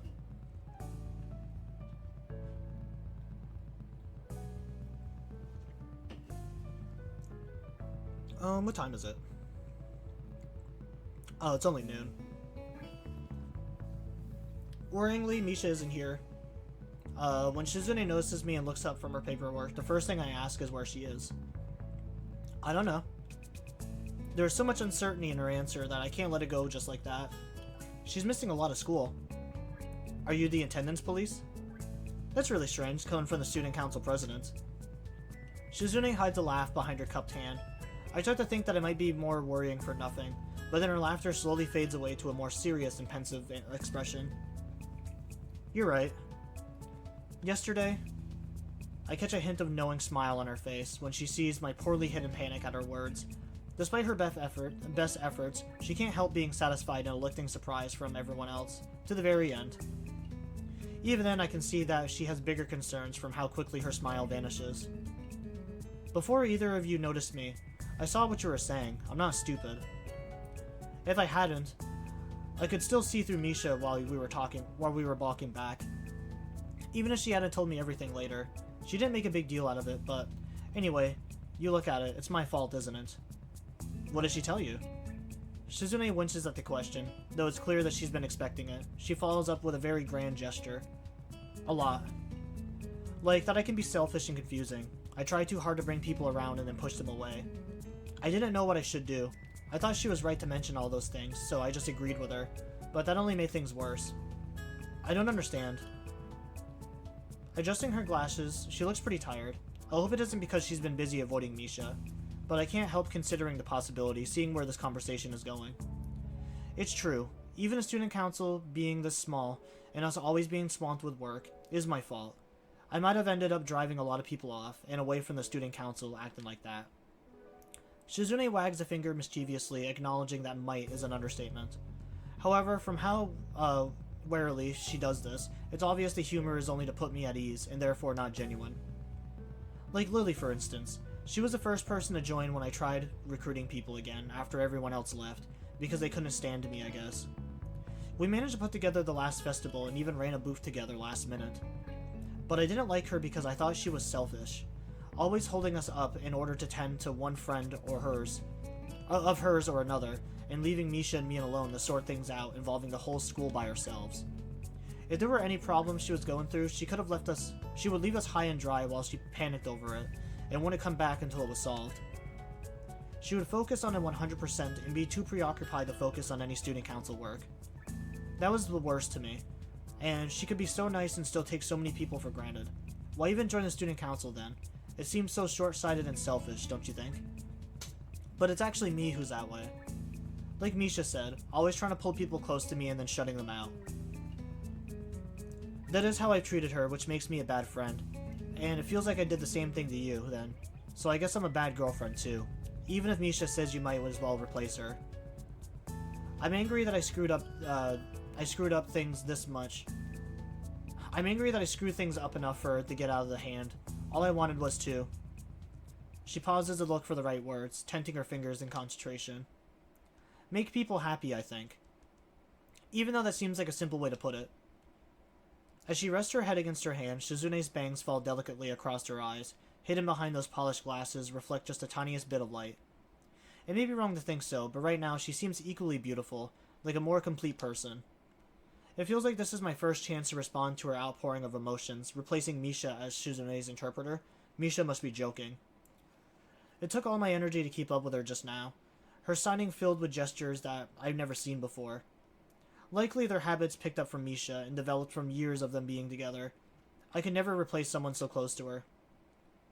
I like you because I like you, not because I got tricked into it by you.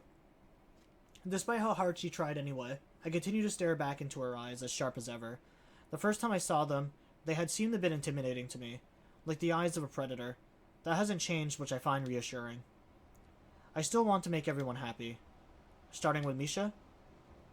Shizune looks a bit annoyed that I would imply she would start with anyone else, and smiles confidently, as though a friend's sadness is a physical opponent she can just strangle into submission. Of course. Obviously, naturally. Taking off her glasses, she leans back in her chair and lets out a sigh. It's the first time I've seen her without them on, and I don't get a good look before she slips them back on. But I'm too tired to start today. First thing tomorrow. Do you want to help? Yeah. And I have other student council stuff you could help me with while you're at it. Although it turns out that there isn't much other work at all.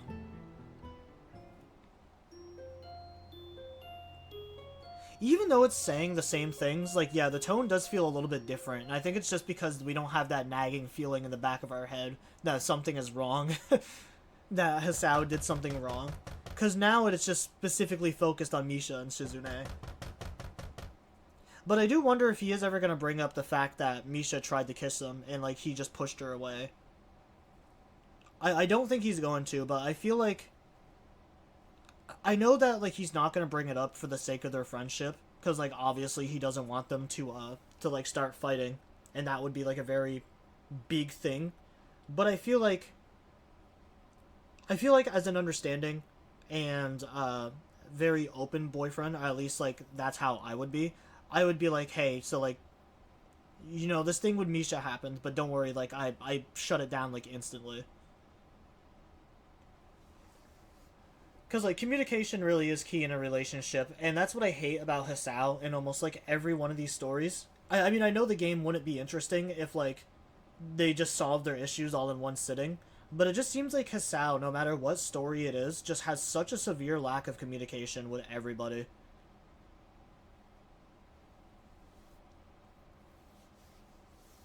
There's no school today, so I expect to be able to sleep in late. Unfortunately, I'm awakened by someone mercilessly pounding on my door at 8 in the morning. At first, I think it could be Kenji, but when my shouts of annoyance go unanswered, I realize it's Shizune. She immediately backs away from the door when I open it, quickly concealing something behind her back. Kind of anonymous. Not anonymous, ominous. What's that? Is it a surprise? I don't really like surprises. The displeased expression on her face says that she wants me to stop being a wet blanket, and she's too busy fumbling with what's behind her back to sigh. I must be frustrating to her because seconds later she swings the object out proudly, and also a little dangerously. Ta-da! A picnic basket. We can have lunch together, the three of us. It's not really a basket, it's more like a plastic bag. Taking a quick look inside, I can see that most of the food inside is also store-bought, not homemade. Some items still have the price stickers on them. There's a very diverse selection here, though. Even a tiny can of caviar. I'm slowly becoming more impressed with this lunch. I pick up a grape out of there and pop it into my mouth. Don't just take things like that. I spent all night perfecting this final weapon. Shizune places it down on the ground to free up her hand. It immediately starts playfully tapping it between her feet like a soccer ball. Definitely not what you should do to anything you're gonna call a final weapon. All part of my get Misha to stop being so depressed plan. I stayed up all late last night working on it. When we tried to order in last time, Misha barely got anything, and used it as an excuse to leave early. I won't let her get off so easily this time. The food is already here, she'll have to sit down and eat it with us. It's the perfect bait. Doesn't everything look irresistible? I tried to make it myself, but I don't know how to make it look all fancy, so I ended up buying everything. Still looks delicious, doesn't it? It should be. She's very perky today, juiced up on the thought of cheering up Misha. Although it's odd to see her so happy about it. I know she's just as unsure now as she was yesterday. The only thing that has changed is that by viewing it as another sort of challenge for herself, she can put her worries aside and throw herself into it recklessly. It has worked well enough for Shizune so far. It wouldn't surprise me if it's the only way she knows how to live. It's a little early though. It's already 8 in the morning. That's late. Even Misha gets up at 8 or 9. She goes to bed at 7 p.m., but that isn't important. It's very important.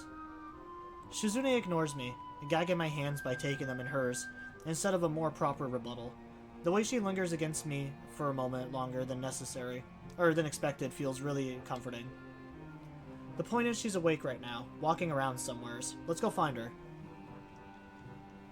She sprints out the door impatiently, and her gusto as she drags me along looking for Misha makes me feel more like I'm following a hunter on a safari than looking for a mutual friend. We don't have to look very hard. Even cropped short, her pink hair stands out. The fact that she's just meandering around the grounds out in the open makes it even easier, and now I'm sounding like a safari hunter. Misha! Huh? We were just looking for you. It's a good day for a picnic. You should join us. We even have caviar, not sturgeon. Of course, but really tasty. Caviar? Sturgeon? Apparently finding it annoying to have to explain everything at length with only one hand, Shizune gives up quickly. Fish eggs. What? It tastes good. Sorry, Shik-chan. I think I'll pass for today. When Misha starts to walk away, Shizune holds out a bag towards me, needing me to take it so that her hands can be freed. As soon as it's out of her hands, she darts in front of Misha, cutting her off. I made so much food, though. Sorry, I'm just not hungry right now. When are you going to be hungry, then? Shik-chan, that's impossible to know.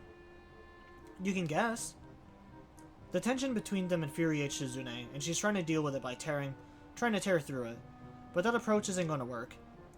I'd thought and hoped that Misha had gotten herself together, but I guess she was just cut too deep by what happened. In that case, it's really out of anyone's hands. I believe that Shizune might understand that on some level. If she didn't, she wouldn't have any doubts at all. Because she can't speak though, I've learned to notice her hesitation. It's very clear she might as well be screaming. Misha waves her hands in front of her, not wanting to continue the discussion any further, and quickly slips away. Shizune fumes silently, reluctant to let her go but having no way to keep up with her. As Misha's back grows smaller in the distance, I wonder where she's heading off to. Is Shizune wondering the same thing as she bites her lip in frustration? I want to touch her reassuringly on the shoulder, but I stop myself, not knowing if it's the right thing to do. Not because she looks fragile or vulnerable or sad. It's the opposite. After a while, her expression belays no emotion at all, only contemplation. Suddenly she whirls around. I mean, I'm sure you could put your shoulder on, or like put your hand on her shoulder, dude. She's your girlfriend. Like, you don't need to be scared of your girlfriend.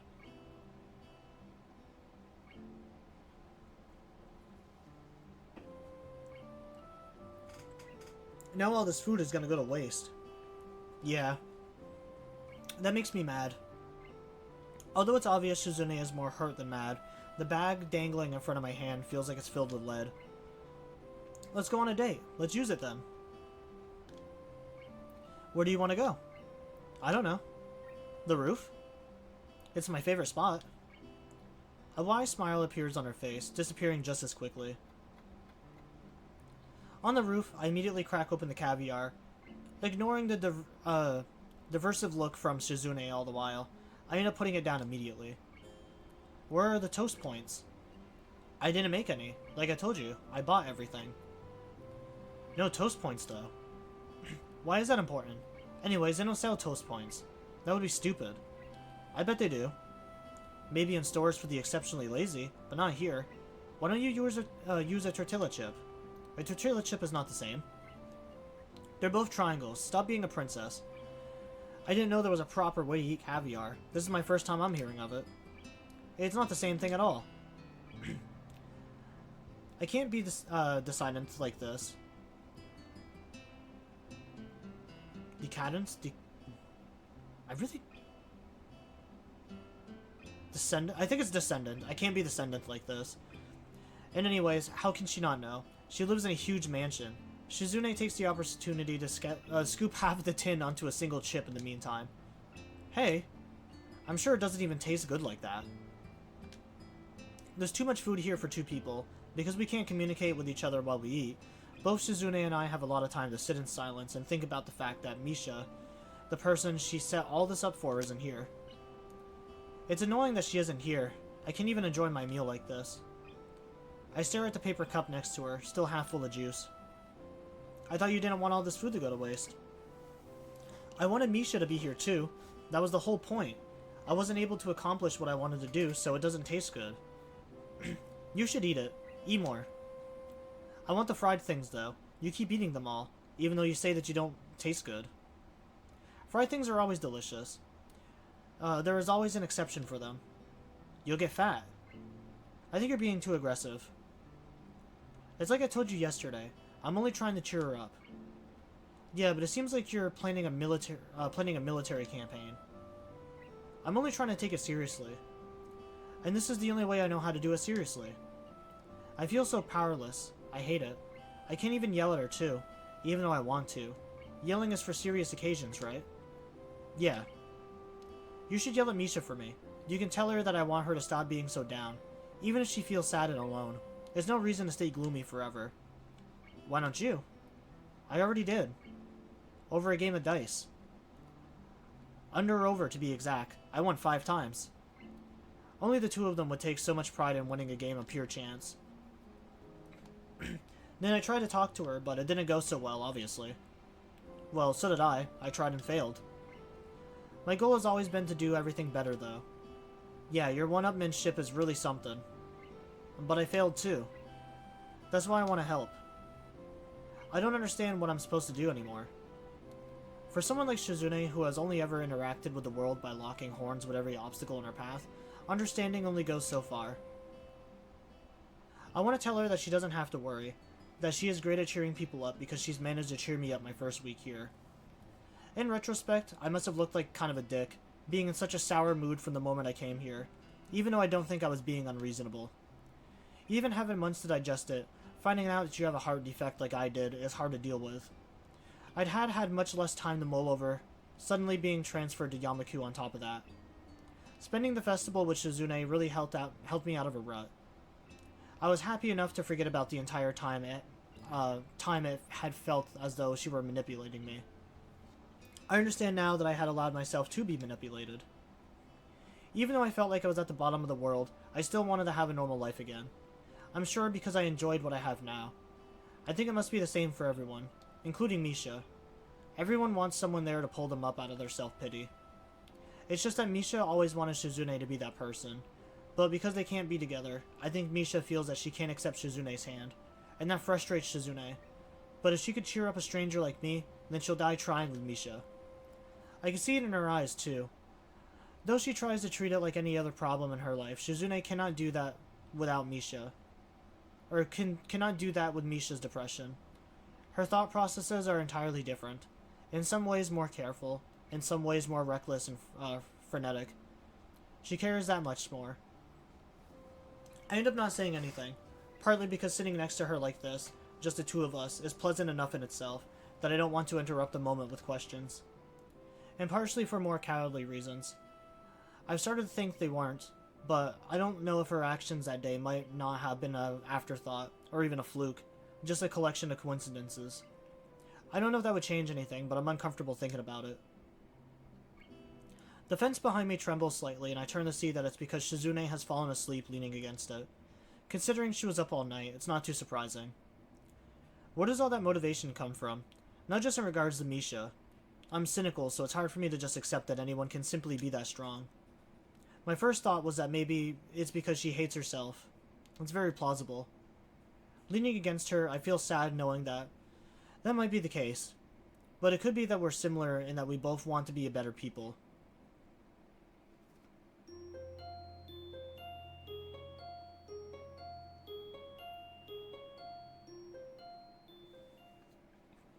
I'm gonna be so glad when we have the story done. I mean, we're still gonna have 2 more characters to work through. We're gonna have... I think next I will do Hanako. I will do Hanako's route, since her route is the original one that I wanted. And then we'll just save Lily for last. But yeah, I can't believe we only have 2 of the characters left after this. This game has been honestly so much fun. Hanako is the girl with the scars. No, that's Nanako with an N. Do I have any pictures of Nanako? Actually, I chose a good ending. I can save over this one.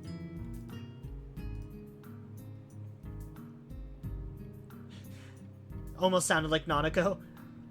Yeah, but Nanako is on her. She's on her own level. Gallery. Let's find a picture that doesn't have tits or anything in it. So yeah, that's Emmy, the girl with no legs. Don't look at those bottom ones. Oh, I only have 1 picture of Hanako. But yeah, if you ever played Doki Doki Literature Club, she kind of looks like a watered-down version of Yuri.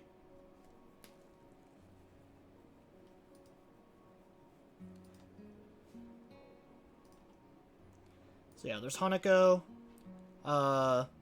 Lily was the blind girl. I don't like Doki Doki Literature Club. This game feels more up my alley. I didn't know what to expect when I went into Doki Doki, but I didn't mind the game. I do hate games that have 4th wall breaks. I hate games that take place, like, inside a simulation, or, yeah, just, like, 4th wall breaks, where, like, nothing is real and stuff like that. Rin is really cool, too. I liked Rin a lot.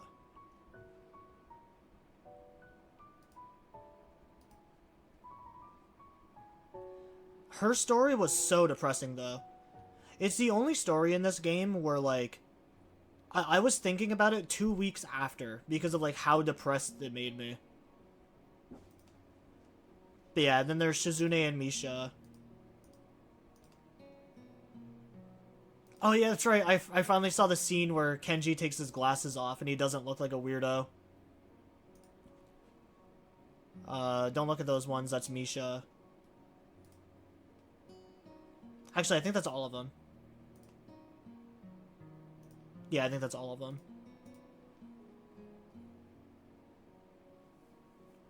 My biggest problem with it is that it had an interesting start, but all the plot pointed... all the plot points it introduces just get thrown out the window in favor of meta stuff.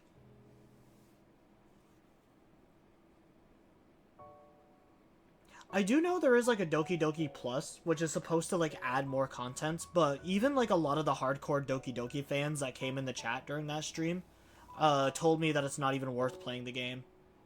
Unless you just really want to experience the like, extra content. Oh shit, maybe there is actually more videos. It looks like there's 6 videos in total.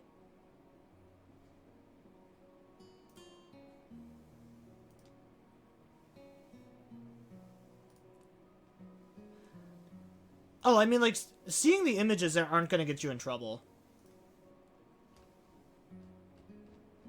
I don't even know I can collect the music either.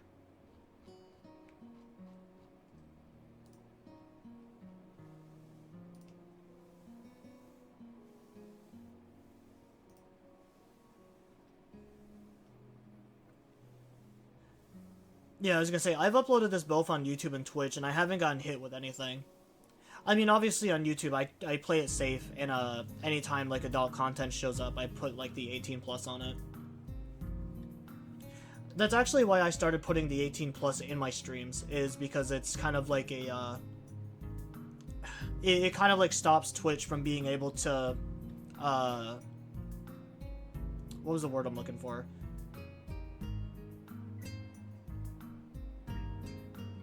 Legislate? Maybe that's what I was looking for. By putting the 18 plus in it, it kind of stops Twitch from being able to like enforce more like legislations on your channel, because you're actively making it known that it's adult content. Because like Twitch doesn't have problems with nudity. It really, a lot of the games that are like banned on Twitch is mainly because it includes stuff like SA, like abuse and stuff like that.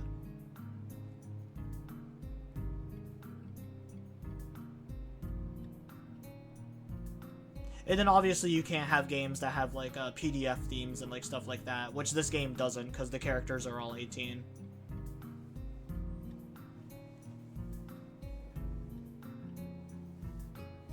But yeah, if you look at the Twitch ban list of games, it's actually surprisingly kind of small. I was expecting there to be a lot more games on there.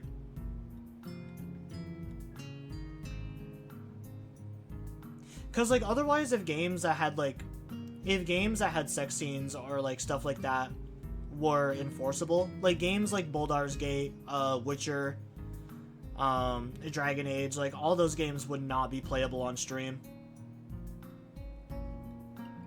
I think the context of it like matters. Like obviously if I'm playing GTA 5 or if I'm playing those games only just to like stream those scenes over and over again, then yeah, I think Twitch might have a problem with that.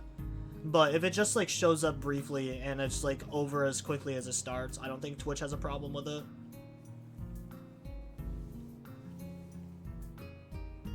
It seems like I ate too much yesterday because I wake up in the morning feeling nauseous enough for it to be a problem. That's probably what happens when you eat caviar. I really can't postpone going into town for shopping though. So despite wanting to roll over and sleep it away, I force myself to get up and dress instead. Somewhere between buying toothpaste and a few other groceries, I end up walking it off. Then I feel hungry. After stopping for breakfast, it hits me how much time has gone by. I hadn't expected to be out this long at all, and I'm not sure if I bothered to lock my door. I really should get back. When I get back to the dorm, I see Hayaki standing in front of my room from the entrance. I can't think of a few things more unexpected, and I can't help thinking that I might have a heart attack just from the surprise. Fortunately, it doesn't happen. As soon as he sees me, he says hello in his usual detached way. I'm a little slow to reply to him, and so he repeats the greeting without missing a beat. Hello. Is something wrong? I'm just surprised to see you here. Not as surprised as I could have been, since it's impossible to mistake him for anyone else. I'd recognize those weird clothes anywhere. Come to think of it, I've really surrounded myself with distinctive-looking people lately. Hidaki's head lolls slightly to one side, a little too easily. Why? Is it unusual for someone's family to come see them? Well, yeah, actually. So Hayaki isn't a robot after all. In fact, it's almost as if he's caught more off guard by the fact that he can be caught off guard. But he recovers quickly. Nevertheless, that brief moment, he looks his age. That uncomfortable side of his seems like the more honest, and I wouldn't mind seeing it more. Not so much though that I'd go out of the way to pry. Only Shizune would be that zealous. That my thoughts get so far is proof that she's rubbing off on me. I think I'd have a reason, that's all. There is one. See? Anyway, we can talk while we're looking for her. That's why you're here, right? Shizune is in the student council room. I was looking for you. We might take a trip soon. A family trip.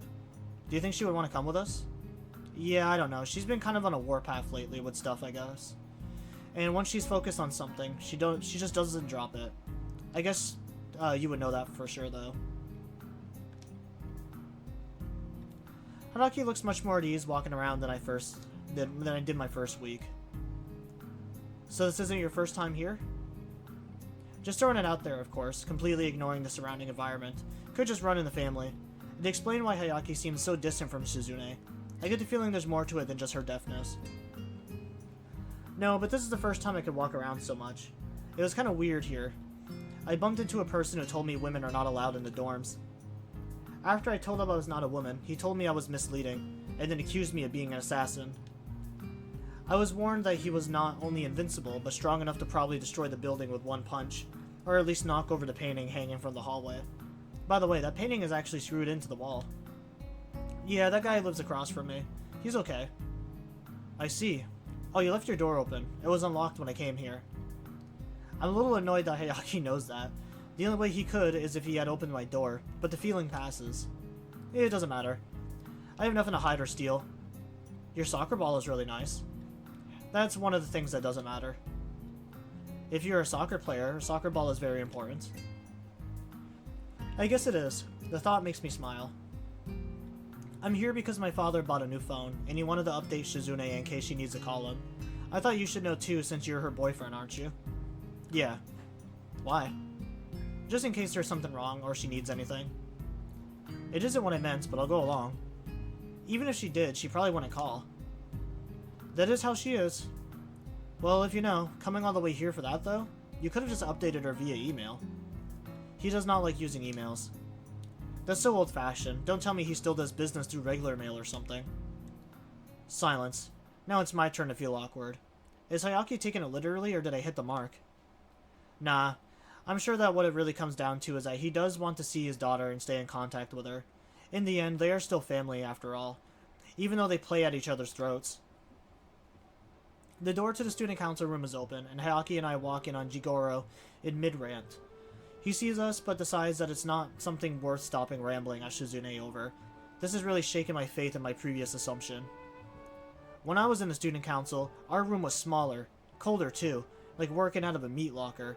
Not like you spoiled kids. What a waste, sitting here in your giant room doing nothing. Aren't there only 3 of you? That makes having so many desks only seem like an unnecessary display of mindless, descendants. Not descendants, the fuck? What did I say it was last time?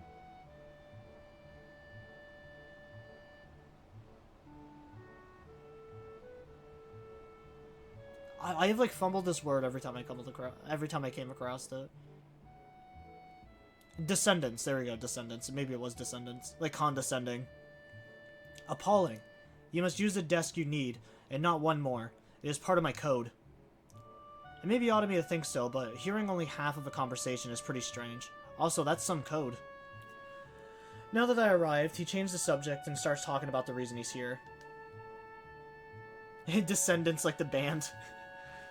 Yeah, he's really a big fan of the Descendants. Or wait, no, the Descendants is that game that came out, that Gunner game. That has, like, the girl that, like, dresses up like a rabbit or something. That's, like, extremely caked up. Hidaki and I are going on a trip. What are you doing? Does everyone who uses sign language mumble while they do it? No, I'm just being an amateur. Or no, but I'm just an amateur. I'm being an amateur. It helps me think. It kind of like force of habit. Just an amateur? Unbelievable. Fine. He turns back to Shizune just in time to catch her shaking her head from side to side. Are you sure you won't be coming along? She reiterates the gesture. Fine. Can you tell her to call me if she needs anything? Yes. I really think sending an email would have been easier though. I'm not going to read emails on my phone. If she won't speak, she can call Hayaki. I suppose I have to be, if I have to be reached. You would have to call me, or that other girl would have to call me. Actually, all 3 of you can just call Hayaki.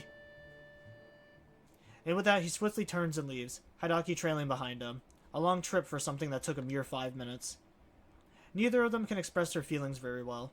In Shizune's case, I have to question whether she would if she could. It explains a lot, but she doesn't seem unhappy with the arrangements. Even so, I wonder if she might. When the door closes behind them, leaving Shizune and me by ourselves, she lets out a deep breath that seems to echo in the silence of the room. It's totally ridiculous asking me to go on a trip. The timing couldn't be worse. It overlaps with the student council elections for one. Second, I haven't even cheered up Misha. If you consider that, it's annoying to even have anything else to think about. Yeah, but you might be too focused on all that stuff right now. Shizune adjusts her glasses roughly. Completely 100% right. The minute I decided I was going to cheer Misha up, everything else went on the back burner, I suppose. I think your dad might care more about you than you lets on. I know. So then, it could be a good idea. No. And then again, more firmly, as if for both of us, no. As I'm coming this far, I can't take a break. A vacation would be jarring. It would be like walking in a different life. Yesterday was my vacation, so now we have to go all in. I'm sorry, but it's just how I am. I remember what Yuko said, that she found Shizune brave in a different kind of way. I think I understand what she meant, and I have to agree. Even though it could also be recklessness and foolishness and pointless stubbornness, I guess you could call it bravery too. However, I can see that there is a fundamental flaw in Shizune's thinking that I haven't noticed until now. I'm sure that Shizune has reflected longer and more adroitly than I could about where she messed up to create such a bad situation between her and Misha. However, as typical of her, she wouldn't let it hold her back and immediately set out to fix the problem. This completely ignores a large part of the problem, Misha herself, moving from critical, introspective to holding Misha up as part of a goal causes the person to get lost in the shuffle. Shizune has said a lot in the past few days, but nothing about how Misha feels. Shizune's way of thinking is abnormal. Few people would reject a friend and then expect things to go back to the way they were so easily. Shizune does because she sees life as, if I had to put it simply, capable of being segmented and compartmentalized. Misha, like anyone else, sees it as a whole experience, a long continuous journey where one moment of heartache can follow you forever. For Shizune, an event is an event, and a few of them cross over. Life is compartmentalized around triumphs, failures, and decisions, where each one stands as its own story. It's why the thought of vacation is jarring to her. It's why she can only appreciate people's immediate actions. It's exactly how someone obsessed with living in the moment would think. Likewise, Shizune can see Misha as a friend, but I doubt that she has ever thought of Misha as anything more until recently, or questioned anything about her. Misha as Misha would be enough for her, even if to Misha, it must be unbelievably stifling. Shizune is just Shizune, to herself. It's likely she doesn't even think about the after effects of her actions in the long term, as long as they stir up other people's lives. To Misha, though, I'm sure it made her seem almost heroic, like Yuko admiring her bravery, and even myself. And Shizune's thoughts on the sentiment are that it was good that she could touch someone's life. But it ends there. It's easy to captivate, much harder to nurture. On to the next thing. Thinking of life in terms of almost completely isolated events has a tendency to isolate a person too. Though she's trying to remedy it now, the point remains. There's simply no way Shizune could have avoided hurting Misha. Her emotional investment in Shizune was something Shizune couldn't have accounted for, so she didn't. Combined with her personality, it was inevitable. Both of them have pretty much told me all of this in bits and pieces over the past couple of months I've known them. In the middle of considering their differences, an idea begins to take shape in my mind. Are you working on this plan right now? This second? Your cheer up plan, Misha, or your cheer up Misha plan? Of course. I was thinking about it the whole time I was being yelled at. Flicking her glasses up to the bridge of her nose with an oddly triumphant air, she taps her fingers against her temple. It's multitasking. Really? Isn't it more like you're able to concentrate on something like that because you can't hear? Well, whatever. When I ask her what she thinks of mine, it turns out we both have a similar idea.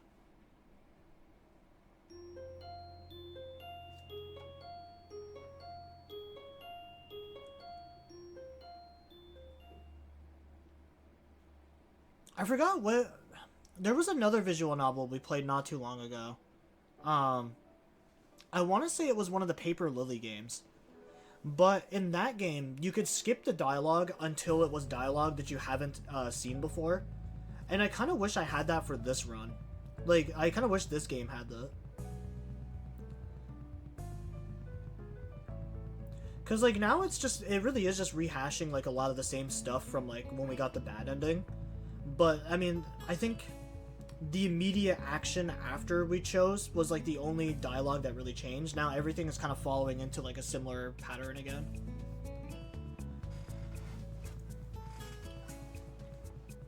I don't know. I just wish I could skip through most of this if it was just going to be me repeating what I've already said.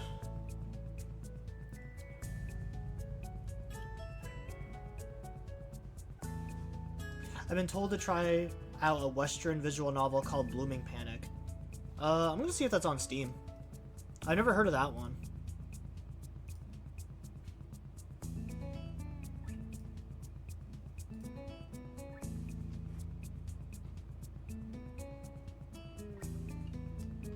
Oh, I got tagged in something on Discord? What did I get tagged for? Or, well, it says that, but I don't see anything.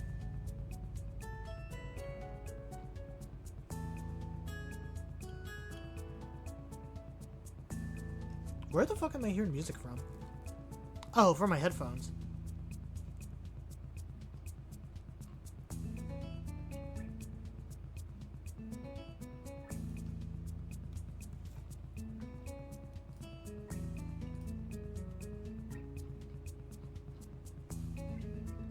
It said I had a notification in this Discord chat, but I'm not seeing anyone who tagged my name.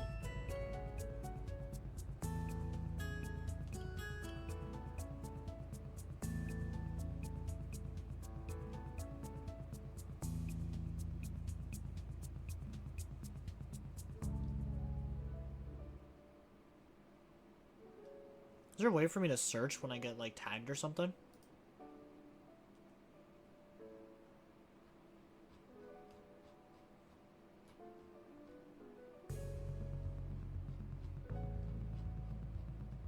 I don't think so. I don't know.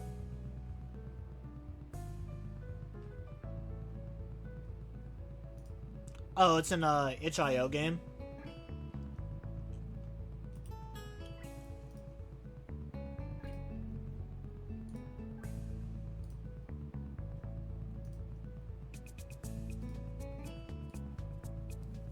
Well, Alan Wake is on sale today for $1.50.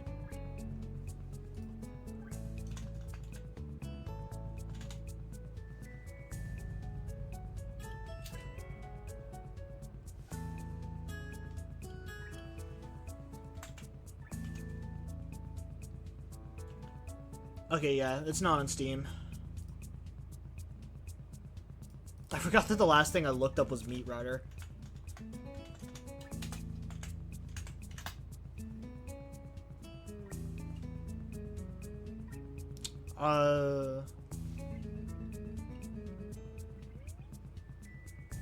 By Western, are you talking about the time period or where it was made? Because this doesn't look like a Western setting.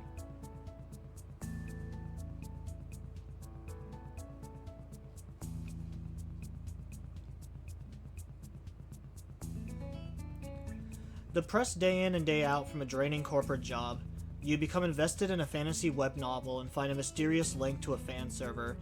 Everyone is warm and welcoming, but 4 members take a special interest in you. Night Owl, Quest, XYX, and Naked Toaster.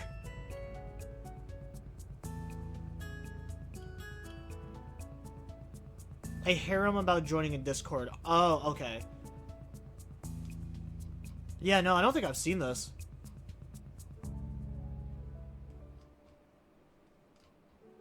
Do I play as a male or female character? Because it looks like everyone in the game is male.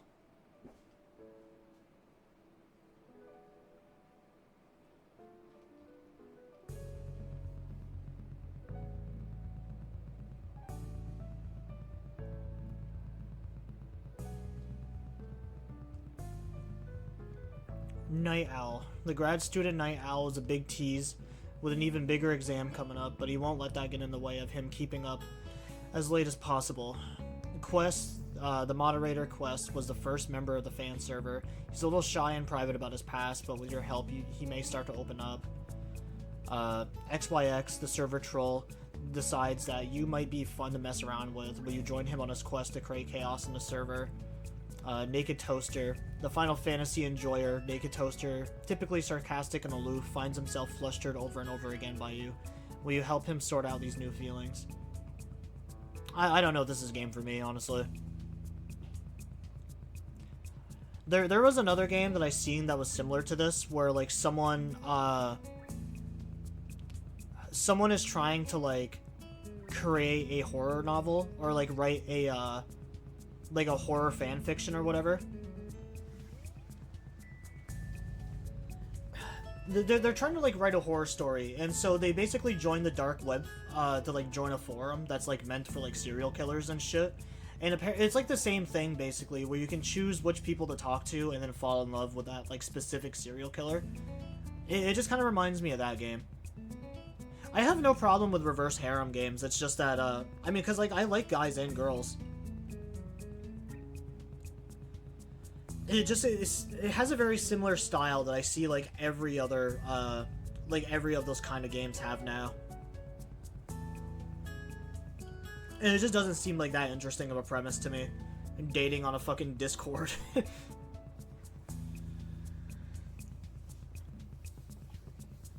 Because at least with Katawa Shoujo, it's like, how many games are there out there where it's a dating sim for like people with disabilities? That's what pretty much drew me in at first, was how unique the characters and like the setting was.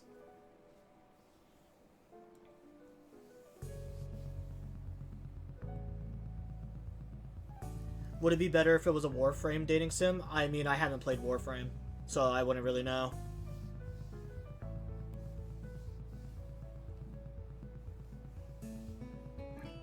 Although it makes me feel kind of uneasy since we're talking about a human being, the first step is to corner Misha. Though the situation is a little too much like something out of a cop drama for me, it's come to this because talking to her normally is proving to be near impossible. But we do have classes together, even the very first class of the day. Although it takes a while for the announcements to come, the second that I hear we're going to be working in groups today, Shizune and I make our way over to Misha. You know, I think Muto assigns a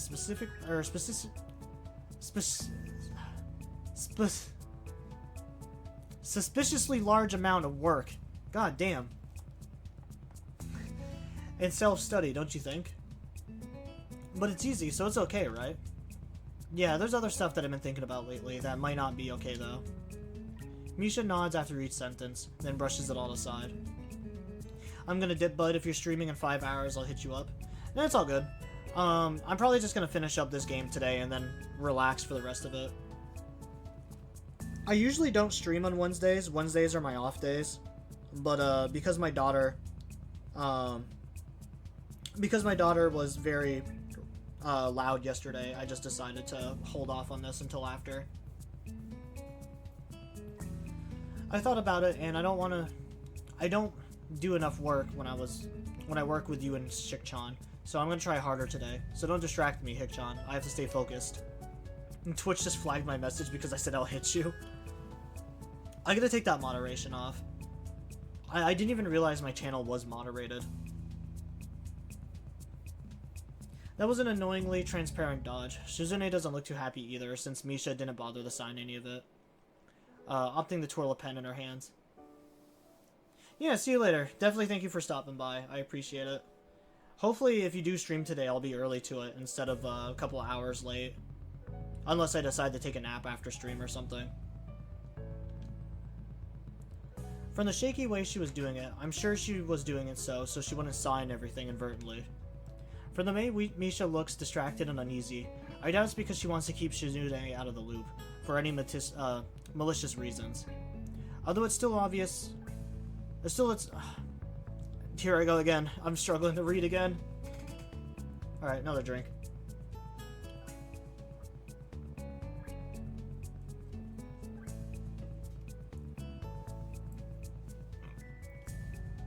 Alright, let's take it from the top.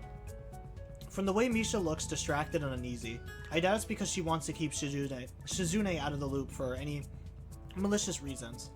Although it's still obviously a way of distancing Shizune from herself. Shizune wants to talk to you. Can I just wait until later, Hik-chan? No. Why not now? We're in the middle of class. Now she's spinning a pen in each hand. I'm beginning to think her signing has turned into a kind of nervous tic for her. This isn't a good replacement. Although, the sight of her dual wielding is pretty impressive. After class, then? After class, I don't waste a second bringing it back. As everyone else files out of the classroom, leaving the three of us alone, Misha takes increasingly longer glances in every direction except forward. Do you want to get something to eat? Why do you and Shik-chan keep asking me if I want to eat something, Hik-chan? Because we're all headed to the cafeteria, and we haven't eaten together in a long time, so why not? Is this about the student council? Taking Shizune's lack of reply as a mission, Misha sighs. Shik-chan, is that all you ever think about? Before Shizune can reply, she leaves. I have to say I'm not feeling very confident after what just happened. Neither of us were expecting it to go smoothly, but it would have been nice. Readying my mind, Shizune curls a finger around her glasses. Reading my mind, Shizune curls a finger around her glasses for a while before signing. I know what you're thinking, but no. It's not that I think we should give up, and give her space now. I told you I wouldn't give up so easily. Yeah, well, now I'm starting to wonder if it's not too soon. Cold feet? Well, I'm not going to. That would be giving up on her. There's a fine line between helping someone and smothering them, but I just want Misha to pull herself together and stop acting so weird. I know she can do it. Even if she wants to try, people don't change overnight. If they could, the world would be a much easier place. Okay, you win. Then I guess this is the part where we split up and look for her. Though I'm the only one who is really supposed to find her.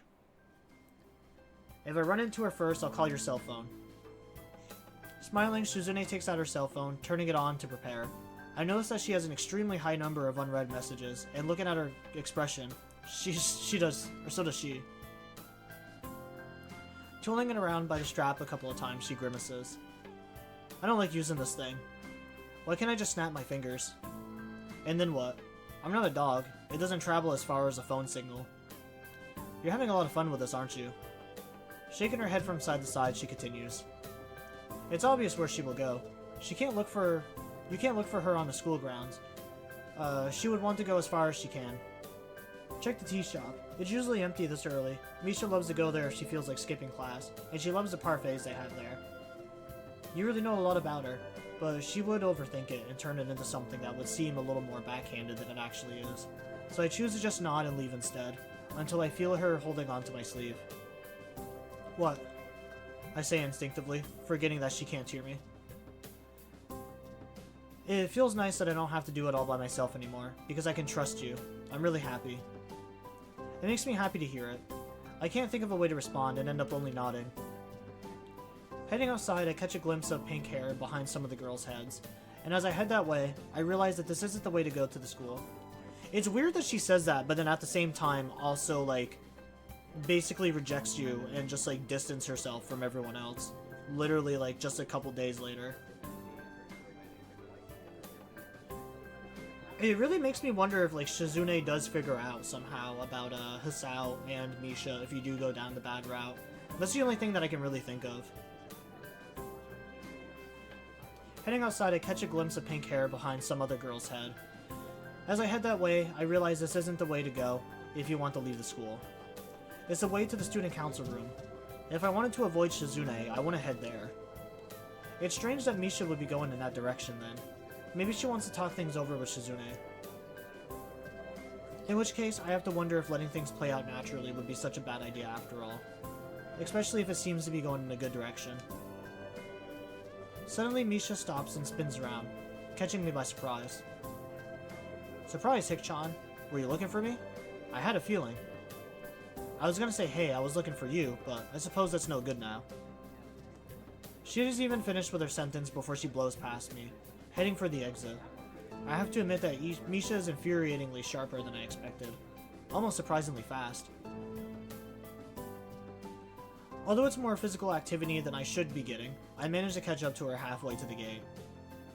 You're really being the rudest woman in the earth right now. Can you just stop trying to run away for 1 second? I want to talk to you.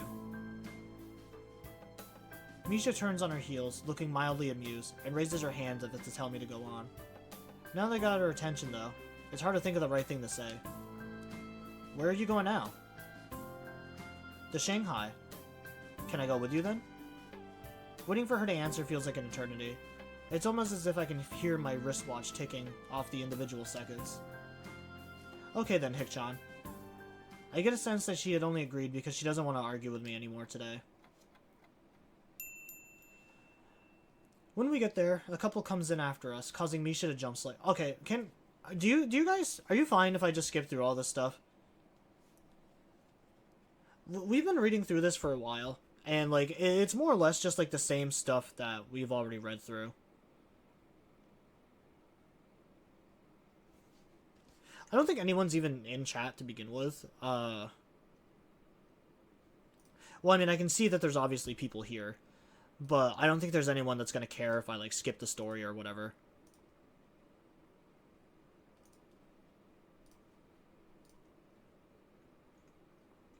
Because I am almost tempted to just skip past, like, all the dialogue that we've already read.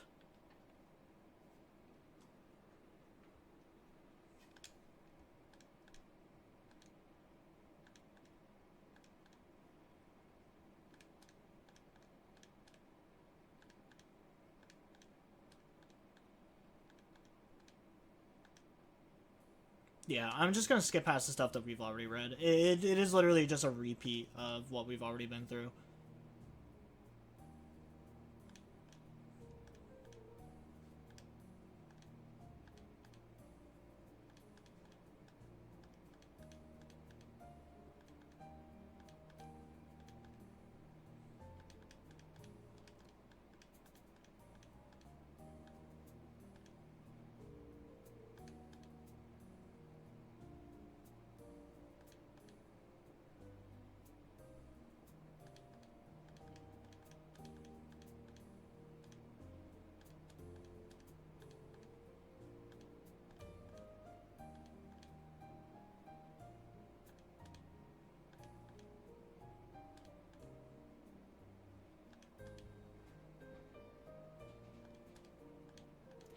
Yeah, I'm just like, I'm quickly reading through to make sure that it's not new. But yeah, I'm just like skipping past the stuff that we've already seen. Because that would be a nice button to just skip past dialogue that you've already read. I do think that was in Paper Lily, where we found that. I can't remember. It was some visual novel that we played. Oh, maybe it was Rival Hearts. It might have been Rival Hearts now that I think about it.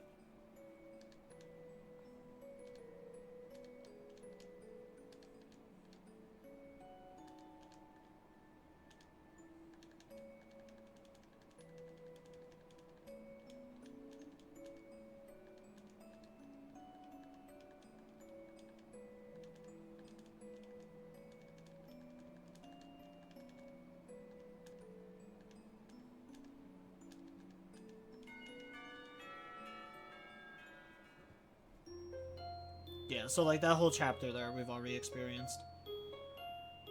I just don't really feel like wasting more time. It probably would be just way faster if I just started doing this. Like just skipping through dialogue that we've already read before. I see less of Misha in the following days, but I don't worry because when I do see her, she looks a bit more like her old self each time. Once it's clear enough that I don't have to be afraid of it being my wishful thinking, coloring my perceptions, I start to relax again. Okay, so that's new dialogue. I'll wake up very early and feeling sick on Sunday. I went to sleep too early last night, too. Something's also wrong with my curtains, and they won't close completely. Because of that, I can't even attempt to go back to sleep. The sun hits me in the eyes every time. I'm sure this is probably why I woke up so early in the morning as well. Being this sick and tired is a perfect storm of frustration. I'm almost glad when there's a knock on the door. It's a familiar person holding an almost completely eating apple in his hand. Taking one last bite, he attempts to shoot it into the trash can and misses completely. It smashes apart on the wall 2 meters high. To be fair, most of the pieces afterwards do manage to fall into the trash can, but I'm pretty sure no one is so brazen that they would be aiming to do something like that on purpose. Perfect shot. Sup, roomie? I'm not your roomie, we don't live in the same room. It doesn't matter. It does, you should at least know the difference between living in the same building and living in the same room. I need to use your room. For what?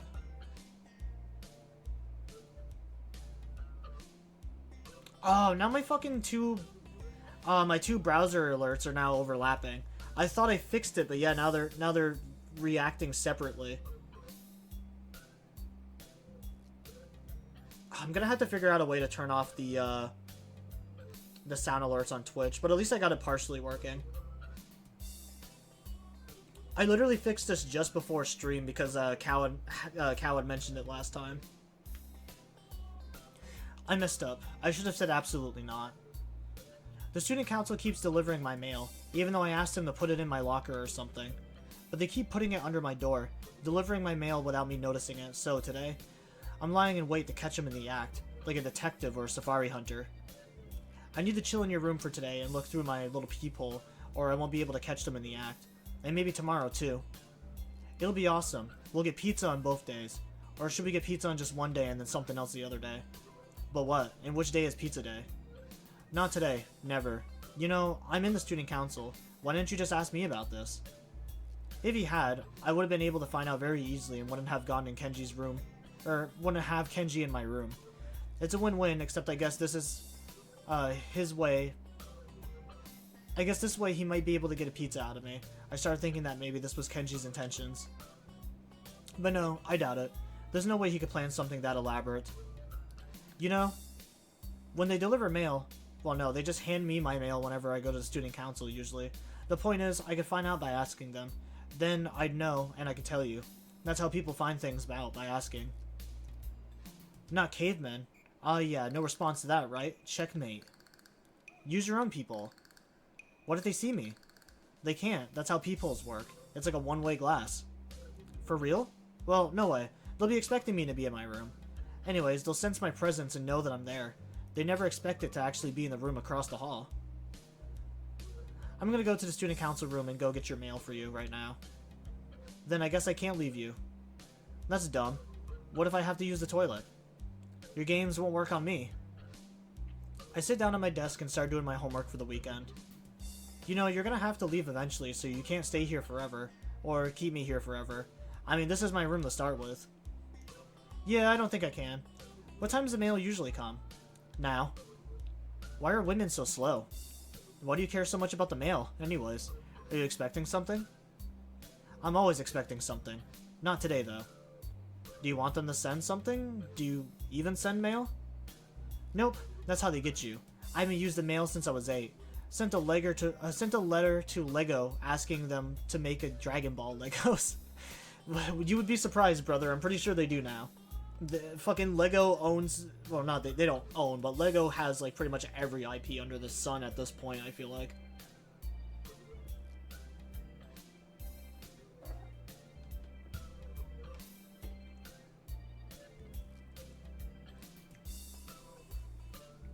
Fucking Lego is like Fortnite at this rate with how many IPs they have.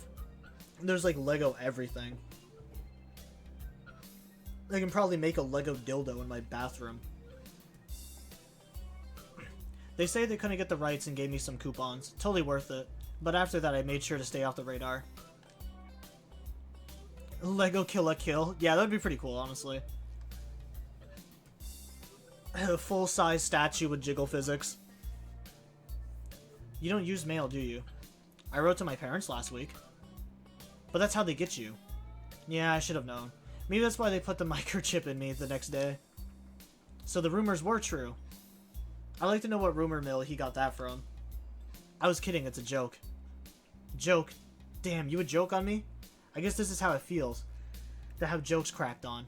I never thought it happened to me. This is a serious issue, man. I think you are not appreciating the depths of my dilemma.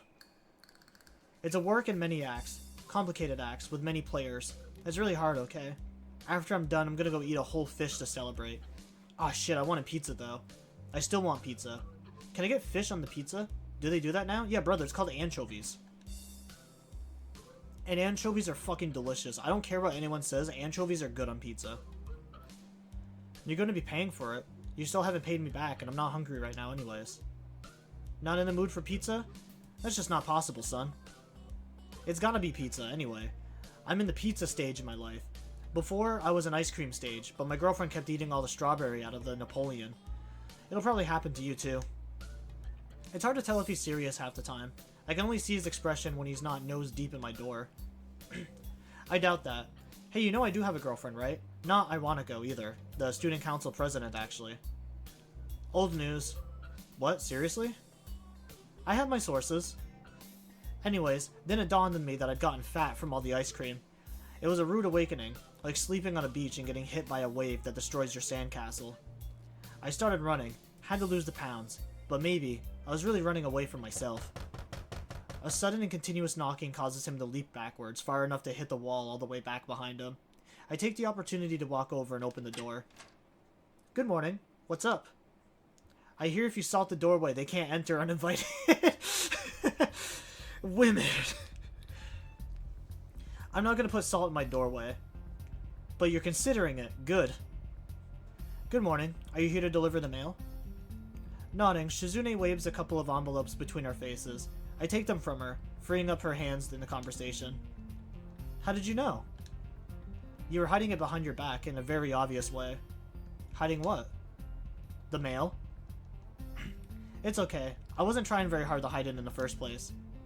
That's not like you. You're the type of person who'd go, anything worth trying is worth trying hard. Girls take an initiative? And what about me? I've been using that phrase for years. Where's my parade, dog? I spit liturgy gold, and women just steal it and wear it out like 2-for-1 sundresses? You're all like the Picard of my Kirk. The fuck kind of reference is that? Or you could even be Janaway.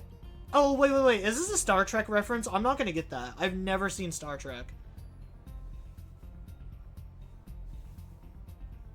I think I do recognize those names, though. Yeah, I do think that is Star Trek. That that actually tracks with Kenji.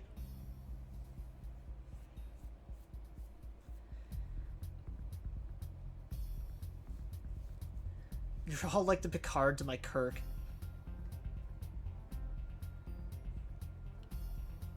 I don't know why, my mind at first immediately went to Charlie Kirk, and I was like, no, this game was way before Charlie Kirk. Why the fuck would I even think about that?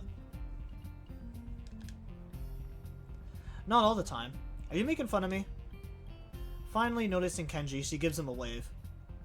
Hey Kenji, the student council president says hi. Hi. Introduce me. I have no idea what he was saying, but it looked confident. Oh yes, no one is better at saying that kind of stuff confidently. I already did. I even introduced you by title. This is Kenji. He's the guy across the hall. His room is right behind you. Anyways, do you have his mail too? I'm only delivering your mail because it was there. I have early access. It's all about location. Consider it as a perk of being the student council. That doesn't sound very fair. She takes a lot of liberties with her position. At least they're small ones. This is the first time I've really been able to see her room.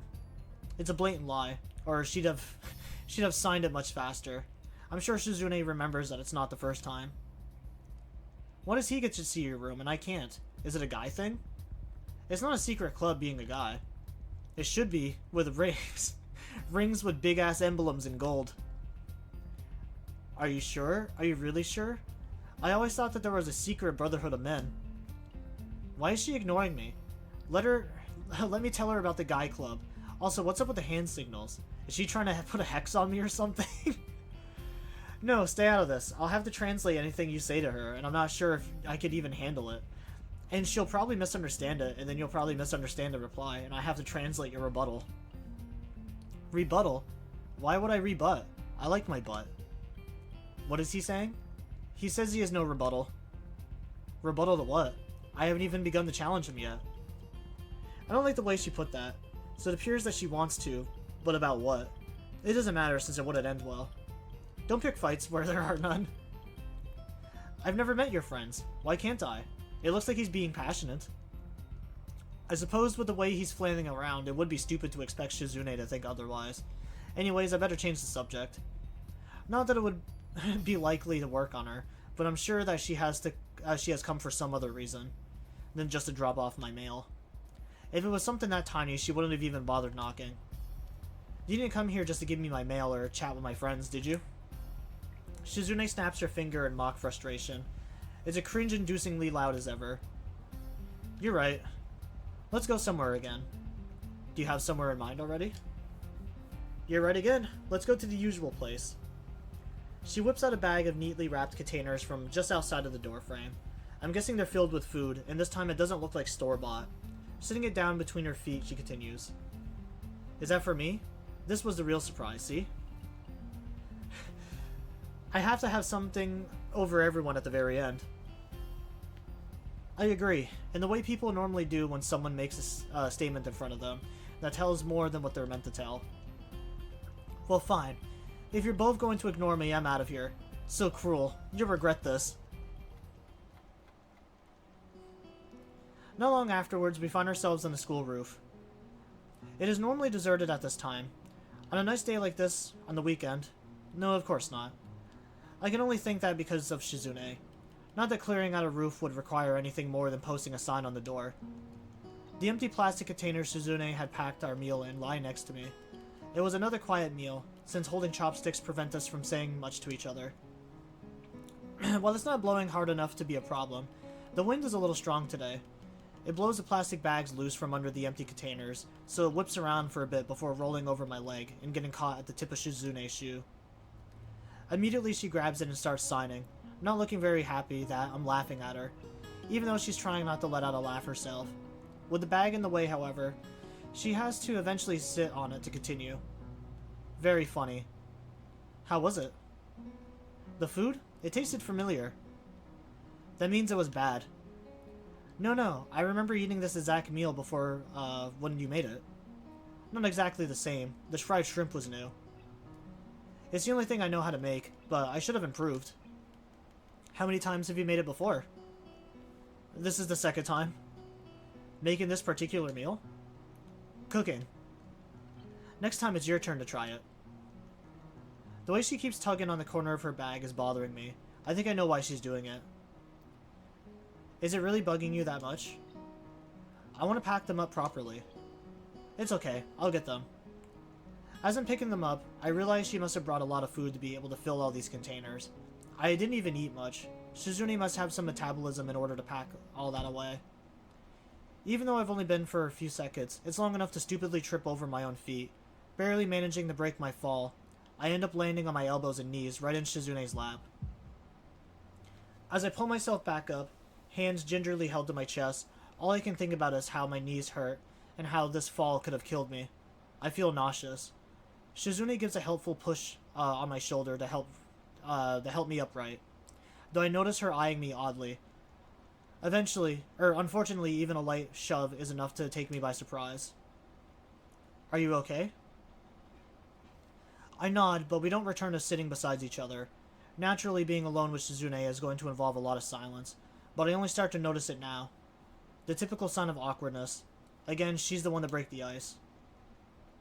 I was expecting you to try something dirty. And now the mood is back to awkward. How's Misha? Misha seems happier now, back to her old self.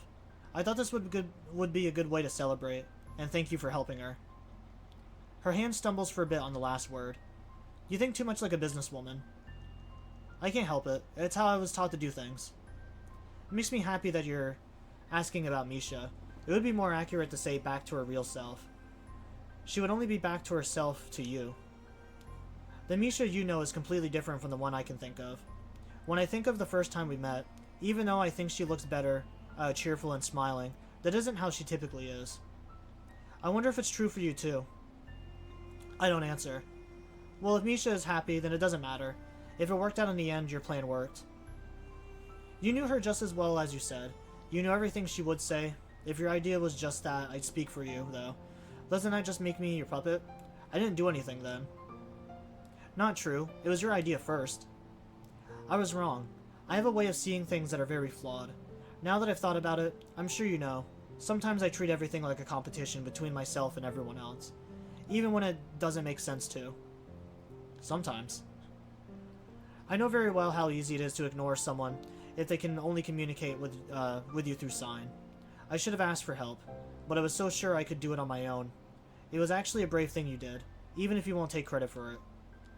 Aside from that, you're really becoming kind of admirable lately. It's strange having her compliment me while her facial expression hasn't changed in the slightest. But, people don't change so easily, according to you. Am I right? She winks, clearly enjoying herself very much. Does Misha tell you everything? Almost everything. I guess you're gonna tell me that I'm wrong about that, aren't you? Yes and no. I'm the one who told Misha that before anyone else, but she took it too far and changed the meeting. It's not easy, but she acts like that makes it impossible. It's possible if you go little by little. I'm considering trying to be less competitive. I thought you enjoyed that, though. Maybe just a little. That's why I specifically used less. She leans against the fence. I have things I want to say to her, but it doesn't seem like the right time for now. Somehow, it's a feeling I have. I can tell she isn't done just yet. A lot of people think I tried too hard. Well, I've always thought that I tried just enough. The sound of the fence makes as she pushes against it, and the deliberate clink of her sleeve buttons scraping against the links are oddly soothing. So is the breeze gently picking up behind me. I can hear people below us. Shizune's eyes dart below us as well, and I wonder if she's still thinking about what she might be missing out on. The attention-grabbing way she tends to snap her fingers proves that she has an understanding of how other people perceive sound. It must be odd, being able to understand that much, but unable to experience it yourself. She starts walking slowly around the perimeter of the roof, still scraping her buttons against the fence. It isn't rhythmic at all, though not for lack of trying. I sort of zone out in thought while she does, and am rudely snapped out of it when she circles around completely and taps on my shoulder. Do you remember what we were talking about? When? Now? Of course, it just happened. It's been almost 10 minutes. When I first saw you, you seemed like you were very attached to the idea of feeling sorry for yourself. That stings, even if it is true. Sorry. It made me want to cheer you up at first sight. I was scared it would be for nothing, though. I couldn't help thinking it would be hard to change your mind. But you did. I thought that was very surprising, and also that you might be kind of easily influenced. Still, I was surprised. It made me reconsider a lot of things, like that maybe everything was worth it in the end. Everything? That's why I like you. I see. It's nice to finally know.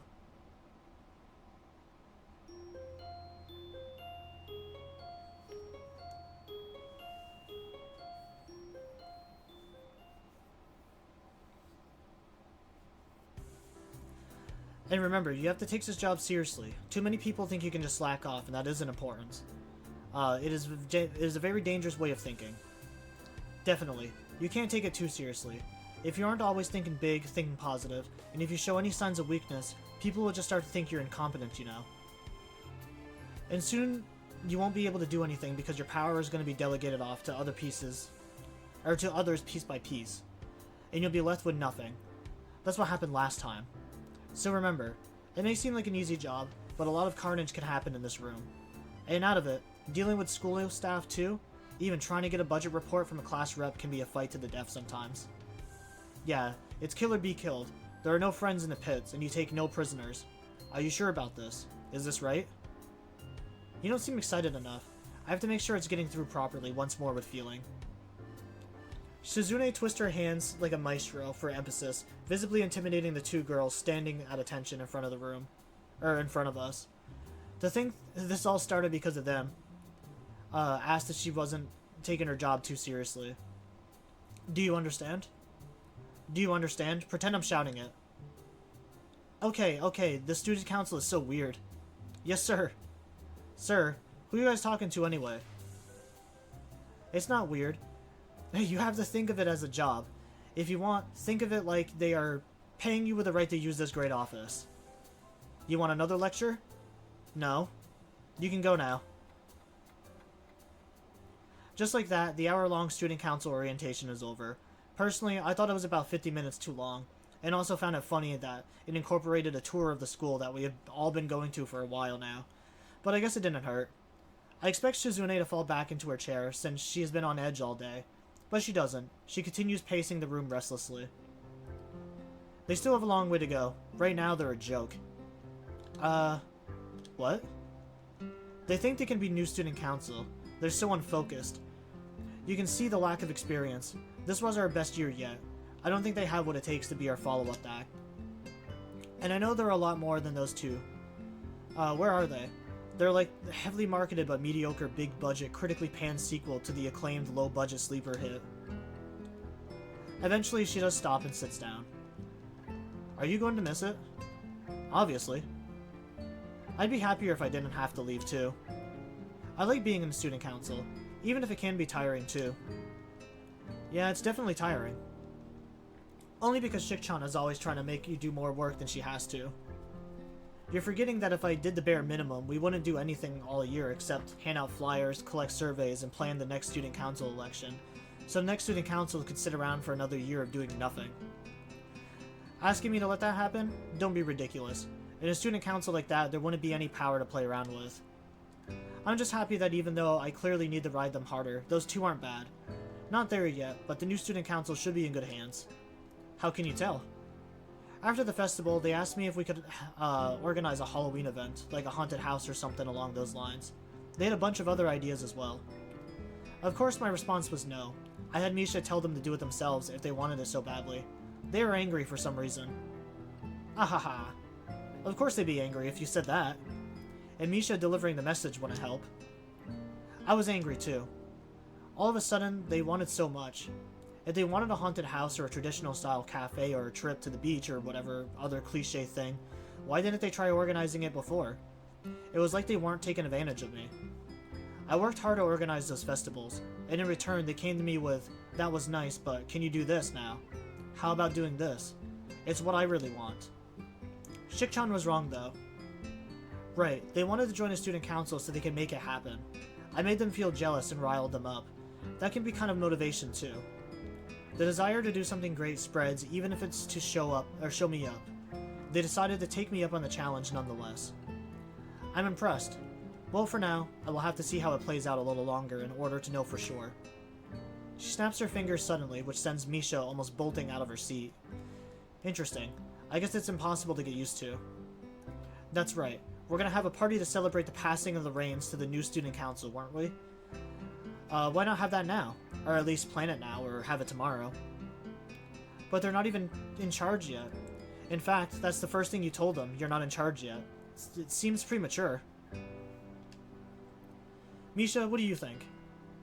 I agree, it's too early. Plus, I don't think I could go away anyway. Or I could go anyway. Sorry, in fact, I was gonna leave right now. Why not? No comment. Come on, tell me. Well, okay.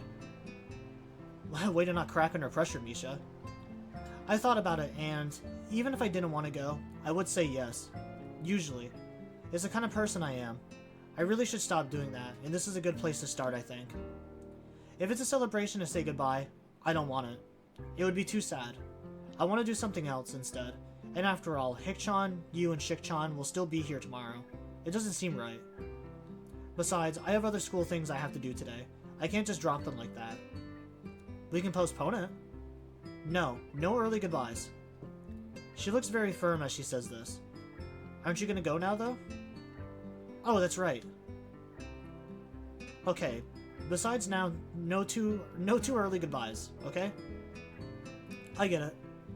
Okay, later. With that, it's just Shizune and me left alone in the student council room.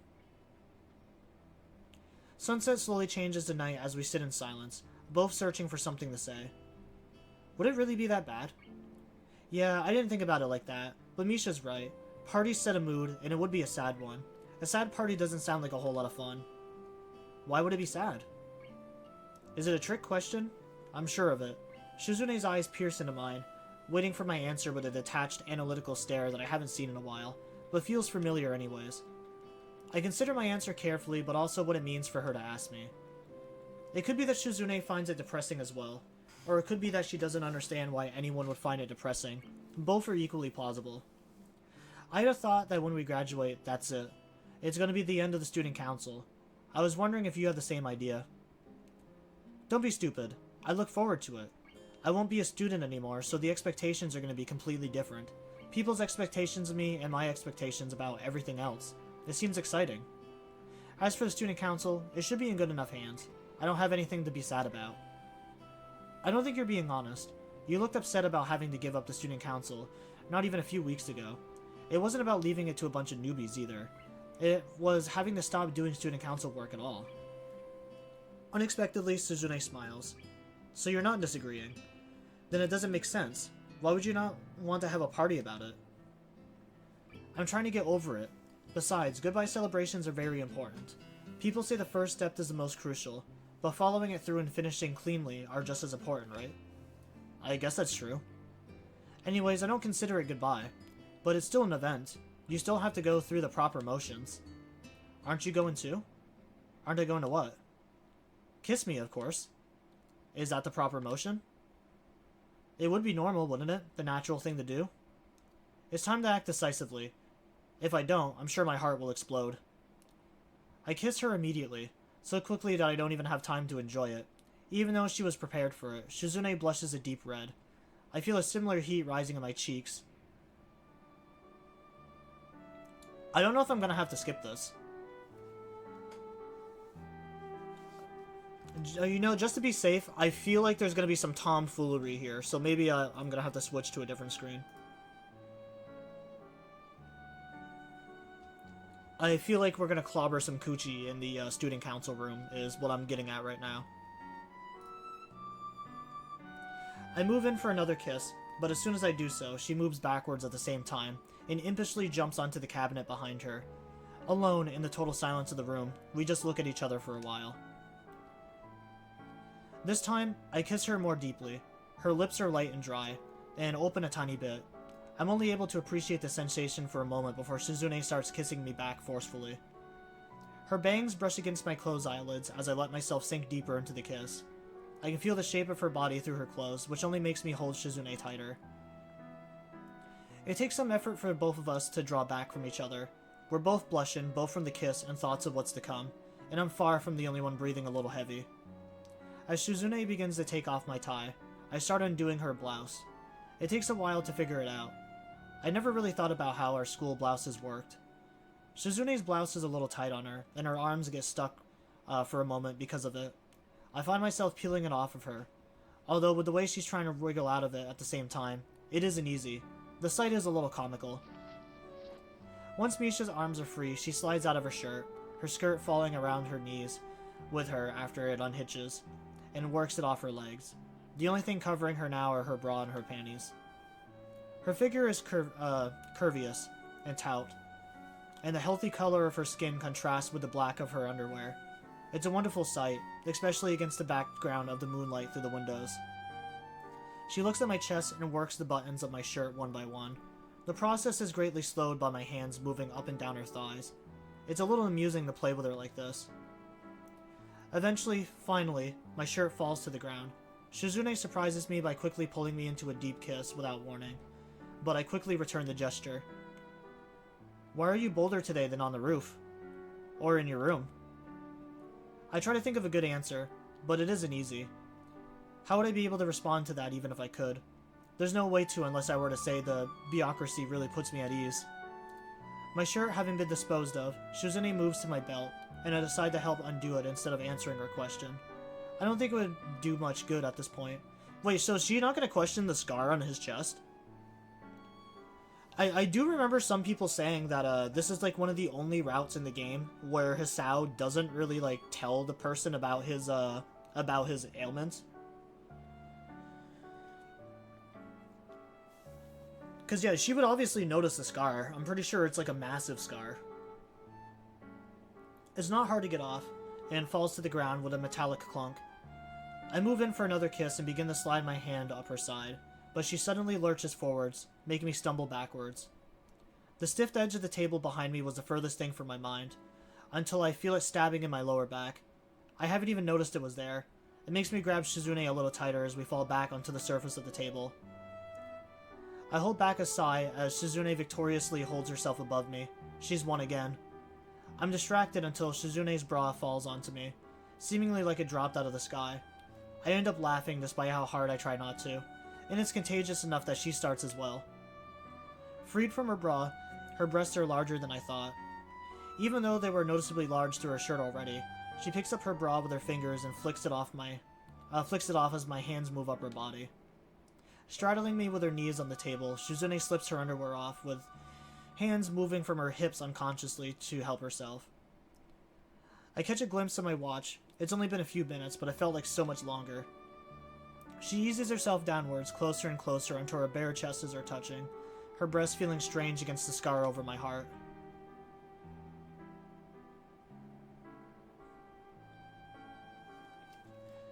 It's a good thing I blocked it. Yeah, there's a lot of images here, actually.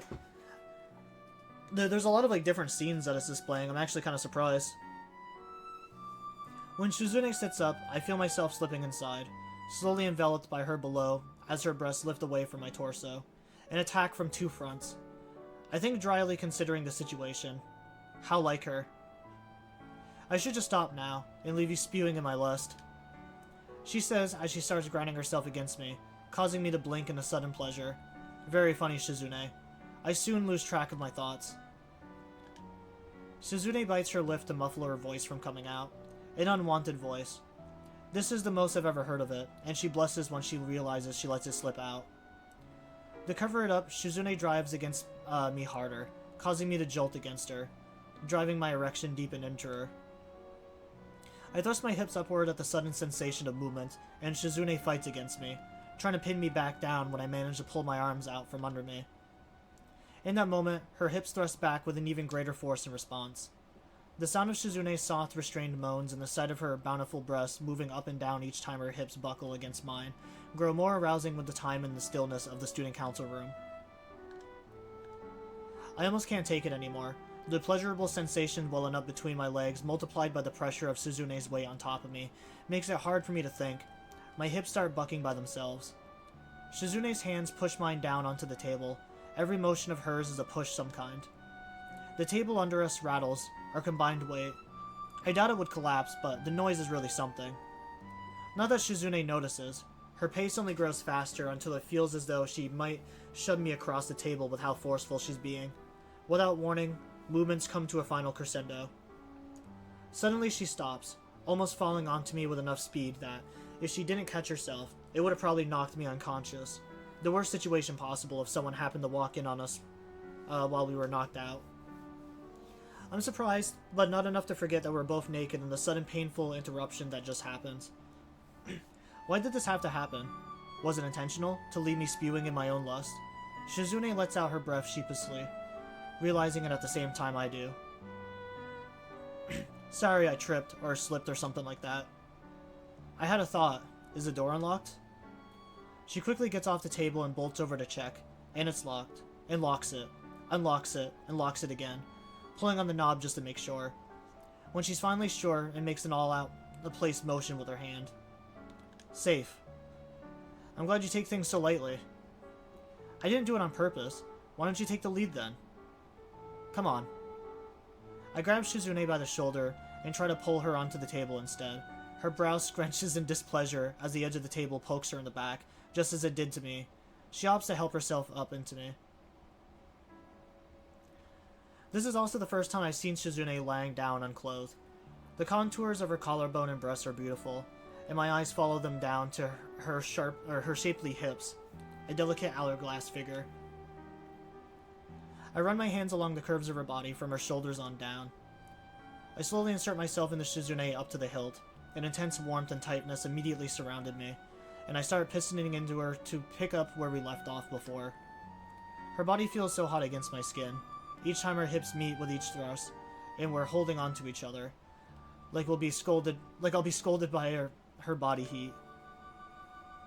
On top of that, I feel more sensitive now than before, and I find myself pushing into Shizune harder to make up for it. My hands glide across her curves, and I carefully tease her with my hands as well, almost losing balance when she reacts strongly, snapping upwards and back into my groin, and nearly pushing us both onto the floor again. Man, these guys suck. Just like, do it on the floor at that point. Moving my hands up, I grab her prominent breasts and fondle them, as I've always wanted to.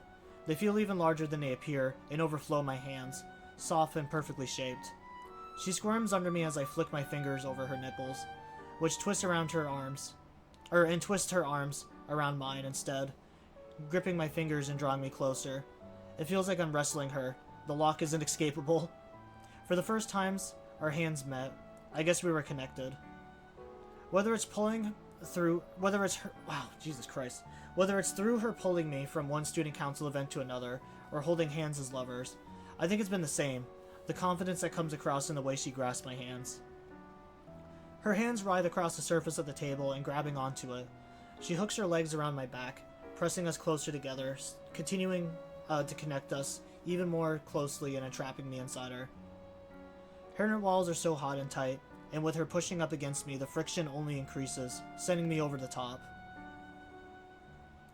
All too soon, the feeling ends. All I can do afterwards is stay inside of her with my hands holding the table, both for lack of energy and because her legs are still locking me in. For Shizune part, she smiles almost dreamily. The sight makes me smile as well, her legs slowly falling, allowing me to extract myself. Man, these two are not very safe. In the story with Emmy, Or I guess it was the same in Rin too, because like in the story with Emmy makes the protagonist, I'm pretty sure, like wear a condom. But with like both Rin and Shizune, like this is twice we just dumped a load into Shizune. They're playing a very dangerous game here. I guess both of them aren't really known for both for their known for their intelligence, I guess.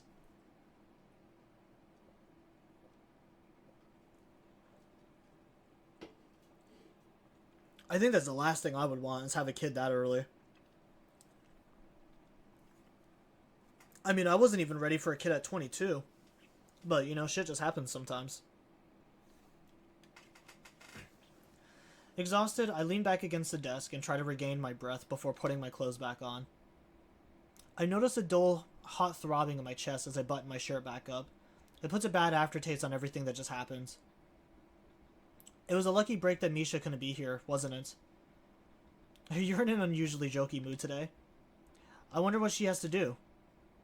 Shizune traces the air lazily with a finger and points to the door. Go see for yourself. Why don't you just tell me? It's more interesting if you see for yourself. Seeing is believing. Sure, clever. Maybe I will. What about you? Are you going to stay here all day? It's getting late. Feels like my last day as student council president, so maybe I'll sleep here tonight. It could be the last chance I have to sleep at my desk, like after a long day trying to meet a deadline. That's weird. I'll sleep in my bed. Sleeping sitting up is a skill, a very useful one. Right. For a moment after I leave the room, I actually do consider seeing what Misha is up to, just because Shizune made it sound so secretive, as if she were building a time machine or something. But in the end, I decided not to. Honestly, I thought she was going to say, yeah, why don't you see for yourself? And then Misha was going to be standing outside the fucking room.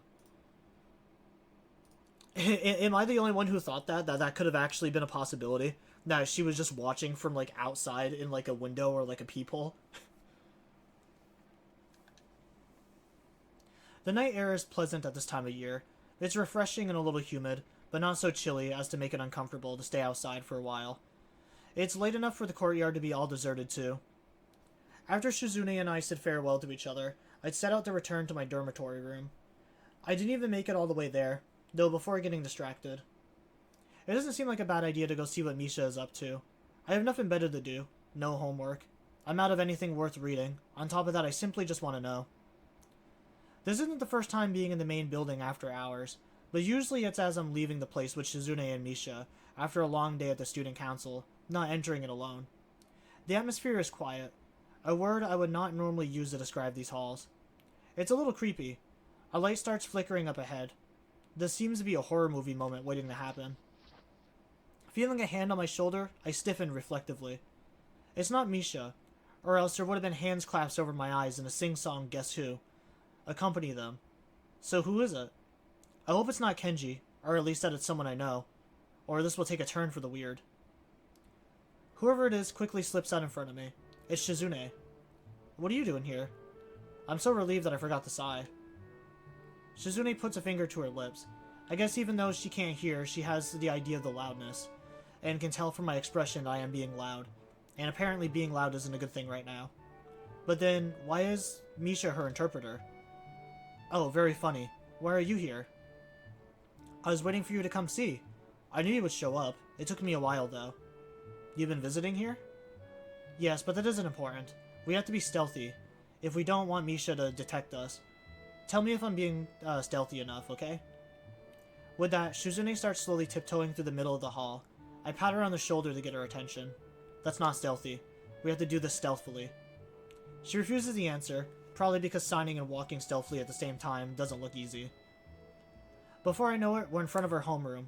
Suddenly a sound like a crack of a whip pierces through the air, followed by a familiar expression of frustration.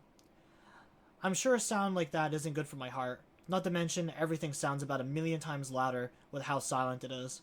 It's coming from inside the room. I saddle next to Shizune and get a look inside. Can you stop throwing a pencil, please? How do you even throw a pencil that loudly?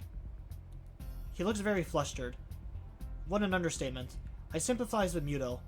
I was able to hear Misha's pen break the sound barrier, even through the wall, with a thick classroom door. Probably blew out his eardrums and left an imprint on the wall. I'm not throwing it. When I get nervous, I like to spin it around, but then I forgot I'm holding on to it, and... Why is she so sweaty? It doesn't matter either way. There shouldn't be pencils flying around. I get enough of that during regular school hours. I don't need it after hours. Right, sorry. Whatever, just stop throwing or releasing or dropping things, please. Teachers have to work too. I noticed Shizune watching the scene I am. Muta was yelling at the top of his lungs, and Misha is being Misha. I can hear them reasonably well through the door, but Misha obviously can't hear anything at all.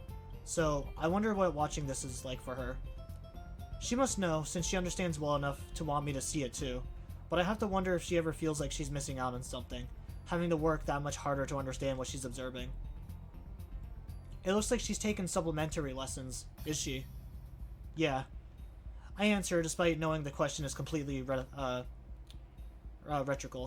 Or, no. Reticle. How the fuck do you say that again? Rhetorical? Rhetorical. There we go, rhetorical. Misha told me she really wants to be a sign language teacher in the future. If she can get a recommendation, she can study overseas for it. That is why she's working so hard. Her grades were always kind of on the low side. Now I feel guilty. I haven't even thought about what I'm doing yet. Neither have I. And the cheerful way she signs it is very unlike her, and is very obviously false. Let's get out of here. We don't want to be seen. It would be a problem if we were caught standing out here like idiots. Where? The student council room? Shaking her head, she slips into the classroom across the hall instead. Great hiding place. You're unusually sarcastic lately. With the door closed, it's a good one anyway. Wasn't it interesting? Yes, but I'm not really surprised. I close the door behind us, prompting Shizune to laugh soundlessly as she slides into the chair. For a second, it depresses me. I want to hear her real laugh. I've been looking down on Misha. I didn't think she had a goal at all, but it turns out I was wrong. I made a careless assumption. I thought Misha was aimless as I was. I was stupid. I lost. Shizune pauses to crack her knuckles and folds her hands over each other and leans forward in her chair. In an abnormal quiet of the building, I can hear Muto yelling at Misha again, even across the hallway through 2 doors. Shizune's eyes are locked on mine, unblinking behind the gleaming lenses of her glasses, observing my reaction to her words. This is a test. Her opinion of people is rarely formed from how they respond to questions. It's how they respond to statements that counts. In hindsight, it makes sense Shizune's inability to speak as well, or as just her personality in general, means that anything she says is a big commitment on her part. Everything. For that reason, I sometimes doubt she says anything without a hidden agenda behind it. That sounds remarkably paranoid. Even Kenji would think so. Unfortunately, I'm so caught up in thinking about it that I forgot to give her an answer. She takes it as there not being one. There was an invisible time limit to tests, shorter than usual. Just as I thought. What do you mean? You don't agree? Not really. It's not that. I don't get it. I want to force my will on people.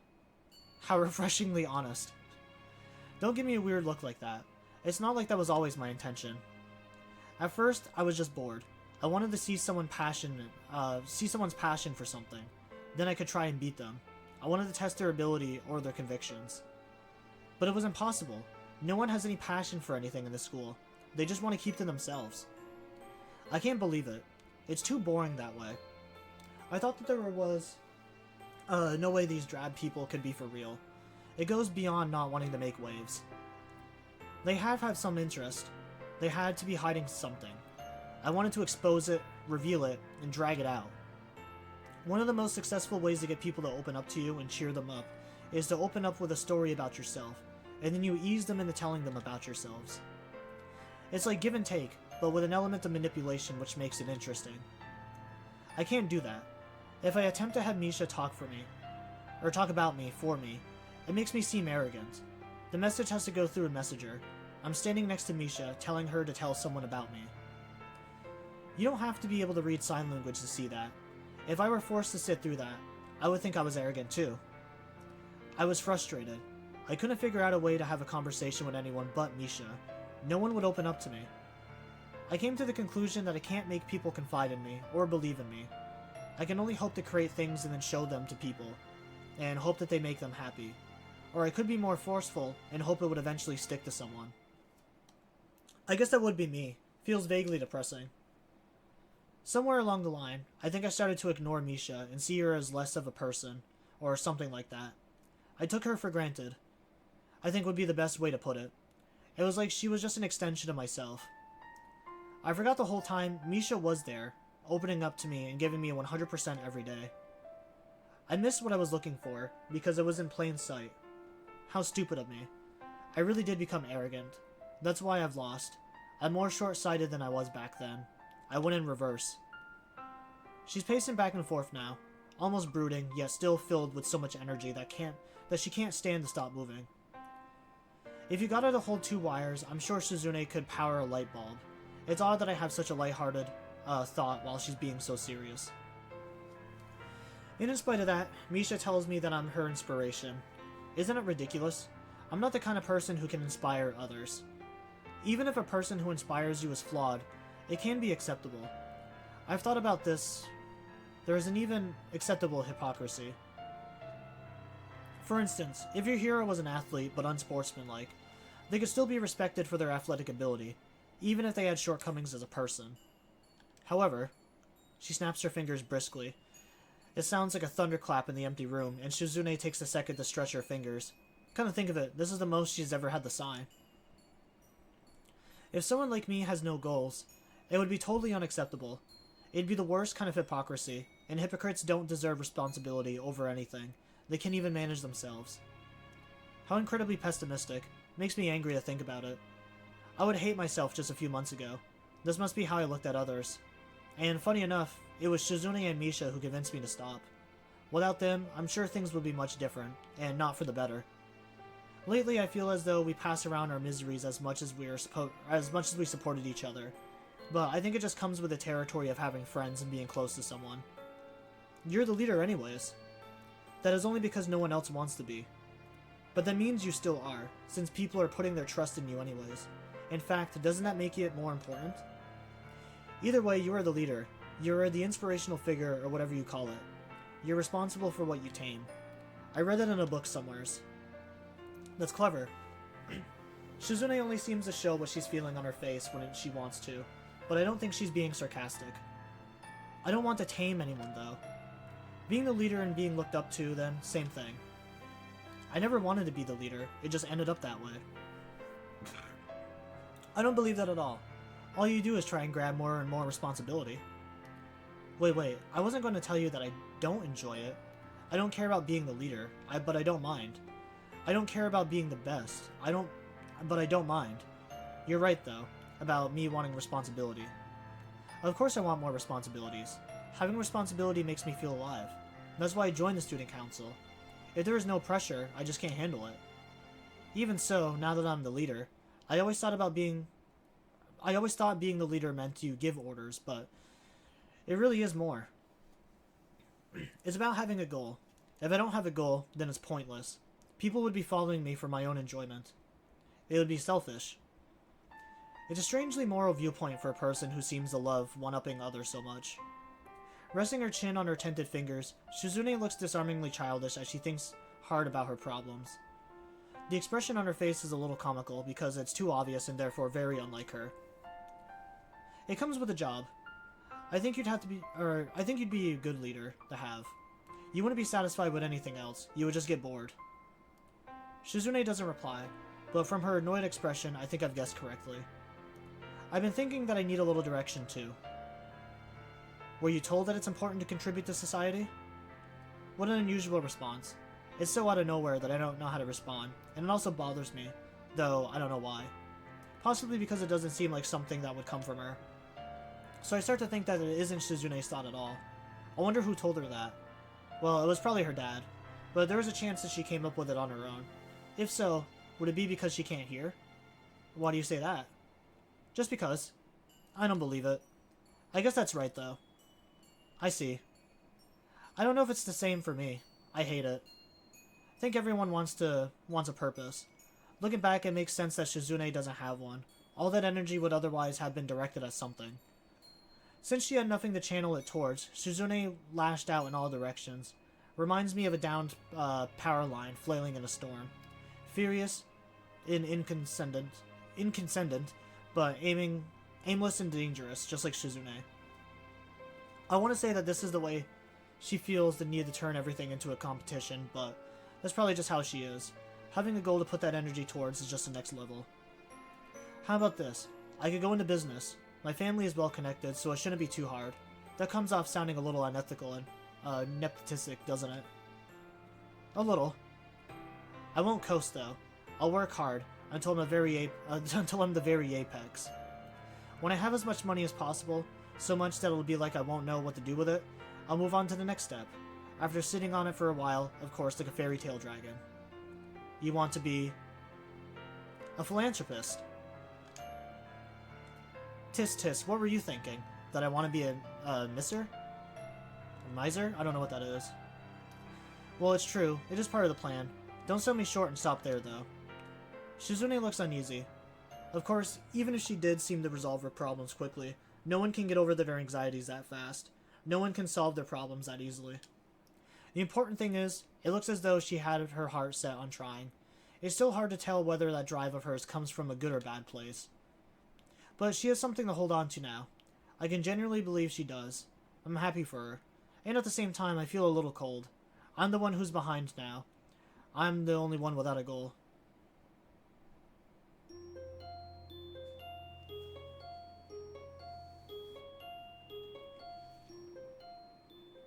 Holy shit, dude. I've almost been doing this for 6 hours. I did not expect the ending of this to be so long.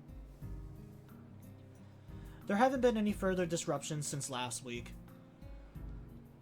Of course, that's what I thought the week before that, and Shizune and Misha's sudden newfound clarity had left me feeling a little lost and envious. I thought there was no way I could rest easy at that time. But fortunately, nothing came to my worries. Then before I knew it, there was enough to deal with in school that I managed to put them off my mind, and still everything was fine. I was wrong. I'd seen Shizune and Misha carefully hidden vulnerabilities, but they were still strong. Now we're going to be graduating soon. I've grown so comfortable here that it kind of crept up on me. When it did, I felt sad and didn't want to think about it, so I didn't. Not until recently. About a week ago, I started making a list of people I thought I should say goodbye before graduation. The first rule I laid out for myself was that I would try to write them down in any kind of specific order. Like, least important to most important. Somehow it ended up like that anyway. Even though it almost ended up being a shorter list than I expected it to be, Kenji is somewhere in the middle. They said I would have to graduate eventually. Well, I showed them. I lived here rent-free for more than long enough. If you take into account the rising cost of land, I think you could say that I've won. No, you know what? I did win. History will acknowledge me as a victor. A victor of what?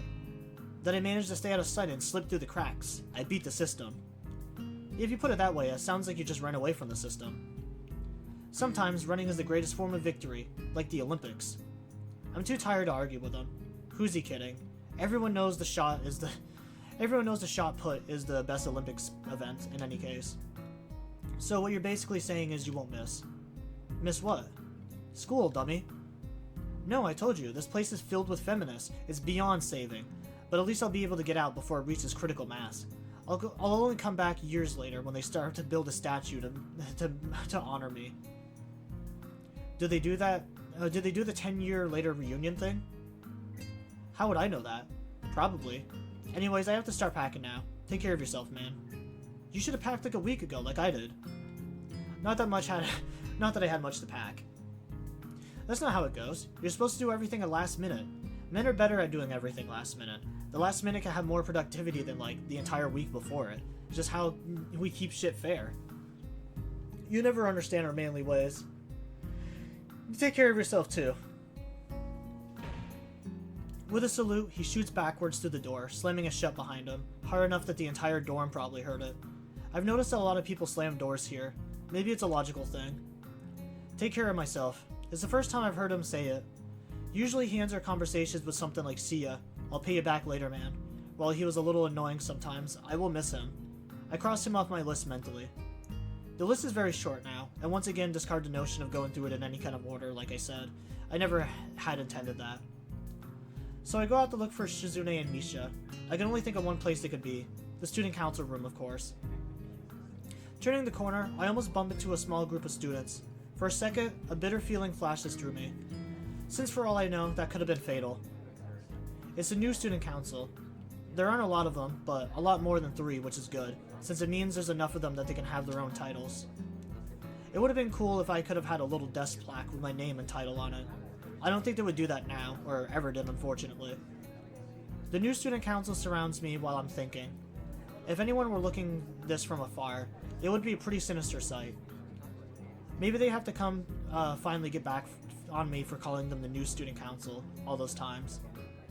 I was just translating for Shizune, but I guess I should have been less lazy and more tactful. I regret nothing. I find myself being thanked for everything I've done. I'm being thanked. This should make me happy considering how often I think to myself that being on the student council was a completely thankless job. It does make me happy, but I can't enjoy it fully. I wonder how things would have turned out if our student council had grown as large as the one that's set to replace us. Even though they've only got 2 or 3 other members, it's enough that they have to set roles. Not like us, where Shizune seemed to be the president, but that was it. The new student council thanking me gives me a strange feeling. It's like coming back home and seeing that tree that you nurtured years before has grown, but I feel like I didn't nurture the tree enough. I wonder what more I could have done. It would likely make Shizune furious that I would feel distant from what I did in the student council this way, or that I imply I didn't do enough. But it's true, I was only following her. So in a way, I also feel like I'm viewing that same tree from afar, as if I'm seeing it from the window of a train as it passes by. I indulge in these thoughts for too long. When I snap out of it, I realize that I'm still standing there, surrounded by the new student council. I do the only thing I can think of, and I apologize for zoning out. Then I thank them back. When they walk away, I enter the student council room, which looks a lot messier, but seems to have gained a computer. It makes sense. I recall hearing one of the clipboard girls talking about her plans to use the computer to make all the boring data entry Shizune does more tolerable. I can't remember which one said it. Io seems to be the more ambitious one, but then again, Kiyoko appears more serious. Well, it doesn't matter now. I'm not alone in the room, but instead of finding Shizune here like I expected, it's just Misha. She's sitting on Shizune's desk, like Shizune herself often does, swinging her legs back and forth. When our eyes meet, she hops off and inexplicably poses like a superhero. Hi, Hikchan, I'm surprised to see you here. What are you doing? You first. I was looking for Shizune. Me too. I thought she would be here, but I got Hikchan instead. Gee, thanks. Well, this is good. Really, I wanted to talk to you anyway. About what? I take the time to glance around the room a little more. I see a hot plate. Are they really living high? I wanted to say sorry, of course, for all the trouble I made for you and Shikchan. Don't call it trouble. Right. Don't apologize to Shizune. Right. But that isn't why I'm here, Hikchan. I wouldn't be apologizing to Shizune. To Shizune. Since you're here, I want to ask you a question. Hikchan, what do you think it would take to make Shikchan to be happy?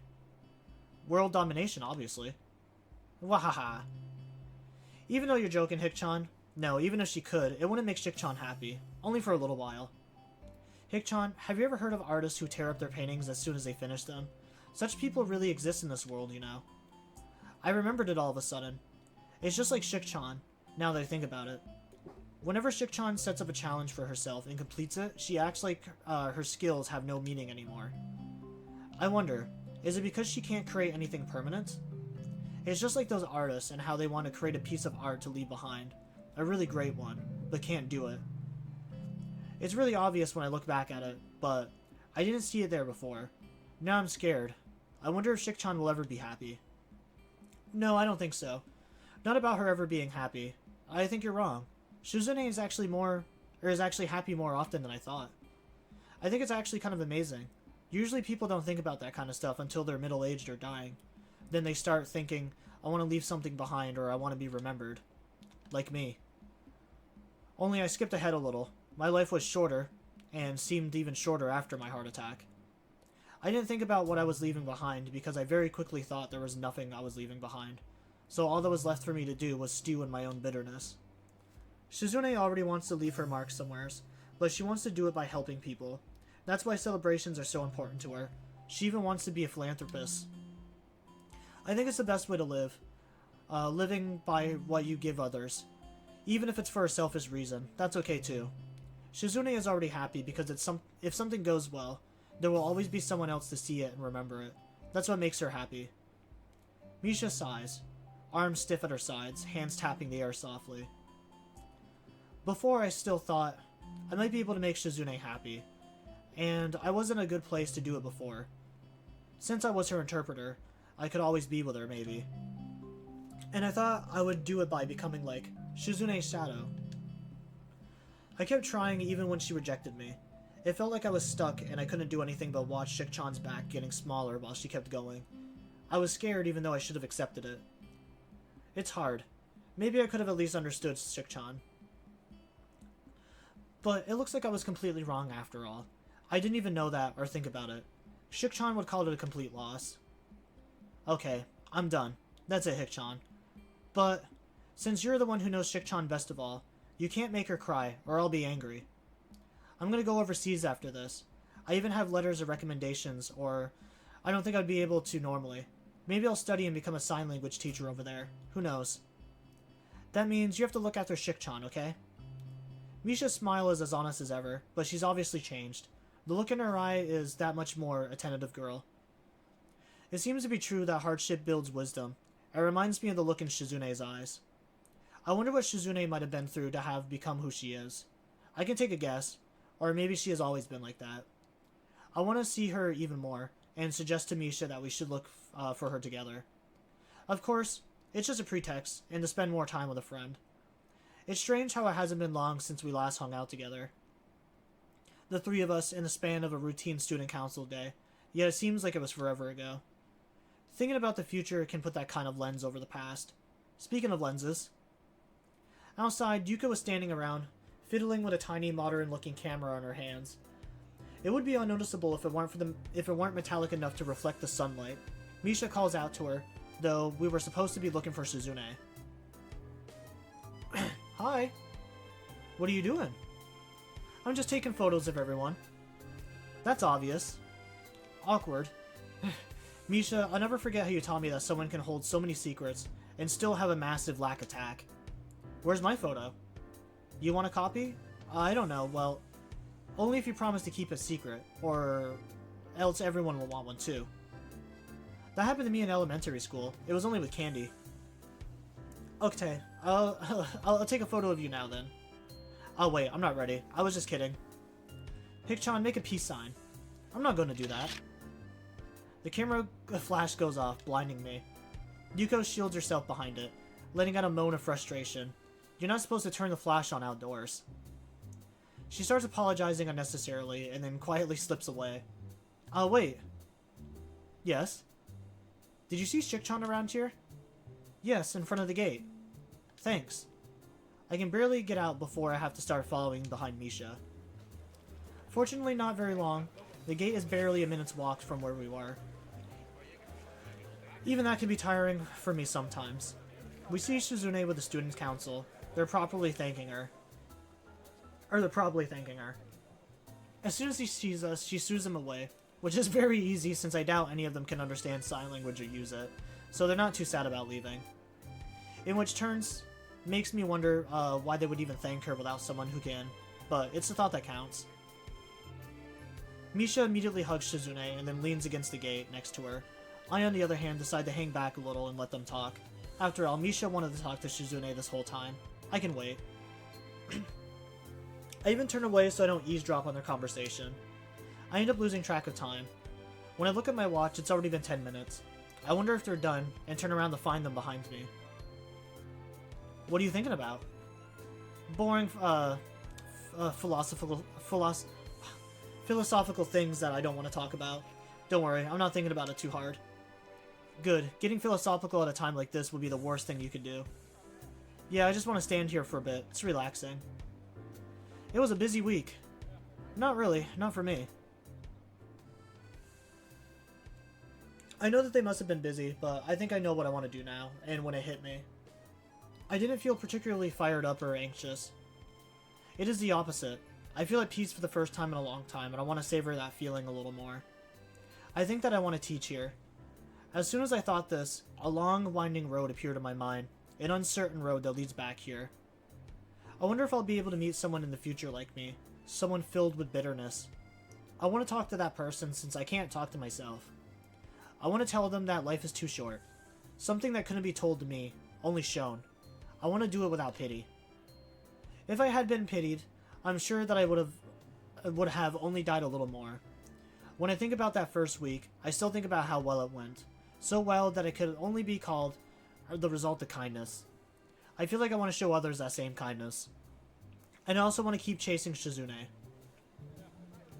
What did the new student council want, Shik-chan? It's hard to daydream when you have to deal with Misha's voice. I didn't know that they had someone who knew sign language. They don't. I think it was mostly just goodbye, so I appreciate it, even though I couldn't tell them. How did you know I was here? Is it supposed to be a secret? Anyways, we just asked Yuko. Did she take a photo of you too? Yes, without asking me first. Since Yuko did anything at a spur of moments is rare, though. I'll let it go. She snaps her fingers, more because I think she likes it than out of realization of an idea. We should take a photo, the three of us. We haven't taken a student council photo yet. Now's the perfect chance. But I have to look at this picture a year from now. I don't want it staring back at me. What does that mean, Shik-chan? Pictures are supposed to capture the moment. Isn't that right? Without a doubt, there are no portraits just standing around. It would be so stiff. It wouldn't even capture how I feel. I feel like we'll meet again, so this isn't an occasion to take a serious photo. It should be a see you later type of photo. Not a big deal. It should be something more festive. Oh boy. Like this. Follow me. Shizune poses like a musketeer, so quickly that I'm sure even she knows it's silly. Ahaha. Do we really have to do this? Such a cheesy pose? I can think of no better pose. Misha, go find Yuko. I don't like this pose either, but I think it's kind of nice. That doesn't make sense. She's already gone and returns dragging Yuko behind her. The flash is off. A red LED light blinks 3 times above right after Yuko's finger presses the button. Shizune glances at both of us to make sure we have the timing down. Synchronized watches, we jump.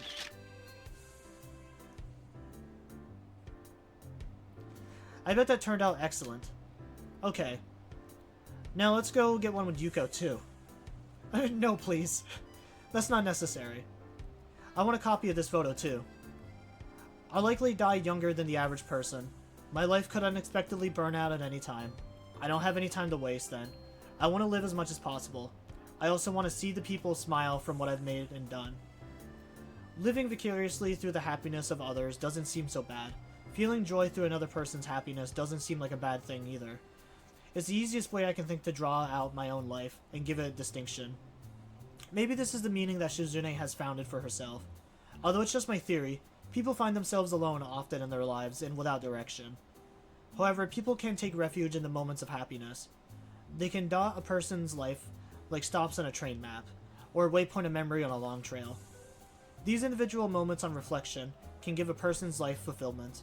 Every friend and festival and joyful meeting and joyful parting. I want to be able to ask Shizune one day if I'm right. I want to spend the time I have with her. Finally, I want to make Shizune smile for herself. I love you. I pause, wondering if she'll look at me, confused, and ask why I said it out of the blue like she doesn't. Do they do that reunion thing here? Of course they do. Student council members should know that. Sooner than that, though? Okay. Both of you. Right. Yeah. Yuko, you do the pose too.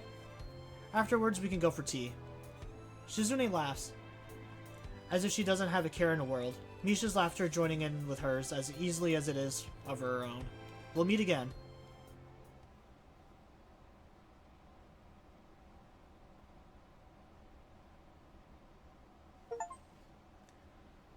Reach Shizune's good ending.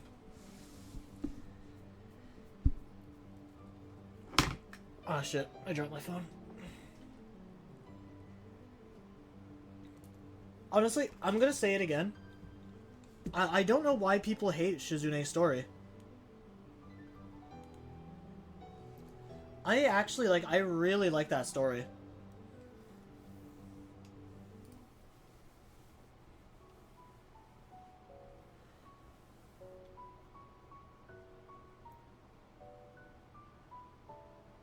Like, that was actually, like, a really well done story.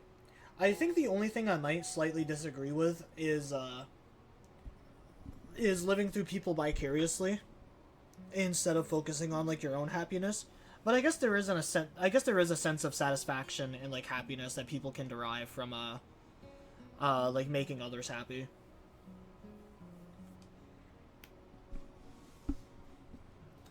But yeah, that was a really good story. I like that a whole lot. I know, it's just so weird that people consider that the worst one.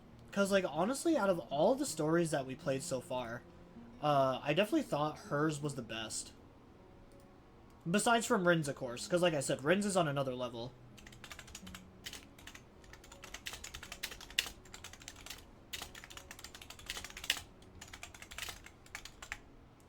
I do want to look this up now, what story people consider to be the worst.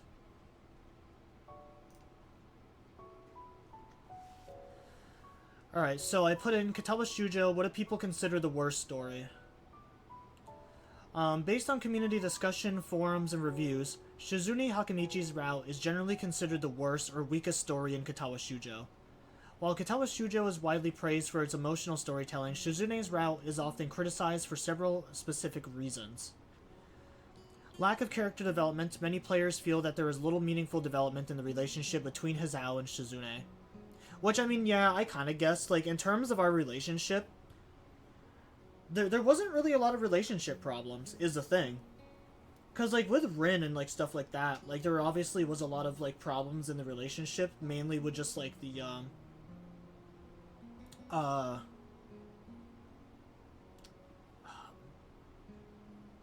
fuck am I trying to say?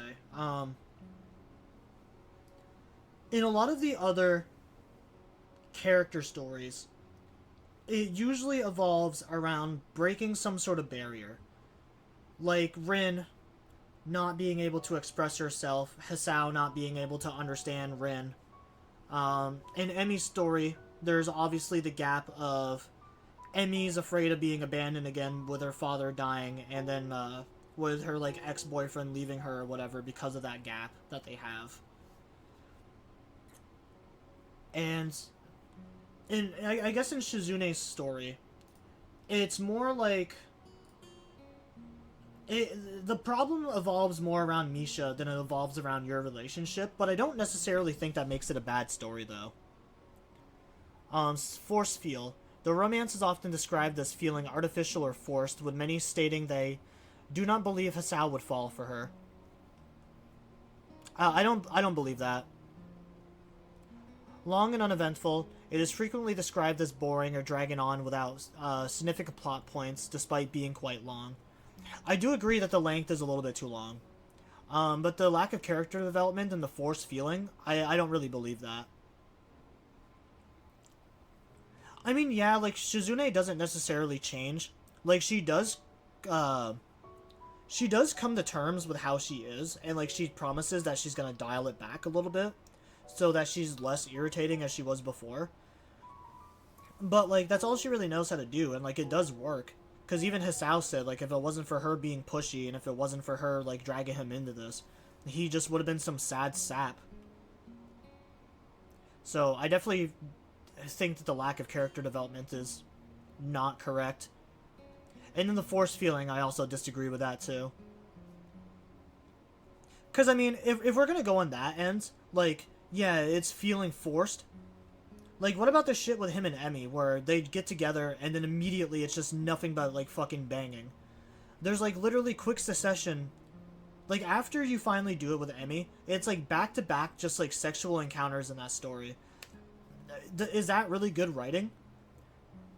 It just seems like people are criticizing this one way too harshly compared to, like, a lot of the other stories. I want to say it right now. I think Emi's story is probably going to be the weakest one in the game. I did not actually like that one as much as I thought I would. Especially after playing this route. I think people are generally just wrong about Shizune's being the worst. But I do agree that it was long. Focus on Misha. A common complaint is that the route focuses heavily on Shizune's friend Misha rather than Shizune herself, which I already mentioned, but I don't think that's a bad thing. And in the minimal choices, it has the fewest decisions compared to the other routes.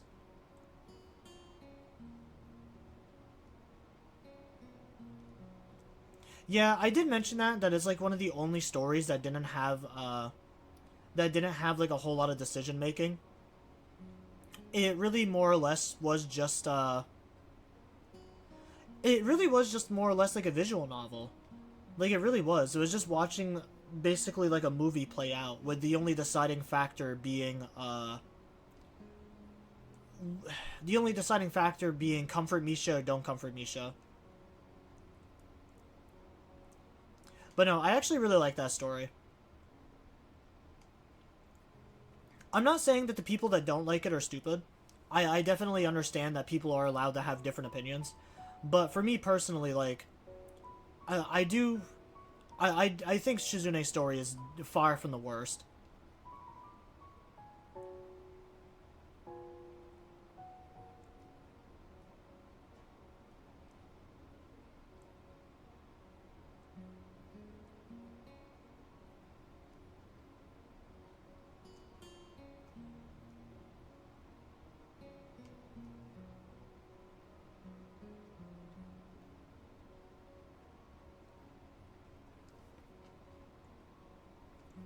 But yeah, I'm looking at Reddit to see what other people feel.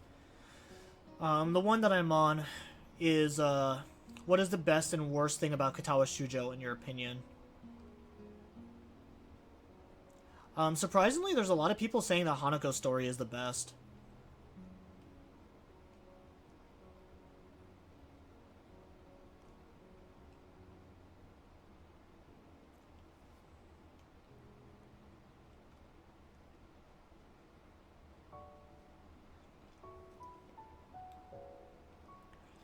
Yeah, this person says Shizune's route was probably the worst.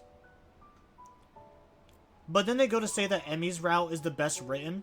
I don't believe that at all. Lily is best girl, though. I don't think that's a controversial take. I definitely have seen people say that Shizune's route feels more like slice of life than the others, which all have much better story progression and plot developments.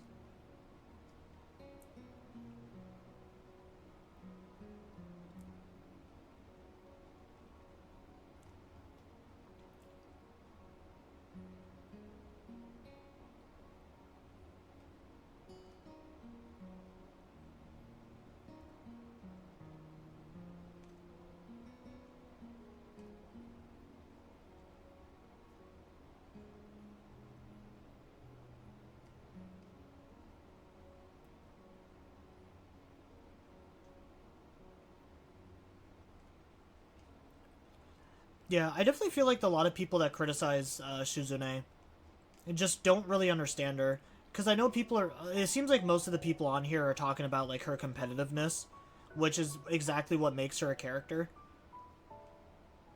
or exactly what makes her a character like likable. Yeah, because this person said I've said it before in the sub, but I absolutely agree with you about Shizune's route. In everyone else's route, she's a cunt. In her own route, there's no sense of oh, so that's why she's like that.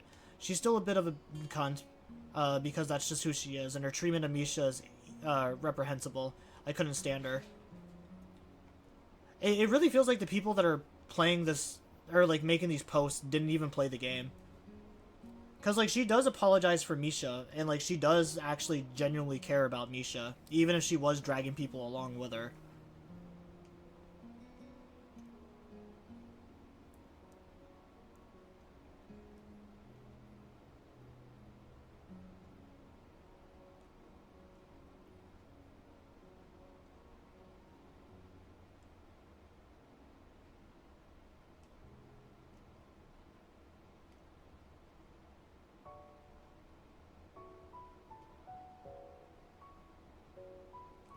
The best the characters and their writing, the worst unbalanced routes, and it's obvious that Lily's was the last one written as basically every character shows up in it, whereas the other routes, some of the girls just vanish completely. None of them were written last. They all have different writers. Yeah, exactly. Which is what I said before too. Is that they all had different writers.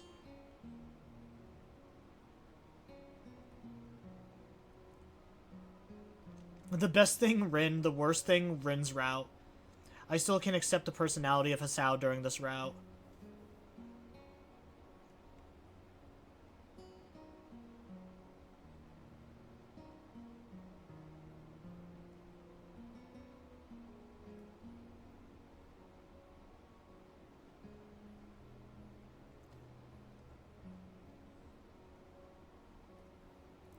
I really didn't like how Misha tries to get you to cheat on Shizune with her. I thought Misha was a cool friend up until that point.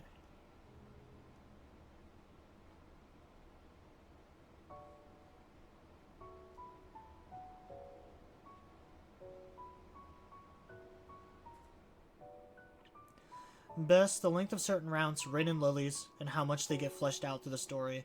I like longer routes more than the shorter ones. I just like how short Hanako's route was because I felt like there was more that could have been done. Worst route, no Misha route.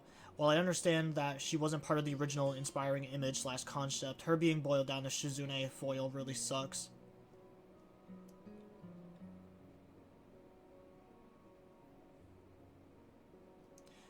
Best, it introduces you to new and profound feelings that stick with you. Worst, it's such a niche medium and subject matter that convincing your friends or family to play it feels like playing 40 Risk with Shizune. So it seems like a lot of people like Hanako and Lily, though. Because I only seen that one person talk about Emmy.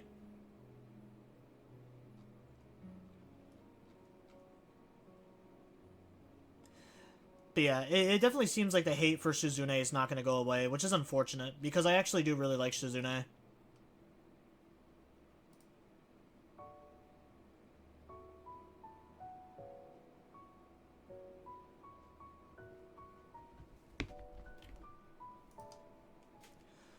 Alright, well, that's finally going to be the end of this chapter. It was a very long one.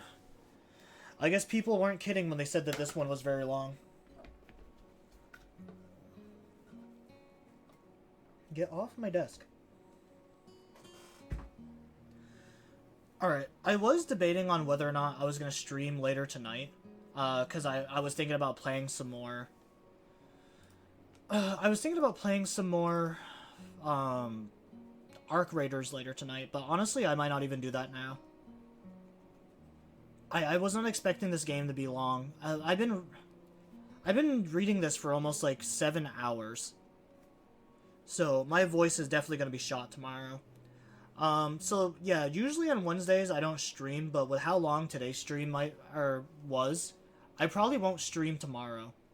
I'll probably take tomorrow to recover instead of today, just because of like how big this stream was. So the next time we'll see you guys will be on Friday, and I already have a couple of indie games picked out for us for our Friday free nights. So that should be a pretty easy day for us. Alright, as always, I want to thank everyone for stopping by and stream. I appreciate all of you. I am gonna do something I haven't done in a while. I'm gonna raid into another channel. Just because they deserve it. It's been a long time since I've actually like raided another channel, and while we have 3 other people here, I feel like now is probably the perfect time for it.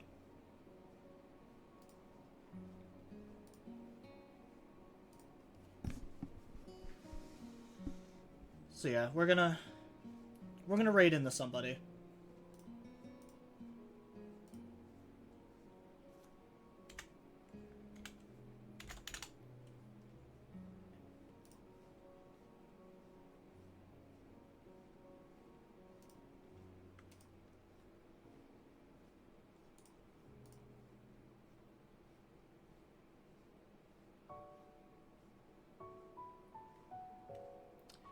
Alright, here we go. Have a good one, everyone.